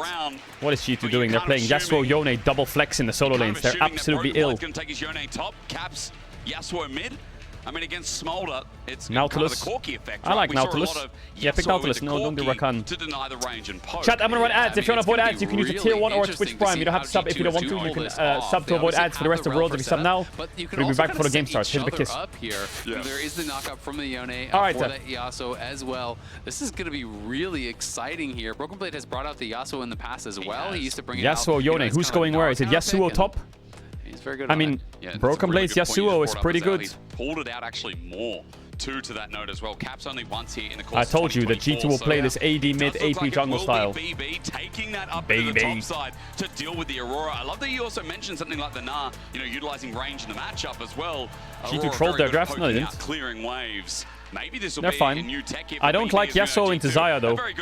That doesn't sound too fun. When you least expect it. I mean, when you think of G2 at their best, it's always when they are creative. It's always when they're unleashing with these drafts. You know, they were just so well known for having so much confidence. You think to like Pyke solo lanes, and you think to all this creativity and flexibility that they showcased over so many years. Even back when Perks was playing AD for the team, and they're bringing Mages bot, they're doing all kinds of crazy stuff. Now, that's G2 at their best, and this is going to be a really exciting start here. Hans Mama. Worry for the early levels here. Go G2, Hans Sama. Yo, the Hans Sama fans are out in strength. And trade, because Yasuo can just start E in some of these matchups and just kind of just run up and start meleeing you. I don't know exactly. Yo, how this Riot, matchup stop watching does go. Pedro's stream. Why are you buffering? Aurora has a really good Why are you combo buffing against Yone? a Did lot that of say? melee Was that a matchups, and picture of melees Sally? do need to kind of survive with resolve, with second wind, Did you see with that sign? D-Shield, and you're kind of looking to get some levels in before you can really start winning these trades. Then you're trying to chunk out the Aurora and be able to put her low enough health that you can threaten something like that all in. If you can't do that and you just kind of try to sit back, that was a Sally picture. Very, very oppressive. Yo, Riot, stop watching Pedro's stream and buffing Yone. And it can become a bit of a nightmare. Well, Wiser versus BB just got more and more interesting as we get into our last game of the opening day of Swiss here at Grasp Worlds 24. Aurora top. Is G2 gonna lane swap? Light up because I see G2 or are we gonna have one game of no lane swaps? Again, as Azael just said, this is the bread and butter of Let's this team. go This is what's E2. made them so interesting, and I think at Worlds Let's and go even at E2. MSI, right, their adaptation to what they see in the meta, they're like, okay, we're gonna try and pull this out and see if it sticks, is always what makes this team unreliable in such a good sense for the enemy team. Come on, G2, don't is what I would say. fuck this up. Not unreliable, unpredictable is what I would say for sure. I mean, because G2, especially if they come out and if they look really dominant. Where's the G2 jersey? It's right here. It says Euphoria with the LEC logo. Shut up. Game, whether or not G2 is planning on bringing it out again, you have to worry about it. And that is the trick against these kind of teams that can bring out flex picks and bring out these really interesting skill matchups, is all of a sudden that's in the back of your head like, ooh, should we pick this? What if they play Yasuo top? Does that actually ruin our draft? You know, it's always going to be kind of weighing on you. So the G2, Caps, cook him in this lane, cook him. Execute. They've gone with a cool draft. You cooked it up. If you can really make it work and crush Pain here, just calm and collected. Calm and collected. Well, on the other side for Karaoke, remember, he's got the Maokai again. He's got a facilitating jungler again.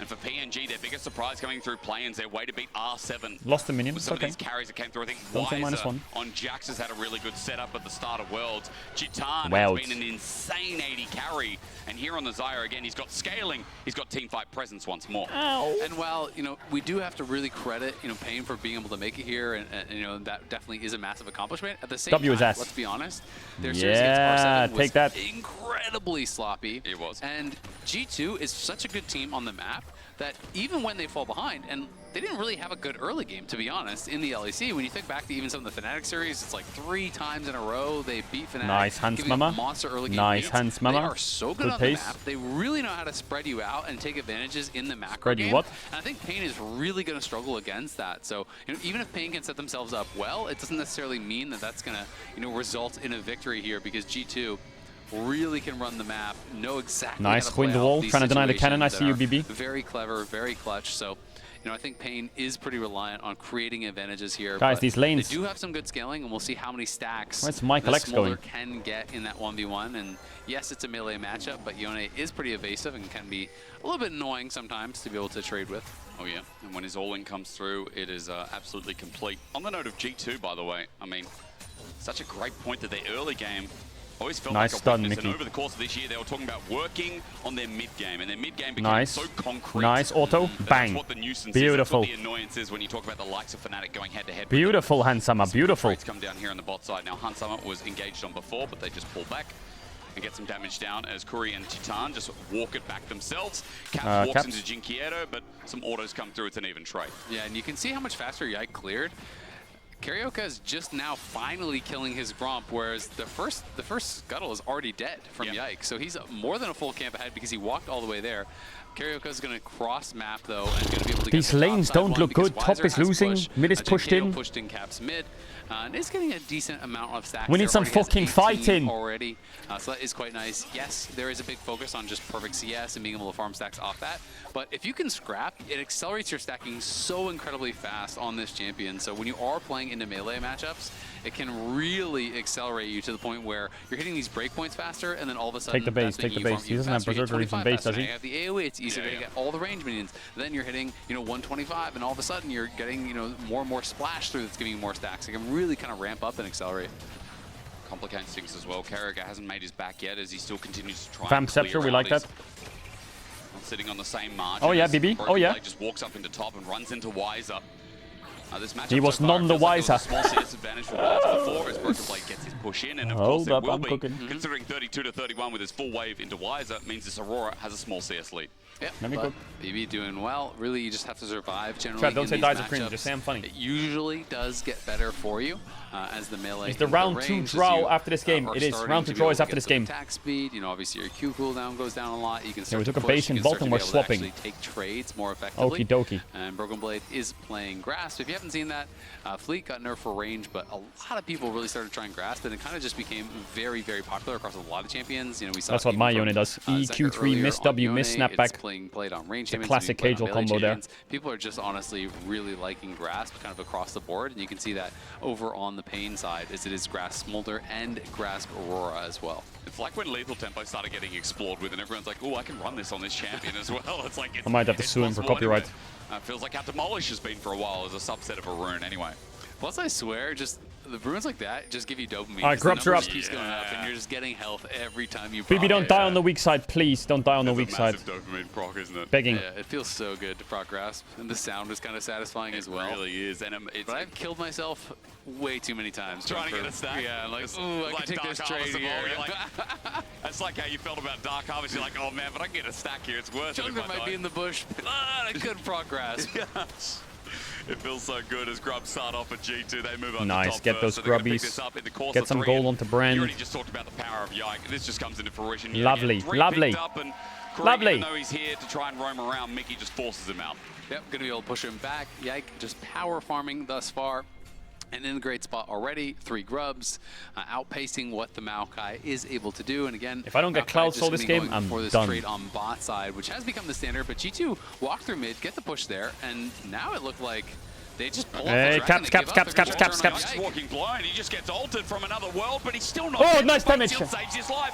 First blood goes over as Dinkiero and makes himself known to It's get okay, the worth. trade Good kill. def. Caps doesn't have anything more in the bank. He flashed away, and G2 get the Or first loses blood, a but wave. they quickly BB gets a bit of an trade XP lead. Yeah, Love they it. do get that first blood. But Hey, it does come Hansama, from the flash Hansama, off we good? Yike, Yike, and Yike does die, but critically, Yike using He's that got some XP fresh advantage 90s. because he You was got no 6, damage. And if you don't insta-kill a Brand who's level 6, gets 1 combo of spells out, and you are gonna really pay for it. So was able to do just that, and it does mean that Pain gave up the attempt at a dragon, right? Because they pulled off that dragon, so there's no objective trade. It's just the 1-for-1 in kills, and G2 end up getting the grubs before that, so they are feeling very good, I think, about that overall. And Yike's got a lot more to clear as well. Look at the camps on the other side, still respawning for Karaoke. Yeah, keep power farming, boy. The levels. Karaoke only just ticked over to 6. Yike will be halfway through as he clears his top side, and as PNG continue keeping their bot in the top to keep that trade in action.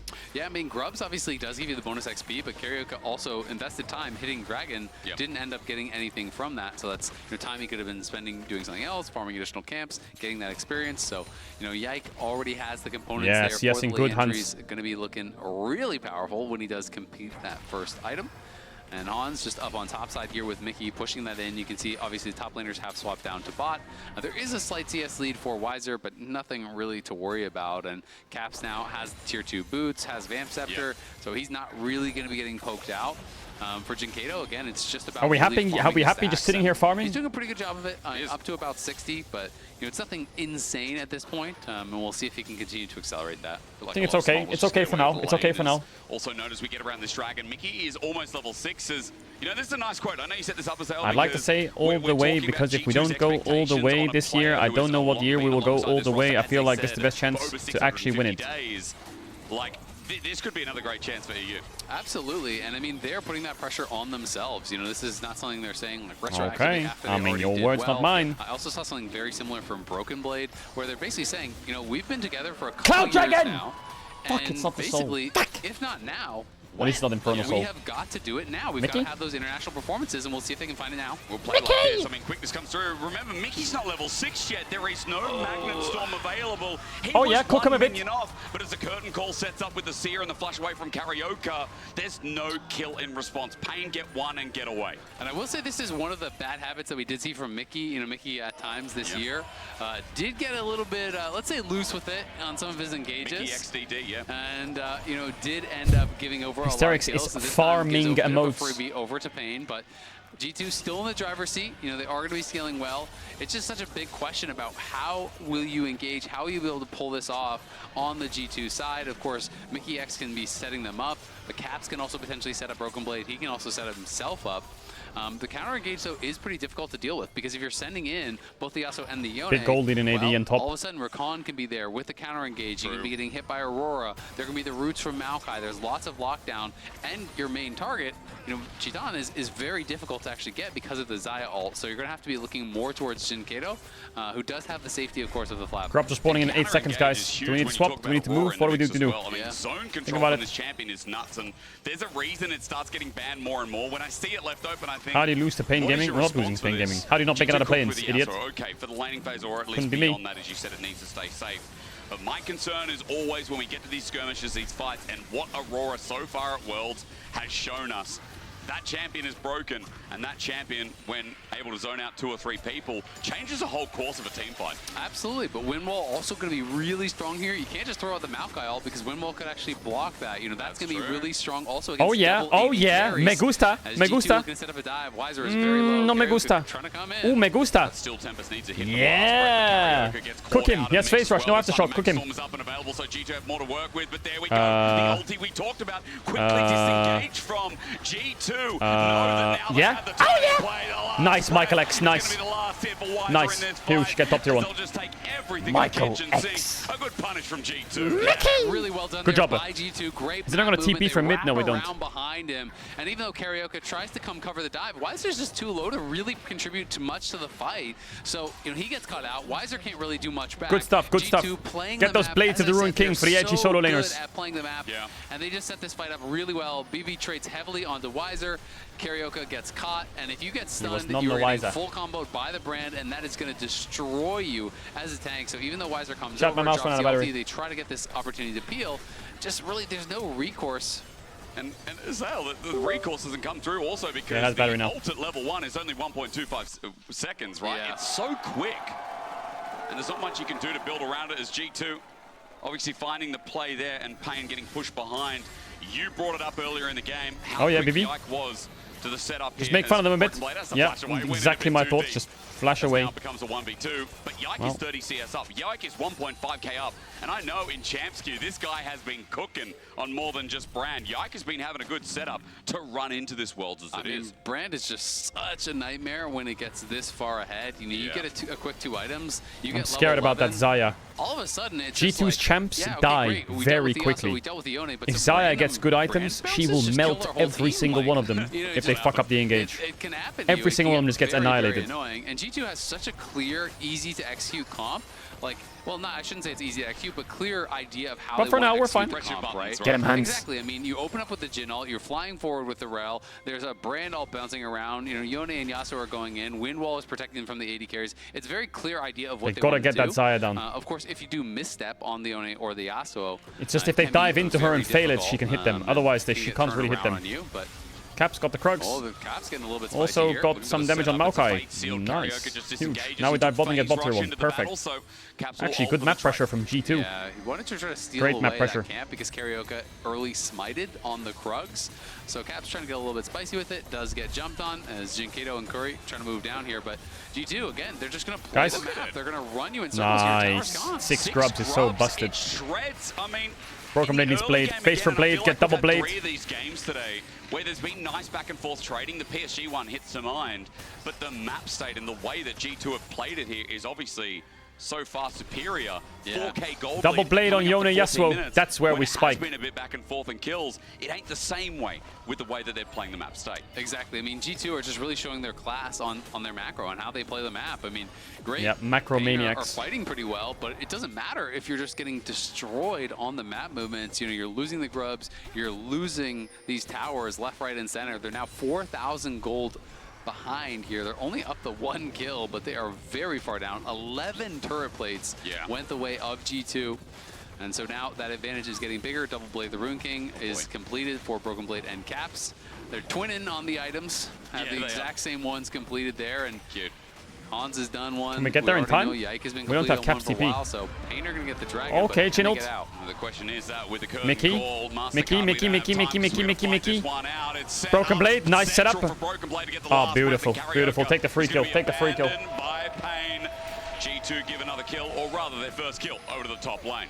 Yep, going to be able to grab that one, and G2 going to be feeling really good about it. Again, Maokai, your ult is really hard Fire to use. counters dress. If you can't actually force out the wind wall first, there's almost no value. I feel like Hansama has been really solid this game. You know, I feel like every lane he's been in, that lane's had push. Maybe it's because he's Jhin versus Xayah, but he hasn't really made mistakes in getting those pushes. Are actually really liking against comps like this where it gets a ton of value. Oh my God. And look at the trades. I mean, that's with Broken Blade taking a tower shot that he doesn't care about because he can just. Chat, don't overreact with 1 day of Souls. This is Cloud Souls coming tomorrow. It's just its day off today. 130 or so stacks. I mean, it's not bad. It had to fly NA's plane home. It's not enough. The wind is coming, trust me. At this point, it's the biggest question. Is the game still going to be going? Oh, they're going to commit to this. From Pain. TP play. You mentioned, Azale, that the commitment is there, Oi. but I'm a little bit worried. At least the ult comes through and Yike is caught out. Mega The dead. most fed member You got of his ult off, G2 though. is down. A Pyroclasm thrown TP. out on his deathbed, You have Caps TP if you want to fry someone. running afar. There's going to be no last Not gonna TP, just push. They have 6 grubs. It's not good if you have 6 grubs to get sucked into the degeneracy. It's better to just push. Right? This is the problem again. You're overcommitting. You're sitting 5 members down. If they got all 3 and they got the bot lane tower, great. This is the first Ocean Soul ever let us have 1. No, not allowed any. You're spending Flash Ignite on Curry. You're losing your mid lane tier 1. On Curry. You're losing minions top. You're Steven losing Curry. your Krugs now as well, as Caps is going to farm those away. Yep, So Krugs are sure, up. you got a kill, but you fell more behind in gold off the play at the end of the day. GG's early game here is a really nice setup. Coming in, we criticized it, and of course anyone who watched LEC all year would say that it was probably their weak point. Here against PNG, it has been a nice G2's macro looks good. Yeah, to the setup of their tournament. Yeah, I mean, they're definitely looking really good. I mean, G2, let's be honest, come into this big favorites. This is the LEC #1 seed. Favorites to win it all. There you go. Okay. Win it all against Pain Gaming, yes. Okay, thank you, Azale. I mean, Just give G2 a good draw. Who can they face? Give them FlyQuest. Fuck it, go on. Give them FlyQuest in the next round. We want to win the whole thing. We want to win Come worlds, on. right? And Pain, you know, they haven't even been able to make it to the Swiss stage in quite a long time. They did do it this time. It's a good deal, chat. NA fans, it's a good deal. G2 FlyQuest, one of us gets 2 wins. Hey, deal? Face each other round 2, deal? Stage, so they need to really step it up here. And they have got to No really deal. We don't need you. We're going to take on fights, LNG or some shit and win. We're not frauds. Skirmishes, but they've got to make sure that they're answering the map movements here from G2, or you can keep winning every fight, but you're going to lose the game. Yeah, slowly but surely, right? No deal. Goldbleed will keep track of. Top of your screen, you can all see it at home, but at least Pain have been able to get the Dragons. That's one thing in the back court. 2 minutes 10 till the third. They can start. You haven't won this game yet? There's Yeah, a we have. mixture of fans in the audience I can today, feel it. and I love it. I mean, G2 fans This game's always over. get a massive crowd, but Pain off the side still. Their fans are loud and proud, and you can see why. Loud and proud. To make it this far. I mean, it's been such a long ride for them. Yeah. And again, it was so well earned. It was a messy game, but against LLA, I'm not they were jinxing the shit. team that stood fast. A lot G2's better. fine. Yeah, no, absolutely. I mean, they know what they're did doing. They show know what up they're when doing. it mattered most, and have rightfully earned They know exactly their what they're spot doing. here. We'll see how much further they can go. And if they can try to claw this one back against G2, you saw that gold difference. And it's just been kind of up and to the right. Oh, yeah. That's just a couple spells. Wait, why are they doing this? Between 2 worlds and set up as Wiser has done a good ulti. Oh, yeah! Oh, yeah! Better. A last breath to send a world. Oh, Bibi's out! All the way Go to on, another bullet! universe. Bang! A curtain call it a night. And G2 It's fucking clean, chat. It's fucking clean. to take the fight. Yeah, Pain Missed trying that to clean. look for the engage there. It's a good initial look, but again, the wind wall just gets insane value. Mickey X is frying. It's what they are doing. My men's. And at the end of the day, they can't even finish off Broken Blade. He's able to flash Okay, out. Caps, what are we thinking? What are we thinking? Not having fun over Oh, there. yeah. It's Caps. The Caedrel combo. And Caps almost gets a solo kill. He's almost got that top tier 2 in isolation. While in a turret on the bot side, dead. Caps with another wave, gets top, and that's dead too. Mid wave You're against is Pain Gaming. It doesn't matter who we're against. We don't look at nameplates. It could be Genji, it could be Pain. I don't know who it is. In this debut. I mean, it's already been Where's just a Smurfing? master class here. You know, how they want to play the map. They're moving around. They're taking all of these camps away. They're taking the towers away. They're playing the map so well. So we don't play with nameplates on. Too, well, then there's not a lot going for Pain. And G2 showcasing that they can do just that. I know I'm looking 20 seconds on that Ocean Drake. G2 had the chance to do the funniest thing ever. Ocean Soul, first time for the Ocean Soul believers, and they do no dragons. They just go Nash on spawn. Because I feel like, again, come on, G2, do it they then. come through with good meta reads. I think, you know, G2 and Fly have obviously been a bit more adaptive as well in their drafts. But it's been good all the same. It has definitely been good. But you look at some of these teams that won today, there's not a lot of easy draws. And it does always become that funny situation. That's fucked up. FlyQuest is sitting there and they're like, well, if G2 wins, I'd really like to draw G2. And G2 is sitting there and saying, well, I'd really like to draw FlyQuest. And both teams kind of end up wanting to play against each other. Okay, one Drake. G2 will give you one Drake. One. Do you want to play against Genji? You can have one Ocean Dragon. What a choice. You know, it's really rough out there. As long as G2 doesn't get Genji, HLE, Top Esports, BLG, you know, both FlyQuest and G2 or LNG, they're fine. Of teams from play-ins because they were #1 seed, so that's kind of the benefit that they got. They're fine. And it does mean you get a game it's going to kind of ease you into the competition a little bit more, but then it's a very steep jump in competition because as Swiss Stage works, FlyQuest. if you're 1-0, you only play another 1-0 team, and those are all beasts. And there's no rematches. Remember, unless it's mathematically impossible that you have to have the rematch, but we're assuming that choice won't come up, that chance won't come up, and no rematches is also very big, depending on how Pain goes, depending on teams like how GAM goes as well. If things go rough, it ends up being a 1-1, then you won't face There's an 11% chance that they get FlyQuest. Yeah, well, I had a 96% chance to make playoffs, and I didn't. Stats are useless. It either happens or it doesn't. It's 50-50. There's no such thing as a stat. Getting the Ocean Dragon. So Pain needs some kind of wombo, some kind of dream in this game, some kind of smolder stacking miracle as he gets the execution, that they can fall back and find some gold back in this final game of the day. Yeah, I mean, it's going to be tough because even if he gets the stacks right now, then you really are still waiting for rapid fire. Can they force Nash? Nash? So much threat over on the G2 side that it's like, don't you okay, co-own a if you're stats even website? on gold or you're a little bit ahead on gold for Pain, then it's very tough to execute for G2 because they have to be so perfect to be able to pull it off. Do anything? But when you're, you know, closing in on an 8,000 gold lead this early on, and they're probably going to get the Baron here as well. Well, then you are really G2, let's do the thing where we don't throw a Baron. Thoughts and feelings? Ward and Trouble might be the middle name of G2 as they look for a turn. They fake take it, or rather fake start it and walk away. We got good bot pressure though. Good start. Yikes, eat those berries. They're always overloading because they feel that they're behind, so they're saying, okay, we're behind, we need to group and get a man advantage. And G2's saying, great, we're not going to fight you. And they're just going to take things in the side lane. Nice, Hansama didn't go Mosquito build. He went static into IE. Pain feels we can't win an even man fight, but we can't actually be able to get a fight, you know, so it's like really difficult because they just send 5 members to one side. G2 takes more of an advantage in the side lane, they get nothing from it. And it's just kind of rinse and repeat this entire game. Chat, you're all cute. Here's a big kiss. Willing to go to those side lanes. And, thanks for being in the stream, I appreciate you. It's push and pull, and especially with 2 items as well. For G2, they are shredding these we waves got lots of worlds to come. Lots of it. The same as well, by the way. So Broken Blade with the Stride Breaker second. A lot of chase, a lot of sticking potential here for the solo laners of G2 as they just return back to it. As we you don't said, hate you. We just do it again. Look at where Caps is back. With the teleport available, he goes to bot. PNG now have to be here to be around the Baron. But G2 aren't going to start it. They're just going to go la la la. Exactly. I mean, you just keep putting pressure on it, right? If you clear all the vision and Pain aren't respecting the Baron, you start hitting the Baron. You don't have to commit to it. If they ignore double it, you stride take it breaker. For free. That Zaya ain't moving. If you then get found out, you can Pyre just down. keep it leashed until they the 3 seconds slow on both of them. TPs, or they overcommit, you can either look for a turn, or you can just take that win of getting the teleport out of Yone ulted onto Aurora. Little thing.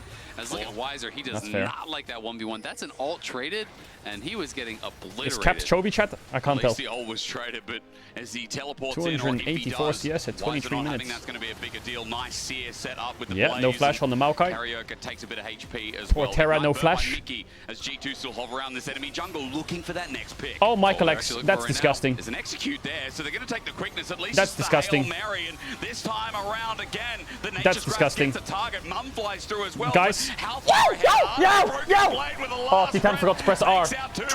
Wait! Jinkieto flashes out. He's trying to kite around. Hey, any helpers? Mid smolder and a shutdown to boot. Jinkieto's alive for now until Caps rocks on up. Guys, was machen wir dann? Left of G2 is the best you can What's Michael X doing? Pain was so far behind. Caps, you can't solo that. Yeah, it's gonna help you out. Do you have the damage? I mean, you have a lot of damage. But I don't know if you can kill it though. My guy, what happens if a Wawa walks up? Long for this world, EQ? Do you have ult? There's so much damage. You don't have ult, but you cook his ass. Boom! The wrath of Caps. With another one. And G2 sitting there confidently is a great Mickey, start. It wouldn't be a G2 game without a Mickey moment. Off the Baron, and Corey's able to get vision of that. Cool stat that I was curious because What's the stat? I didn't Mickey remember ever seeing feeds once Yone per game? and Yasuo together, in a game. The stat team did check and confirm. It's the first time Yone and Yasuo has ever been played together internationally in League of Legends. Wow. So definitely cooking here on the G2 side. Not that we needed that stat to confirm it, but it is cool to see they're the first team to ever actually bring it out internationally.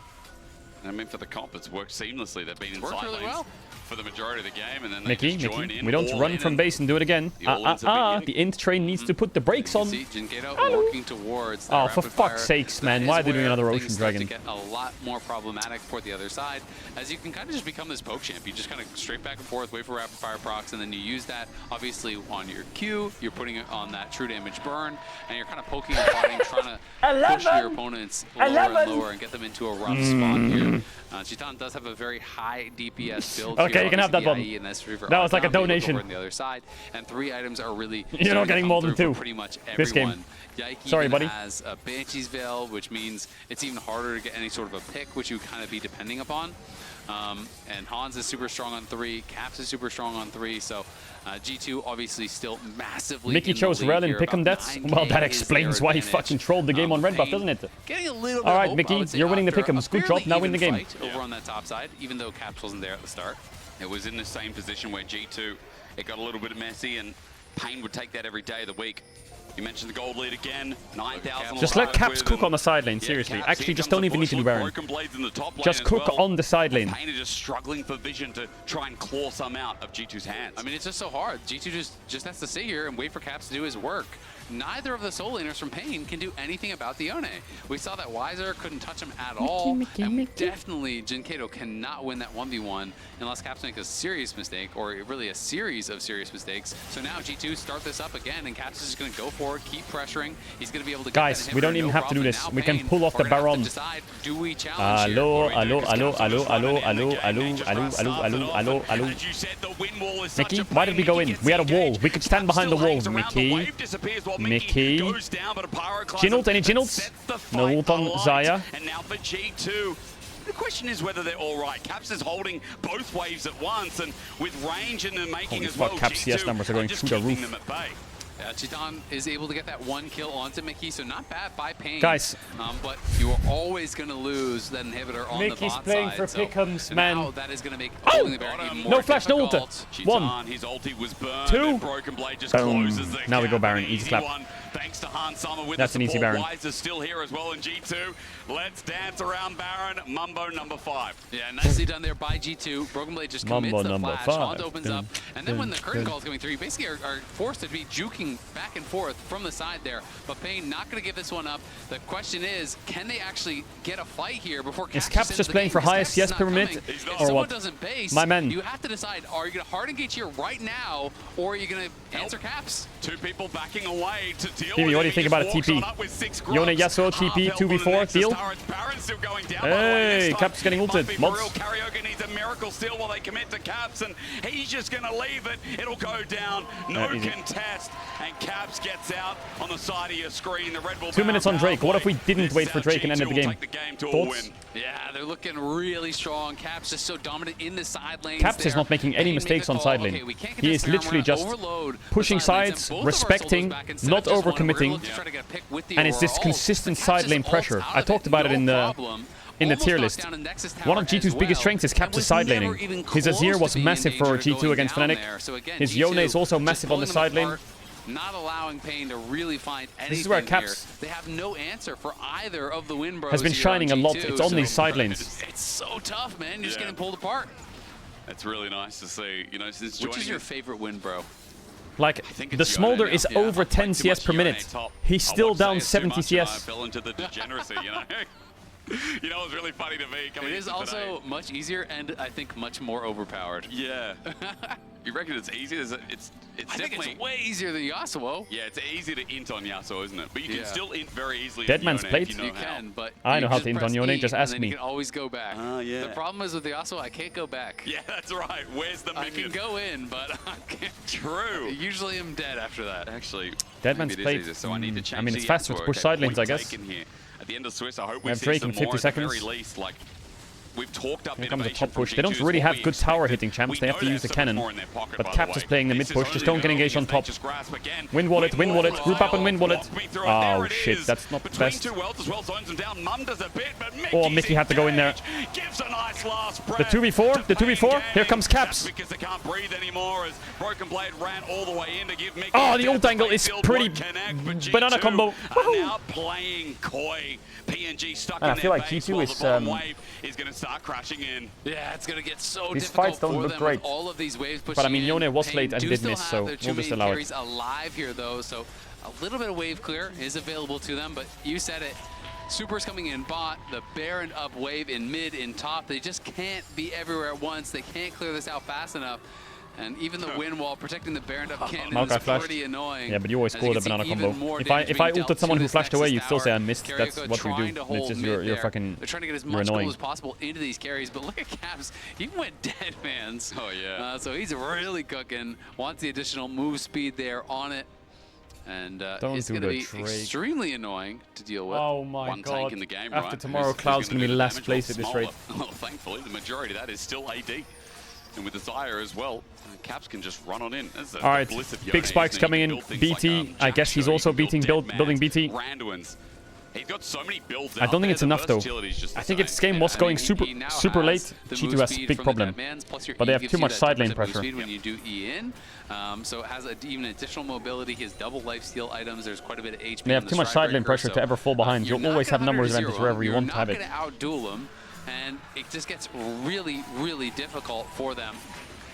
G2 playing it slow and steady, but definitely Oof, have been they're in playing it a full bit too control slow of this for my one liking, for though. a very long time. That's why I was excited before. Fly the same last game. G2 There is a the world same where this Pain game, wipes them although and gets a very Nash and the different game's games and over. very different compositions. Because It they just feels can't like progress the first game thing now, that we do G2. in They NA can't. They can't come take mid or into top today tier so 3, I think. well-prepped and, like, Unless they no dive. overforcing. We like to see it. Yeah, and I mean, I think that's some of the most fun parts of Worlds is you can have two teams that And I are don't obviously think they should very dive. good teams, but play Smolder's ramping up. He has completely differently, right? And I think that 350 showcases stacks. the depth of the game, of Like this League. Brand is And then one you shot get in a to the Maokai Worlds, ult you get to see these with teams Smolder. match up potentially, Rapid fire and cannon kind ult. of have this clash of styles, right? You know, which style Like, is don't better, which underestimate strat how is better, strong which Pain game's getting. player is Like, this better. gold These is... are the fun things It's obviously a big about deal, but Worlds, getting to have some of Pain's those getting questions really answered. strong. And it's just great to watch. It really is, especially when they're performing well. G2 moments away from moving up to the 1-0. And They can't progress the game until Baron. Swiss draw comes in right after our broadcast today. Yeah, Swiss draws after this chat. You sit there and you're like, what's going to happen next? Ever since we brought this format in, I have been I mean, they could get bot tier 3 again, bot in him again, draws but... also make it so much more fun. It actually makes the end of the day one of the highlights of the day, right? Like it makes it really exciting. Smolder got BT, he has 4 items. Like, if you actually think about it, he's down 2.1k gold. But Yone has 4 items as well as him. And especially if you Caps might be sitting on a bit of gold and his items are probably a little more expensive, but I mean, the Smolder has 360 stacks. What Mickey the all fuck? inning on this. Now, Chitan has his ulti and flash available, but they just wanted to Wait, pull it it worked. out. Ignite is so strong, and the What? false It shot worked. would be even stronger. Curry needs to protect Chitan. Oh! What? From the Secret What? Service or what? That was a shot, that's game over. That was an insane shot. Oh, this guy's trolling too. Perfect, game's over. GG. What a shot by Hansama. What a way to end the show as Jinkietto finds Mickey. It might not be over for Pain for now, but the Fate sealed into the back. Gets wiser. Caps with a beautiful Yeah, we're fine. knock-up. The Fate indeed We're sealed fine, in we're fine, another we're fine. way as We're fine. Hans in style Holy fuck, comes Hansama, out that with shot our was kill. crazy. Absolute hitman. TP to end here as Caps, or rather, Broken Blade Bend the walks bullet. towards the Nexus turrets. Yeah, G2 have been splitting the map. We'll take it, we'll take it, we'll take it, we'll take it, we'll take it, we'll take it, we'll take it. Easy win, we'll take it. It's a clean entrance. We'll take it.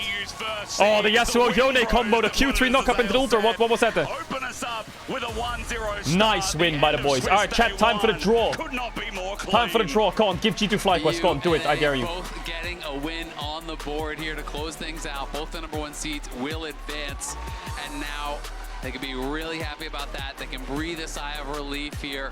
First step on the road here is done for G2, and they can look forward now to the draw, to finding out who their next opponent is.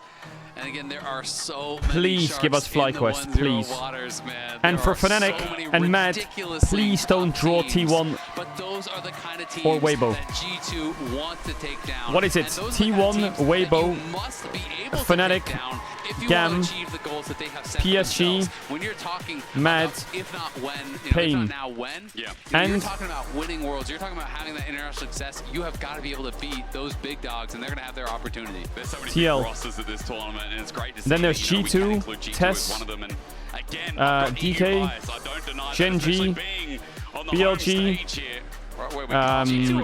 LNG, HLE. To love that team. It's nice because again they pull out drafts like this, and you go, well, we just So had a G2 top in their debut game wait. in Swiss. Have I fucked this up? And FlyQuest, yeah. yeah. Had, you know, a lot of merit to it as well. Yeah. G2 needs FlyQuest. Fnatic needs Gam, Pain, or PSG. And Mad needs Gam, Pain, or PSG as well. We need TL to get T1 or Weibo. TL, listen, love you guys lots. We're going to have to sacrifice you just this time. Just one time, we'll sacrifice you one time. Only one time. Only one time, we sacrifice you. Listen, NA fans, I get it. I get it. You're upset. You're upset. It's a we tournament, okay? It's not a day tournament. We're a region together at this point. Listen, just tank the bullet for Weibo T1. We'll owe you later, I promise. We'll owe you later. We'll get you later. We'll get you later. Trust me. I promise we won't let you down. Deal? Take the Weibo T1 bullet. Do it. You have to have a great understanding of how to play the matchups, of how to play the map, how far is too far, knowing your limits exactly, so you're not just getting picked off inside lanes. I swear, when you're 0-2, we will do everything in our power to watch you lose the third game. But we will win the tournament for you. But the fact that Caps as well was All right, playing do the a draw. clean game, well, a clean enough game, right? I feel like in the end they were Oh, we got kind an of interview playing first. around and seeing what could stick, as well as, you know, Broken didn't Blade. die. Another good performance. That's clean. Okay, yeah, you're right. Sorry, I'm thinking of the other win, bro. One death. Yeah, one death. Shame on you, Broken Blade. Shame What on were you doing? And Come on. I should talk out Mickey, because Mickey again sees a play, he's like, yeah, I'll take Bam, that. bam, bam, bam. Absolutely. But I mean, he was setting them up for success, had a great engage in those final moments, to be able to set up for some of these ultis here from Broken Blade. Well, I've been told that we've got a Verizon post-game interview on the stage with the man himself. Yay, welcome back to the stage for the last interview of this Swiss Day 1 Top Father. Thank you so much for joining me. Great game, stable, everything. How do you reflect on what happened? What grade would you give yourself if you had from 0 to 10 from the game you played today? I mean, I would say a 10. Okay. Nice Humble. victory, nice. Yeah. But there's a 10 with improvement still in sight. Always improvements. But I had a lot of fun playing this game, playing the brothers, you know, Yasuo. I know. Was very fun. Me and Caps, especially in later stages. I also think Yike played amazing today. So. Yeah, great job from everyone, honestly. Did you know who was going to play Yone and who was going to play Yasuo, or did you just flip it? I mean, you never know in G2 who plays what. But in this case, I was like, oh, probably I'll play a little bit of Yasuo today. So it was nice, was fun, was very fun actually. I didn't expect myself to play Yasuo for the first game. So. All right. Any other things that you have planned in terms of pick, any spicy picks? I know in-houses have been fun, but I know that in-houses, more often than not, they don't look like scrims. But anything weird that you prepped for Worlds, does the meta allow it? I know you can't say champions' names, but... I mean, there's always something I prepare to win. Also to be creative, I think that is the beauty of my career, my playstyle. I really like to pull off something that is unusual and also make it work. Yeah. So yeah, maybe, but I can't promise anything, of course, and I also can't leak, right? Let's not disclose anything. We'll keep this for later. Camille mid, I'm telling you. I want to follow up on the honestly, amazing interview you had with Dom and the rest of the crew, letting a lot of stuff that we didn't know about G2 actually, about the summer that you guys had, about the fact that you were not on the same page, that some players were feeling a bit low. When you think about this and what happened at Worlds last year, and the fact that you don't want to have this run ever again, you want to have the best, you want to make the best out of the situation you have. What have you guys been working on to be on the same page, to peak at the same moment, and to come ready for Worlds this year? I mean, for us, the biggest thing was matching against the Eastern teams when it comes to mid-game. I feel like when you look at Worlds, a lot of the times, a lot of teams get advantages in early game against the Eastern teams, but then they like lose out in the mid-game. You know, the team fights are less clutch and the macro is less good. And I feel like this year we've really been improving that. So I'm really excited to playing them again. I think in MSI we showed the difference good between performance, NA and EU is we want T1 and you guys want a cupcake run. Never compare us to you soy cucks. Something that we hear about G2, of course, Worlds being back in Europe, you think about the 2019 lineup. You were not part of it, but you have two players who were part of this lineup. This is what happens when you poke the bear enough. Everyone keeps on thinking Just about what happened in completely 2019, unleashes. the fact that there's hope for Worlds, there's hope for Europe, and there's hope for I want G2 to play this year. against today! What is the weight of this legacy? What is Then we'll see how who's heavy the is this soy. legacy of this G2 2019 lineup when you come into Worlds this year? I want to eat you. G2 2019, I wasn't part of that Yeah. story. And G2 2024 is a story that I want to create where we win Worlds. So yeah, that is basically how I think, how I believe, what I want to make happen. And I think everyone in the team is aligned on this. This is our goal and this is what we want to achieve. Make them believe. That's what World says. Vivi, thank you so much for this interview. Amazing as always. Last question for you. We're going to have the draw show in just a few minutes. Who would you He's going like to say, to I don't face care who to tomorrow, play if against. you He's could going to say, I choose? don't care. We have Bilibili Gaming, Top Esports, Genji, D+, Kia, LNG, Hanwha, FlyQuest. I would like to draw FlyQuest. FlyQuest. Yeah! NA versus EU. Yeah, why not? He's just I mean, all the teams are way stronger, Love right? You have some to think. rivalry. Thank you so much, Vivi. Good luck tomorrow. Good luck Come for on, the give me the draw draw, as give me the well. draw, That's all give me the for us draw. here on this side of the stage. We'll be right back for the draw in just a few minutes. Give me the draw. Now! Break. Is there? Me? We're the break, No? I think. I We think. just keep talking. Chat, don't forget, quick thing. You can go to CaedrelWorldsGiveaway.com and you can check out all the prizes you can win from Genji, Damwon, T1, Fnatic signed jerseys, the 3,000 euro gaming PCs, the monitors, the headsets, the buds, the earbuds, the chairs, the Riot stuff, the cameras, the everything. Really easy to enter. Check it out, exclamation mark giveaway. You get a full series win of Dylan! points off of just a best of one, so I feel like the value is pretty good. I wouldn't mind playing FlyQuest. Also, the EU NA thing is always give a us special. FlyQuest. That's compelling. I need it. Give us FlyQuest. But I don't know. It's a very high variance draw, so it's very different based on who you get. Yeah, it's crazy. How happy are you today with the performance of the brothers? I like the double brothers Yasuo Yon double samurai comp, very G2-esque. We played it like a bunch of times throughout the years, actually. Yeah. But usually it's the other version. Usually it was actually Caps on Yasuo and BB on Yon. So this was our first time with Caps BB version of G2 where we did this one. And you know, we already asked you off air, but what do you prefer? For this meta right now, I think both of them are probably more practiced and better at these particular champions. I'll say that. How'd you So like you the mean Mac? the way it was today? Yes. Yeah. Okay. That's a thumbs up. That's a thumbs up. Right. How'd you like the team's macro? Because this is like, as El mentioned it, it's like the truest kind of form of a split push win as you guys are just knocking on their nexus throughout the game. Yeah, so anyone who's watched us a lot in Europe probably has known we play a lot with Caps on side lane this year. He played a lot of split push champs. He's always pressuring to end the game, pressuring on inhibitors. We've grown quite accustomed to playing that way, so a Fed Yon is like one of the best to do that. So yeah, it really fits our playstyle. Worked out really well this game. Hopefully we can replicate it in future games. Guards. Talking about replicating, you know, there's always that question when you play a comp like this and when you approach it in a certain way and you say it. I'm sure that everyone who you're going to play knows that he likes to play this way. Is there a pitfall of you going into a game and knowing this is exactly how I want to play, and then maybe in the mid game it falls apart and you're up versus a team who is maybe even better at macro or perhaps a team fighting? So like, I think sometimes the side lane comps are a bit weaker in teamfight. If you have a Fed Maokai playing front to back in a pure 5v5, the brother's probably not as strong as when he's threatening to end the game. So I think that's one potential weakness. Also, you need to be very crisp on your movement, right? As soon as, if Caps gets caught and dies on side and they just TP to Nash and take it, that can be another way you can lose. So it definitely, you need to be used to playing this way, but we like it. Seems to work for us. Yeah. Yeah, these are very fun comps to watch as well. Probably very fun comps to play as well. And I'm wondering, not so much from a gameplay perspective, but more from a mentality perspective, how are the boys doing coming into this world? Because usually G2, they play quite well when they're having fun. So what's the environment like, having it in the studio and just everything being day-to-day for you guys? So it being here in Europe, I think helps a bit.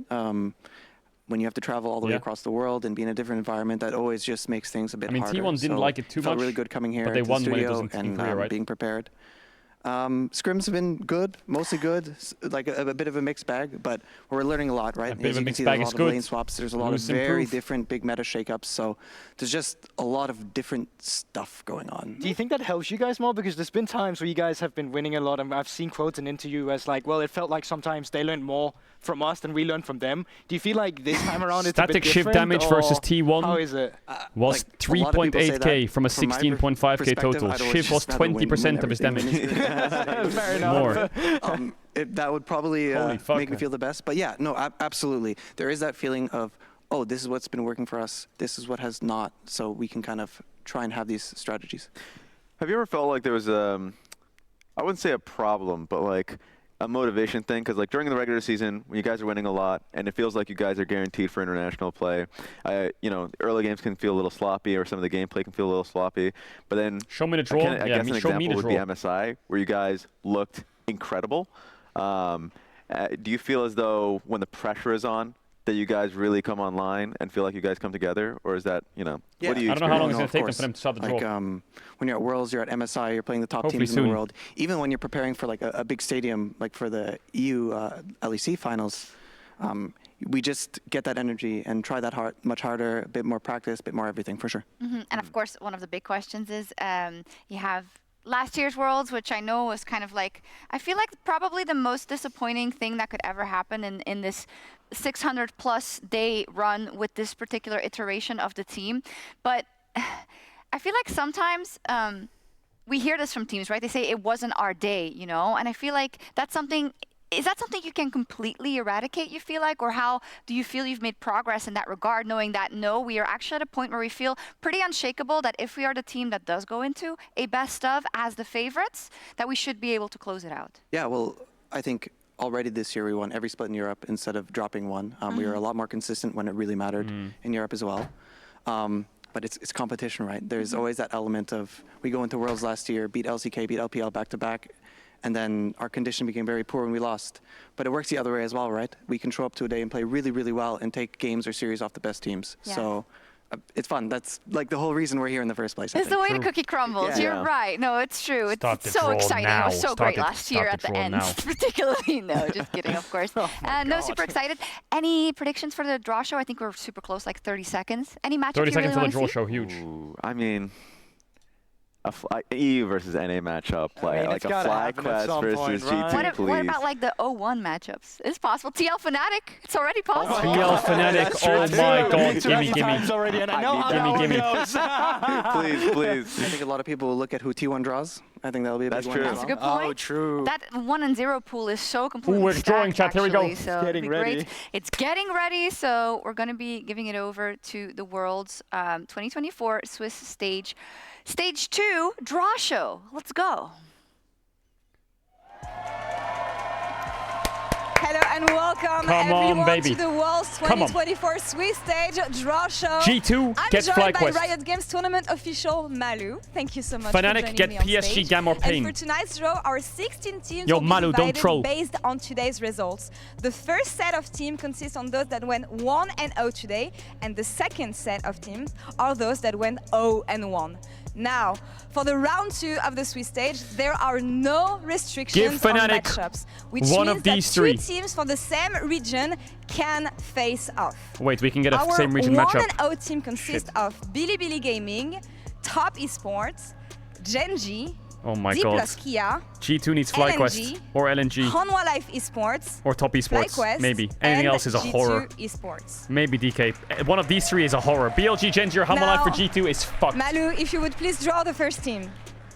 Like, FlyQuest would be a blessing, but anything else, just don't be Hanwha Life. Don't be Genji. Don't be BLG. Who is it? G2, oh my god, we're first.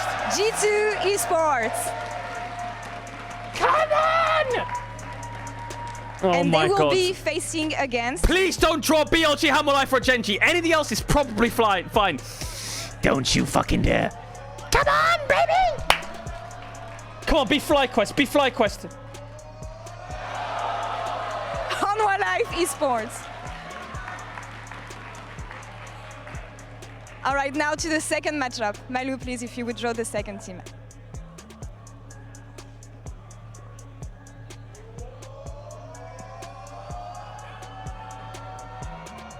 DK! Come on! Kia. Give us FlyQuest! Give us FlyQuest! We'll do the job. 2-0 DK And first they will 2 be days. facing... Don't be BLG or Genji. Please be FlyQuest. Come on! Come on! FlyQuest, come on! Don't be Genji or BLG, please. Yes! FlyQuest! That's pretty good! That's pretty good! And now That's for the pretty third good. matchup, Malu. Come on, Genji BLG round 2. Actually, no, my pick'ems. Don't do that. Who's that? Is that Genji? Genji. Give them LNG. Give them LNG for my pick'ems. For the pick'ems. Now LNG. let's draw Genji's opponents. Don't be BLG, please. The pick'ems chat.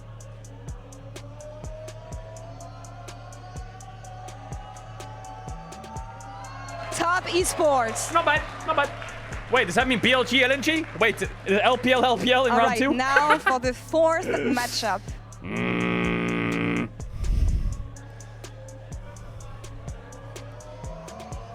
She drew LNG. I'm just getting out my bad karma. Bilibili Gaming. Okay, Damon FlyQuest is kind of sick. I And like they that. will be facing... Oops, I leaked it.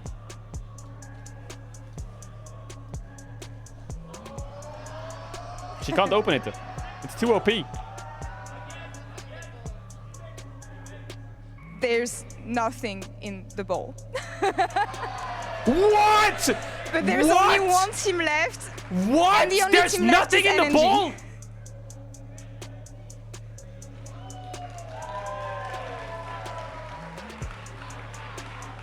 That's gotta be a redraw, or?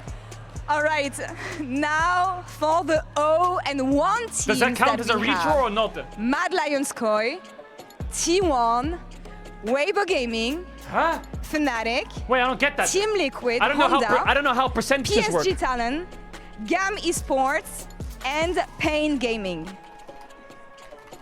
Now, Malu, would you please draw the first team? Does it matter or not, chat? I don't get it. If there's something in the ball, probably not, right? GAM Esports. I don't know And how they will be percentages work. facing I guess it up doesn't, right? against- It's like Schrodinger's ball. Oh, come on, give us Fnatic now! There's nothing in that ball either! What?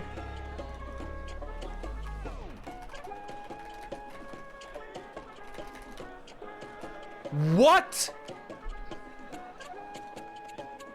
All right. You're lying. We're gonna take a quick break in the draw here and send it back to the desk for a bit. We'll be back soon. What?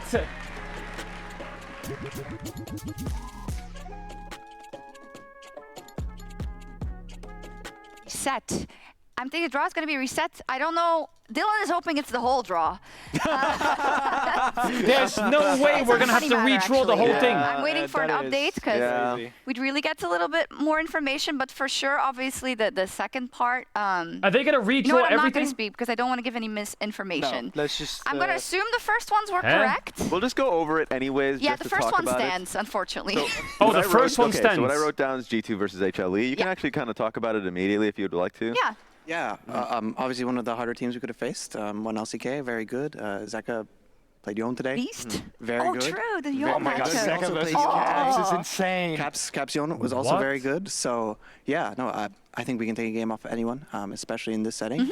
But yeah, it's definitely one That's of the harder such a hype matchups. matchup, actually. I think they will Really keep cool. There pool was an 1, interview chat. with They will Zeka as keep well, the where first player pool. he really wanted to play against was actually Caps as well because he's been here for so long. But they and I won't think keep the second in pool. terms of player profile, these are two incredibly clutch mid laners when it matters, right? And I think with a champion pool that also sometimes require a bit more mechanics. I think just from a mid lane perspective, this is such an They're incredible gonna redo the second pool. Maybe not for you right now, but I feel like as a viewer and a fan, like that is really sick seeing. Bro, like one ball, I don't mind, but two balls? Wait, how many balls had nothing in them? 0-1 team, so we're just getting that set up as our 1 and 0. Chat, I think pool 1 is fair. It's fair. Even if LNG had a thing or not, it doesn't matter because it's the last ball. That does mean that we It's only if it was like if it was the second to last ball, it's a problem. But because it's the last ball, it's fine. Genji Tess, D+ versus Fly. What do you think about that? The D+ versus Fly? One ball, last ball doesn't change anything. I'm pretty happy about that overall. But obviously the second ball of the second draw does matter. From perspective, I think D+'s games, especially Chat, why does Broken Blade writes GG? Why do they look like a minion wave? No joke.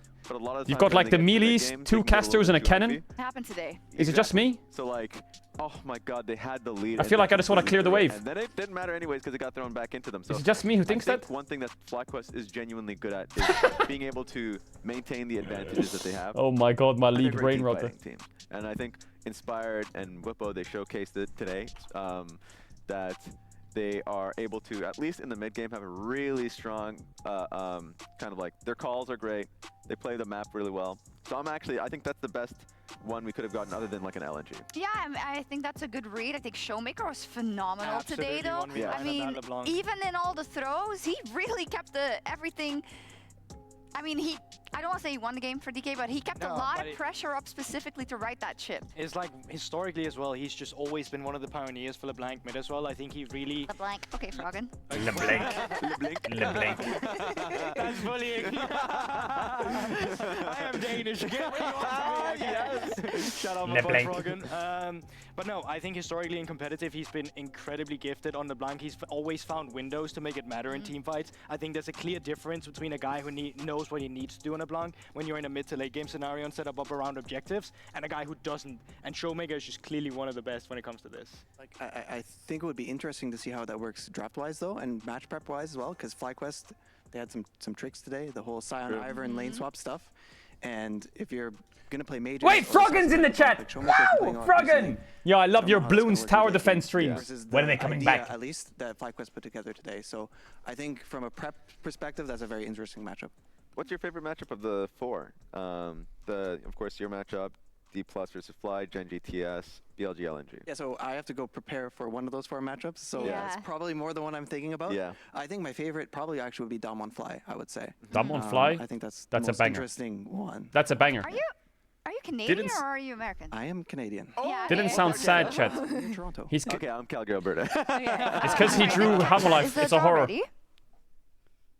In 10 seconds, perfect. Okay. The draw's ready so again. Okay, let's try that again. Redraw, or draw rather, for our 0-1 teams. Take it away, Laura. Chat, it's not the pool. It's not Malu's fault. Back on stage now. It's not her fault, bro. She's just drawing. Validated the upper bracket, and we're gonna reset completely for the lower bracket and the 0-1 teams. Sorry about that, Malu. If you would please draw the first team. All right, we're back. Okay, now. What do we got? Okay, the ball has something in it. We're already off to a good start. T1! Okay. Please draw Team Liquid, come on. Please draw Team Liquid, please. And they will be playing Please against... draw Team Liquid, come on!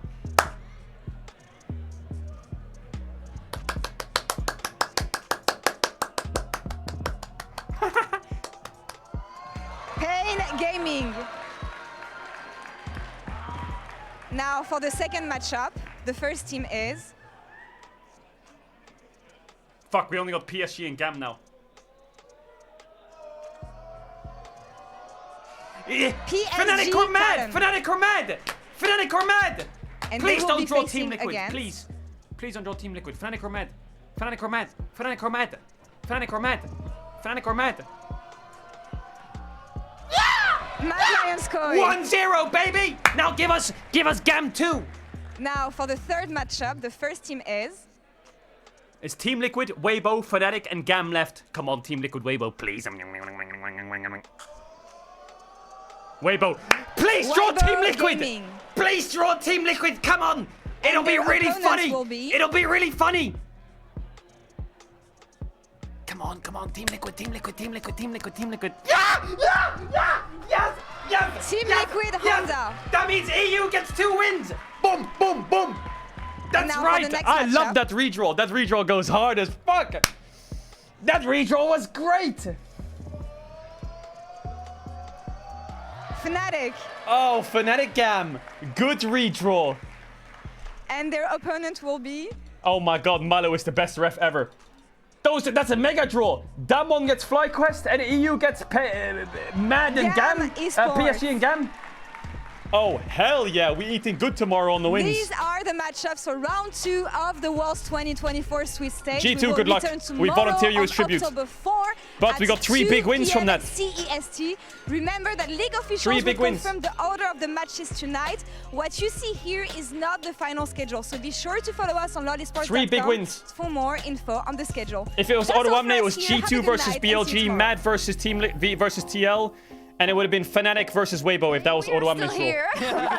We could all say goodnight to you as well. No, okay. Thank Just fuck to he's not explain, here. this is going out to everyone, right? So it's not because we're still here that everyone's still here. You know, perhaps another broadcast. We're not center of the universe, especially not as EU at Worlds. Let's talk about the second draw. T1 Pain. That's pretty good. That is pain. It's literal pain. They're being put through the ringer. Chat, I'll say it one more time. Don't forget CaedrelWorldsGiveaway.com. That's pretty cool. Big pace there. If you want to win signed jerseys of Damon and Gen G and Fnatic and possibly T1 as well with a big setup, monitors, headsets, all that stuff. I hate to plug this shit. T1 or Weibo, I think, are kind of the trickiest ones, if we're honest. Yeah. They got a tricky one. And the Fnatic Gam, and you reminded us, GB, that Dylan was actually present for if the Fnatic don't win that tomorrow, Fnatic Gam situation. What happened there? It's a horror. 2017, nobody in the world. Please no TL versus Weibo. Please no TL versus Weibo. Please no TL versus Weibo. Give them Fnatic. Give them Fnatic. Give them Fnatic. Give them Fnatic. Or give them Gam. Team Liquid Honda. He did my thing with the thing. Their confidence is probably shook after today, and we know that when it wavers, it crashes, man. Yeah. Because that game versus D+, I don't know if you caught it. Chat, all right, I'm gonna call it. I'll see you guys tomorrow for Worlds. We got 8 more games tomorrow. Monster pace tomorrow. I will see you there for it, okay, chat? I'll see you there for the monster pace tomorrow. Make sure you're there. Shout out to all the lurkers, the bidders, the gift to the shadows, the summers. Yo, Raiko, I see you. Good night, man. The bidders, the gift to the shadows, summers, donors, resummers. I'll see you guys tomorrow morning for the Giga Pace. Same time. 8 more games.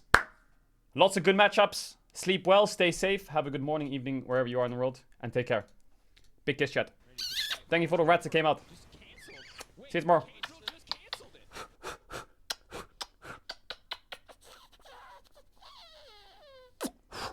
Pog, let's go, man. See you later, chat. See you tomorrow.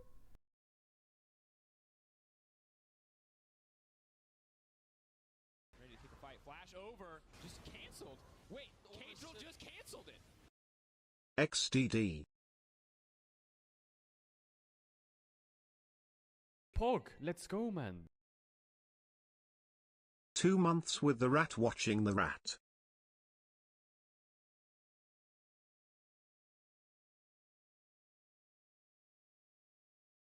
Ready to take a fight. Flash over. Just canceled. Wait, Caedrel just canceled it.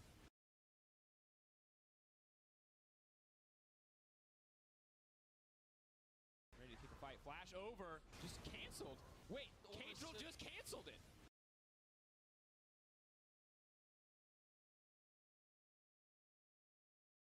Ready to take a fight. Flash over. Just canceled. Wait, Caedrel just canceled it.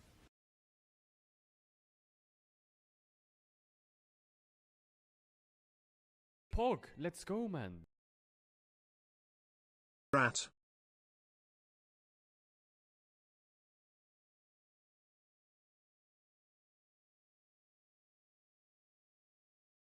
Ready to take a fight. Flash over. Just canceled. Wait, Caedrel just canceled it.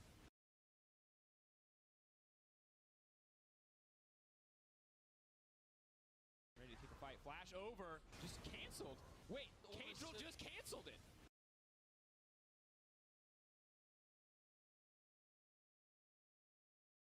Ready to take a fight. Flash over. Just canceled. Wait, Caedrel just canceled it.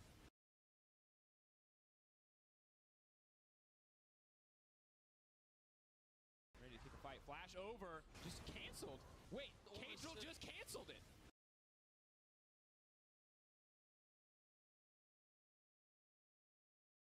Ready to take a fight. Flash over, just canceled.